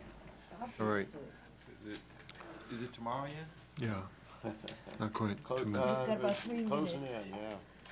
All right, let's see if we can provide Mr. Harlock with some constructive commentary on his project. So please proceed and give us the layout here. So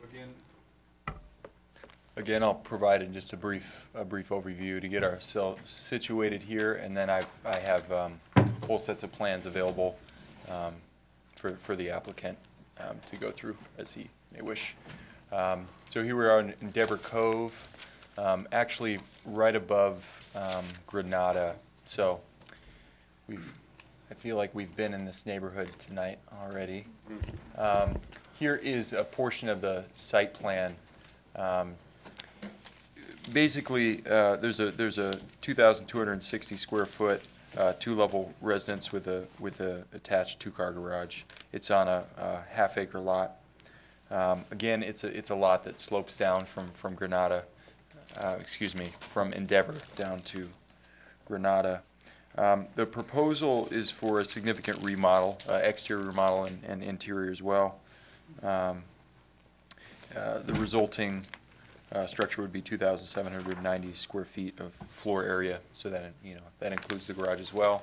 The two-car garage would be replaced with a single-car garage with a parking spot in the side yard, as we discussed earlier. That would meet the parking requirements. I just highlight it because it would be a change from the existing. I provided some photos of the existing residence, again, to get ourselves situated with what is there now, and viewed from Granada Drive, looking up the lot. These are some of the story poles, showing some of the proposed changes here and how they would affect the facade to some degree here. Pictures were taken end of last week just to show that situation there. It's an existing non-conforming lot in terms of the front setback encroachment, where 20 feet is required. It's 18.5 feet. The applicant has requested to increase that nonconformity to resulting 8-foot front setback. And the portions which would encroach have been highlighted here, and that includes the arbor shown on the left, the covered entry porch, and then the entryway there as well. So with that, I think the applicant would desire some feedback in relation specifically to the variance. This application is for design review for the project, as well as the variance for the further encroachment into the front setback. That concludes my part of the presentation. All right, thank you, Doug. Michael Harlock, 533 Redwood Avenue. Really appreciate your hanging around for this. And I think I can promise it will be a lot briefer than hopefully any other item tonight, because while I welcome comments about the design in general, the real reason I'm here is to get your feedback about the entry projection and the front yard variance, which is the item that seems to, from a staff point of view, is the most difficult to make variance findings. I just put up a couple of renderings there so we don't have to go back and forth. We thought this is an existing non-conforming setback slightly. Initially, when I presented, it was really my error. I went from the building itself, the front door face, and that resulted in a 14-foot setback. And staff more recently reminded me, in a porch situation, we really need to measure the setback from the front of the porch post. So if you look carefully at the drawing, the 8 feet is really from the front of the porch post, not the front door plane. Just want to make that clear.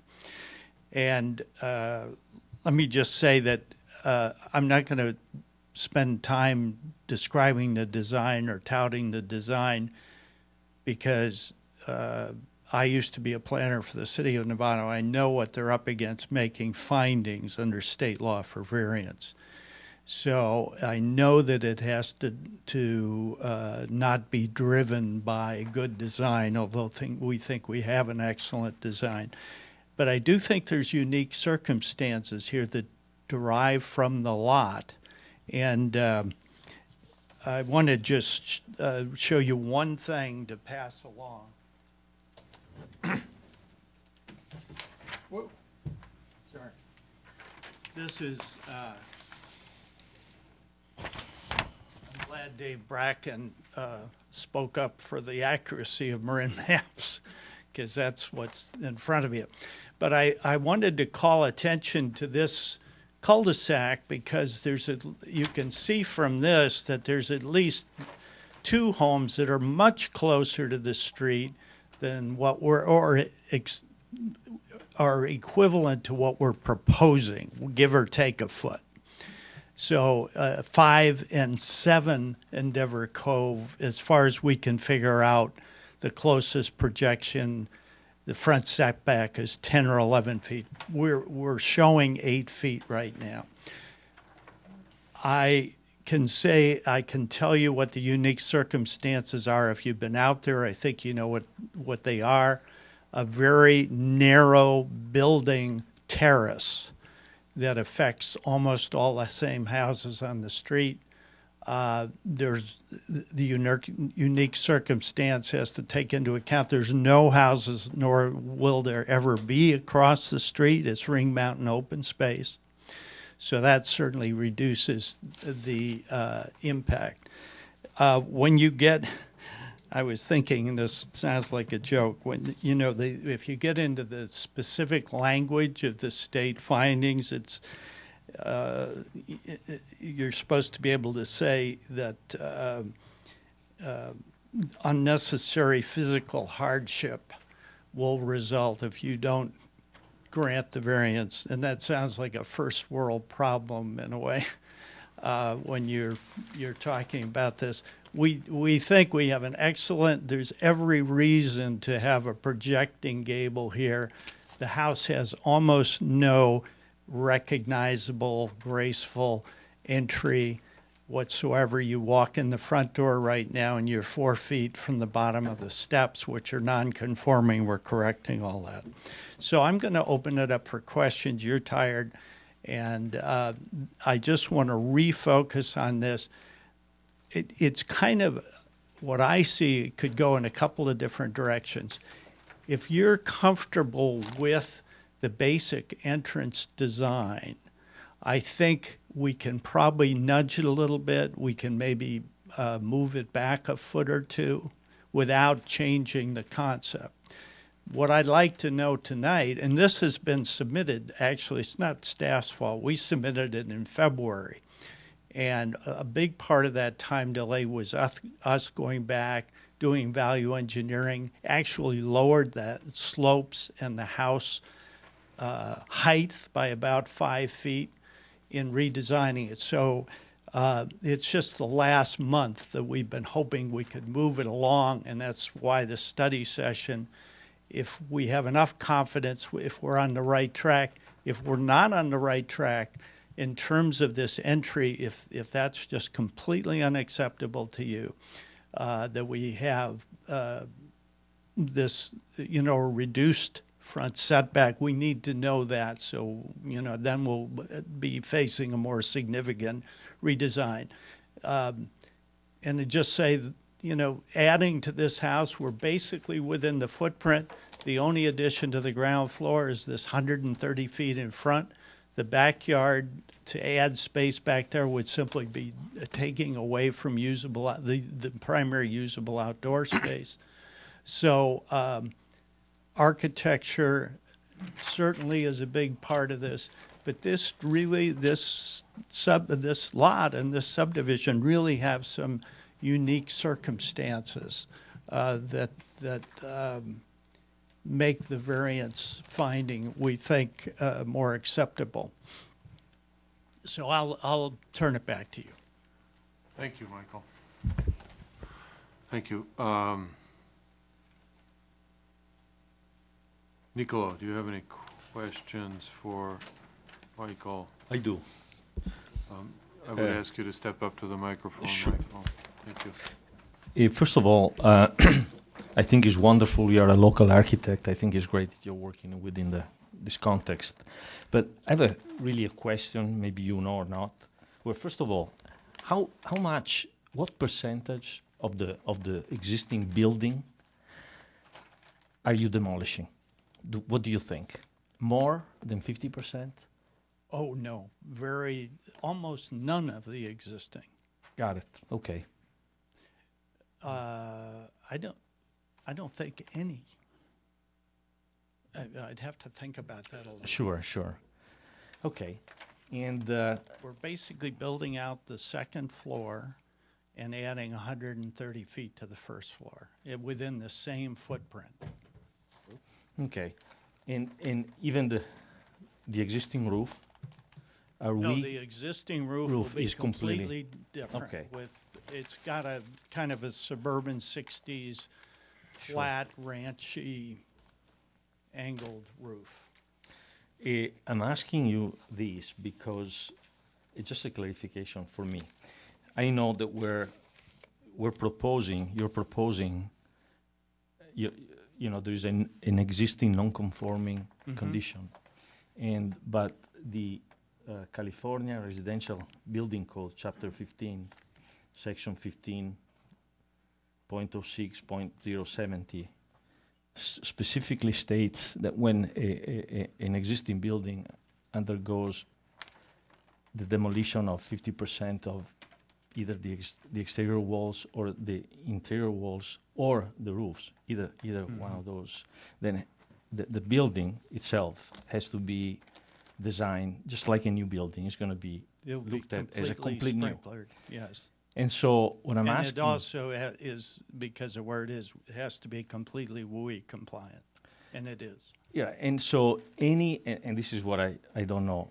I work in commercial, so any existing non-conforming condition automatically gets wiped out, and it becomes just like a complete new project.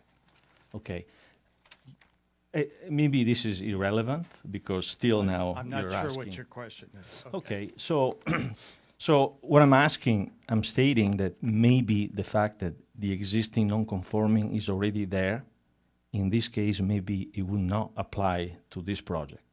It would become just like if you come with a new empty site. Okay, maybe. You're referring to the existing non-conforming setback. That's right. But Okay. So, but aside from that, I think that by seeing visiting the site, I did see that there are so many buildings which are really close to they do not meet the setback, the front setbacks, and I think that the variance could be reasonably accepted, in my opinion, and I would be able to make the finding, one of the findings, the first of the two, okay, easily. And lastly, I think that the design is really pretty. I think that entrance you made, it makes a lot of sense. I understand. I think I do why you've done it, and it is really appealing. And even in addition to that, what you've done, if you get granted the setback, it doesn't really, it wouldn't really cause any negative effect to any neighbor or anything, and you still have plenty of sidewalk. So I appreciate that. As far as I know, Doug, we have 3, possibly 4 letters of support. And if there's any non-support, I don't know about them, of neighbors along the street. I think it will enhance the cul-de-sac, and you bring a lot of values. I really like the project. Thank you. All right. You're welcome. Thank you, Nicolo. Dan, your thoughts, please. My thoughts are, I think it's a nice house. I just need to push it back so it respects the setback. So I think that I believe setbacks are kind of written in stone unless there's really unusual circumstances. So we've got a non-conforming use already, and a lot of times we get requests where, okay, it's already non-conforming, so let's just add to it. And I'm just diametrically opposed to that kind of a condition. So you've got a backyard here, and it's a loss to the backyard, but you could certainly expand the house if you wanted to. I don't know what the rules are. It's related to filling in the back area. You've got a slope, you could retain it, you could add some soil. People are doing that on other aspects of town. So I don't consider this, me personally, a big hardship, and I would not be in favor of encroaching into setbacks. And, you know, I hear the argument that the neighbors say that it's okay, but setbacks are for the entire town. They're to set standards and balance and long-term, you know, reasonable rigidity to certain aspects of the deal in the town itself. And to continue to reach away at setbacks and variances is just usually not something that I lean favorably to, similar to the last application as well. So it's just a little bit of a hard, fast rule that it really needs to be a real, true hardship rather than a nicety. And there's nothing wrong with the house the way it is, and they can certainly expand it in other ways. So I would just, myself personally, be opposed to an encroachment into the setback. Without arguing with you, may I just point out that when the subdivision was created, there were some blanket front yard setbacks granted, and since then, there have been two, along Endeavor Cove, there have been two additional front yard setback variances. If I may provide a little clarity on that. In looking at microfiche and looking at some original approvals, it does appear that there may have been a variance. I mean, one could look at it this way. The location of the existing residences, 2 of which have gotten variances, the rest of which no records indicate that they have. There are a number that are non-conforming. So it is an assumption, you know, an assumption could be made that yes, a blanket variance was granted for the building areas when this was originally subdivided and graded. But even so, that may also suggest that hardship was satisfied at the time of development and at the time of that grading, so as to provide a feasible area to build. And furthermore, the 2 variances that were granted were both to enclose existing porches that were within the front setback, both of which were under 35 square feet of addition. So just to provide further details. It's hard to really know what the circumstances were for other houses to be approved. And just with me, it you know, just honestly, it rings hollow. We have setbacks, and they're hard and fast, and even if they came in after the fact, they're setbacks, and they're standards around the town. And if you want mishmash of planning, and you want just over time, if you keep adding to that, you just lose the sort of balance and sort of structure to some of the way these streets are done. And that porch, there's no such thing as a front yard there anymore. It's a porch, and that's unusual. You know, we have lots of houses in town that don't have front yards, and it's, you know, you see everybody plays in the backyard. It's kind of funny. Where I grew up, everybody played in the front yard. So anyway, I'm not trying to recreate something else, but it's just a personal feel for me that setbacks they're real rigid. They should be rigid. Side setbacks, back setbacks, front setbacks, and it's got to be a really unusual situation if you want to breach that, because it's the guy that drives by, not just the neighbors, right? I mean, there's paths up at the end of that road. People can park there. They can go hiking. So it affects things well beyond the immediate properties. So that's just mine. Thank you, Dan. I appreciate that. Phyllis, your thoughts on this? I like the design. I think it's a very attractive design. I mentioned to Michael during one of the breaks, I am concerned about the amount of infringement into the setback. I would like to see him work the design a little bit in the front to maybe make, and I've been through these plans, and you've got every figure, every width, every height, and yet I cannot find the length, like from the door to the those pillars. But if it's 6 feet, I'd like to see is 3 feet. I'd like to see it not come out further than the brick walkway. If you took it back, that would take it back about half, and you could still have the peaked area, you could still do the columns, and it just brings it a little bit further back from the street, and I think it would work. But the rest of it, I think is fine. May I just ask what the brick walkway is? I think it's brick. Do you mean the patio under The the patio is that arbor? where you've got it, figures walking, whatever that is. Yeah, Phyllis, you can see it better, the bottom one. The current design, Phyllis, It looks the, like it comes out twice as far. You've got a certain amount that comes up from the house, but that's a walkway, and then you've got the additional that comes out. you're saying you usually support the variance of the less.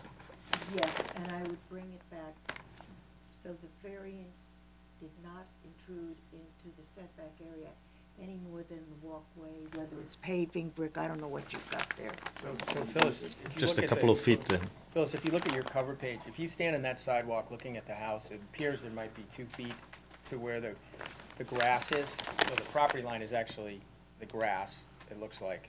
So that's approximately 8 feet from the grass to those posts. And then it's 6 feet from the posts to the edge of the house, is that correct? That's right. Okay, so you got 14 feet from standing on the sidewalk at the grass. 8 feet to the posts and then 6 feet to the front door. Okay, and I'm saying, instead of having the roofed entry porch, you're saying is about 6 feet, did you say? 6 feet in, yes, covered area is approximately 6 6 feet. feet. I'd make it 3. I'd cut it in half. Just for clarification, argument's sake, if variances are not, Still need a variance. you still need to make the same You findings, still need- whether you want a yes. 6-inch variance or a 60-foot variance. Yeah, oh, I realized we'd have to allow the variance. I'm saying it would be more acceptable to me to allow the variance if it didn't intrude that much into the setback. There's a difference between a setback 8 feet and a setback of 12 feet from the road. But there isn't in terms of the findings. Not in terms of the findings, but in terms of how it sits on the piece of property and how it affects. Well, I'm curious, what is the hardship that's being created here? That has a need for a covered porte-cochere, for lack of a better word, it's not a porte-cochere, but a front porch. What is the hardship that justifies a variance? Well, I'm not going on the basis strictly of hardship. I think there are unique circumstances directly related to the grading and topography of this lot and what's across the street that should be taken into account. I'm on Christmas Tree Hill, of course, and there's no, just to your comment about adhering to setbacks, I have to say, I don't believe that's the best approach to streetscape, but you and I will probably disagree with that. I think variety is the spice of life, and various setbacks. We're not bringing the whole house out, we're just bringing one element out. And the reason Christmas Tree Hill has no established front setback are conditions of grading and topography exactly like this. Yeah, Christmas Tree Hill is very unique. okay. All right, Dr. Bundy, please, your commentary. Yeah, I think you've really created a very interesting house out of something that was really very bland and dated, especially in comparison to the other houses on the street that have been remodeled. And so I think this fits in very nicely, even with the setback being encroached upon. My question, I guess, for staff is I could, for aesthetic reasons and fitting in with the neighborhood and the uniqueness of this particular cove, which is no houses on the other side, and it is a cul-de-sac, but there really isn't a place to park and go for a hike from there, because this is an area that's had slides in the past. There's really no pathway going up from this spot. And there are only 7 or 8 houses on the street, so you really don't have people walking past or anything like that, so it's sort of a unique setting. But by the same token, if the 220 Grove was asking for a variance for setback for doing something, I wouldn't be able to fine for that because it really was out of character with the neighborhood. So Yeah. what would be the precedent in this, or is it a precedent? Ultimately, the findings have to be made, and the findings are there to ensure that, basically, the code is written with certain standards that must be met. And these standards don't say, you know, setbacks are variable based on appropriateness for the neighborhood. You know, the standards are set by the zone. This is in the R1 zone. The setbacks then are dictated by the size of the lot. On this size of a lot, they're required to be 20 feet. So while it may be established among the commission or otherwise that that the neighborhood is unique, or it may be, in terms of design, may be preferable, the findings still have to be made, and the standards still apply to this home. So that's, I mean, does that provide some clarity? Yeah, thank you. Okay, thank you, Bob. So I think that I look at the design and I like the design. It's just too much in front of the house. This perspective, that I forget where I saw it. There's another image somewhere where that thing comes right out to the sidewalk practically. And I couldn't make the finding for the variance of this particular setback of 8 feet from the sidewalk to that covered porch. I did have a question for staff about this parking on the side of the garage that's apparently within the setback. Is that allowed in this case? It is. It is not within the setback. Okay. It looks like it is, right? It's parking outside is the front and the side setback. parking is allowed within the side setback for a lot such as this. Street side lot, different provisions apply to a street side lot for parking in the side yard setback. But we're not infringing on the side setback with the parking space. Good, all right. Yeah. I really heard two different opinions here, and what I'd like to perhaps get is a consensus that this approach could work if it's reduced. Right. We obviously have one person that doesn't agree, but if a consensus feels that, that's what I would like to glean from this. I think that the consensus would be that that it has to be reduced. How much? It's up to you. I wish that there was another way to make this entry look better without bumping it further into the front setback like that. I like what you've done. I see how close it is, similar houses down the street. The problem that we do run into is that as a commission we try to say when somebody made a bad decision 10 years ago or 5 years ago, we won't make the same decision about allowing setbacks, and I think that's where Dan comes from in part, is that they may have easily, laissez-faire, said we'll grant these setbacks in various places throughout the town. I tend to agree with them. I'm not sure I understand the hardship here, other than you have to reconsider a way to address that front and somehow create the additional square footage in the back that you're after without. I don't want to belabor. I just want to infer that you're perpetuating a mistake that was made at some point in time. I would strongly disagree with that. I think the reduced front setbacks of most of the houses along the street were well justified by the unique circumstances of the grading. I'm not making the point that because somebody else did it, there were reasons why the setback was reduced along the street, and they're valid reasons, and they're uniquely related to the topography of the property. Let's dive into that for 1 minute. I mean, why is the topography such a hardship? I mean, if you take the entire porch off of that house and you enter the door in the same exact way, there's plenty more footprint and FAR to get the square footage that you want. So where exactly is the hardship? And I'm not trying to be biased. I'd like to understand it a little bit more, because I don't see it, and I don't see grading as a hardship. Well, where is the hardship? You made the point they could add in the backyard. Of course, we're trying to create a defined entry, and of course that won't work in the backyard, and the backyard is their only primary outdoor living space. I'm just raising these points. I understand you're taking a very strict interpretation, and I think one has, and again, I used to be a planner, I think you have to use a certain amount of judgment in the application of the, at some point, I've been in cases of like, you could say, is there any other way you could add 130 square feet on the ground floor? Well, yes, there is. But does it ameliorate a completely nondescript, dysfunctional entry? You open the door and you basically hit the stairway, which is non-compliant. We're correcting the stairway.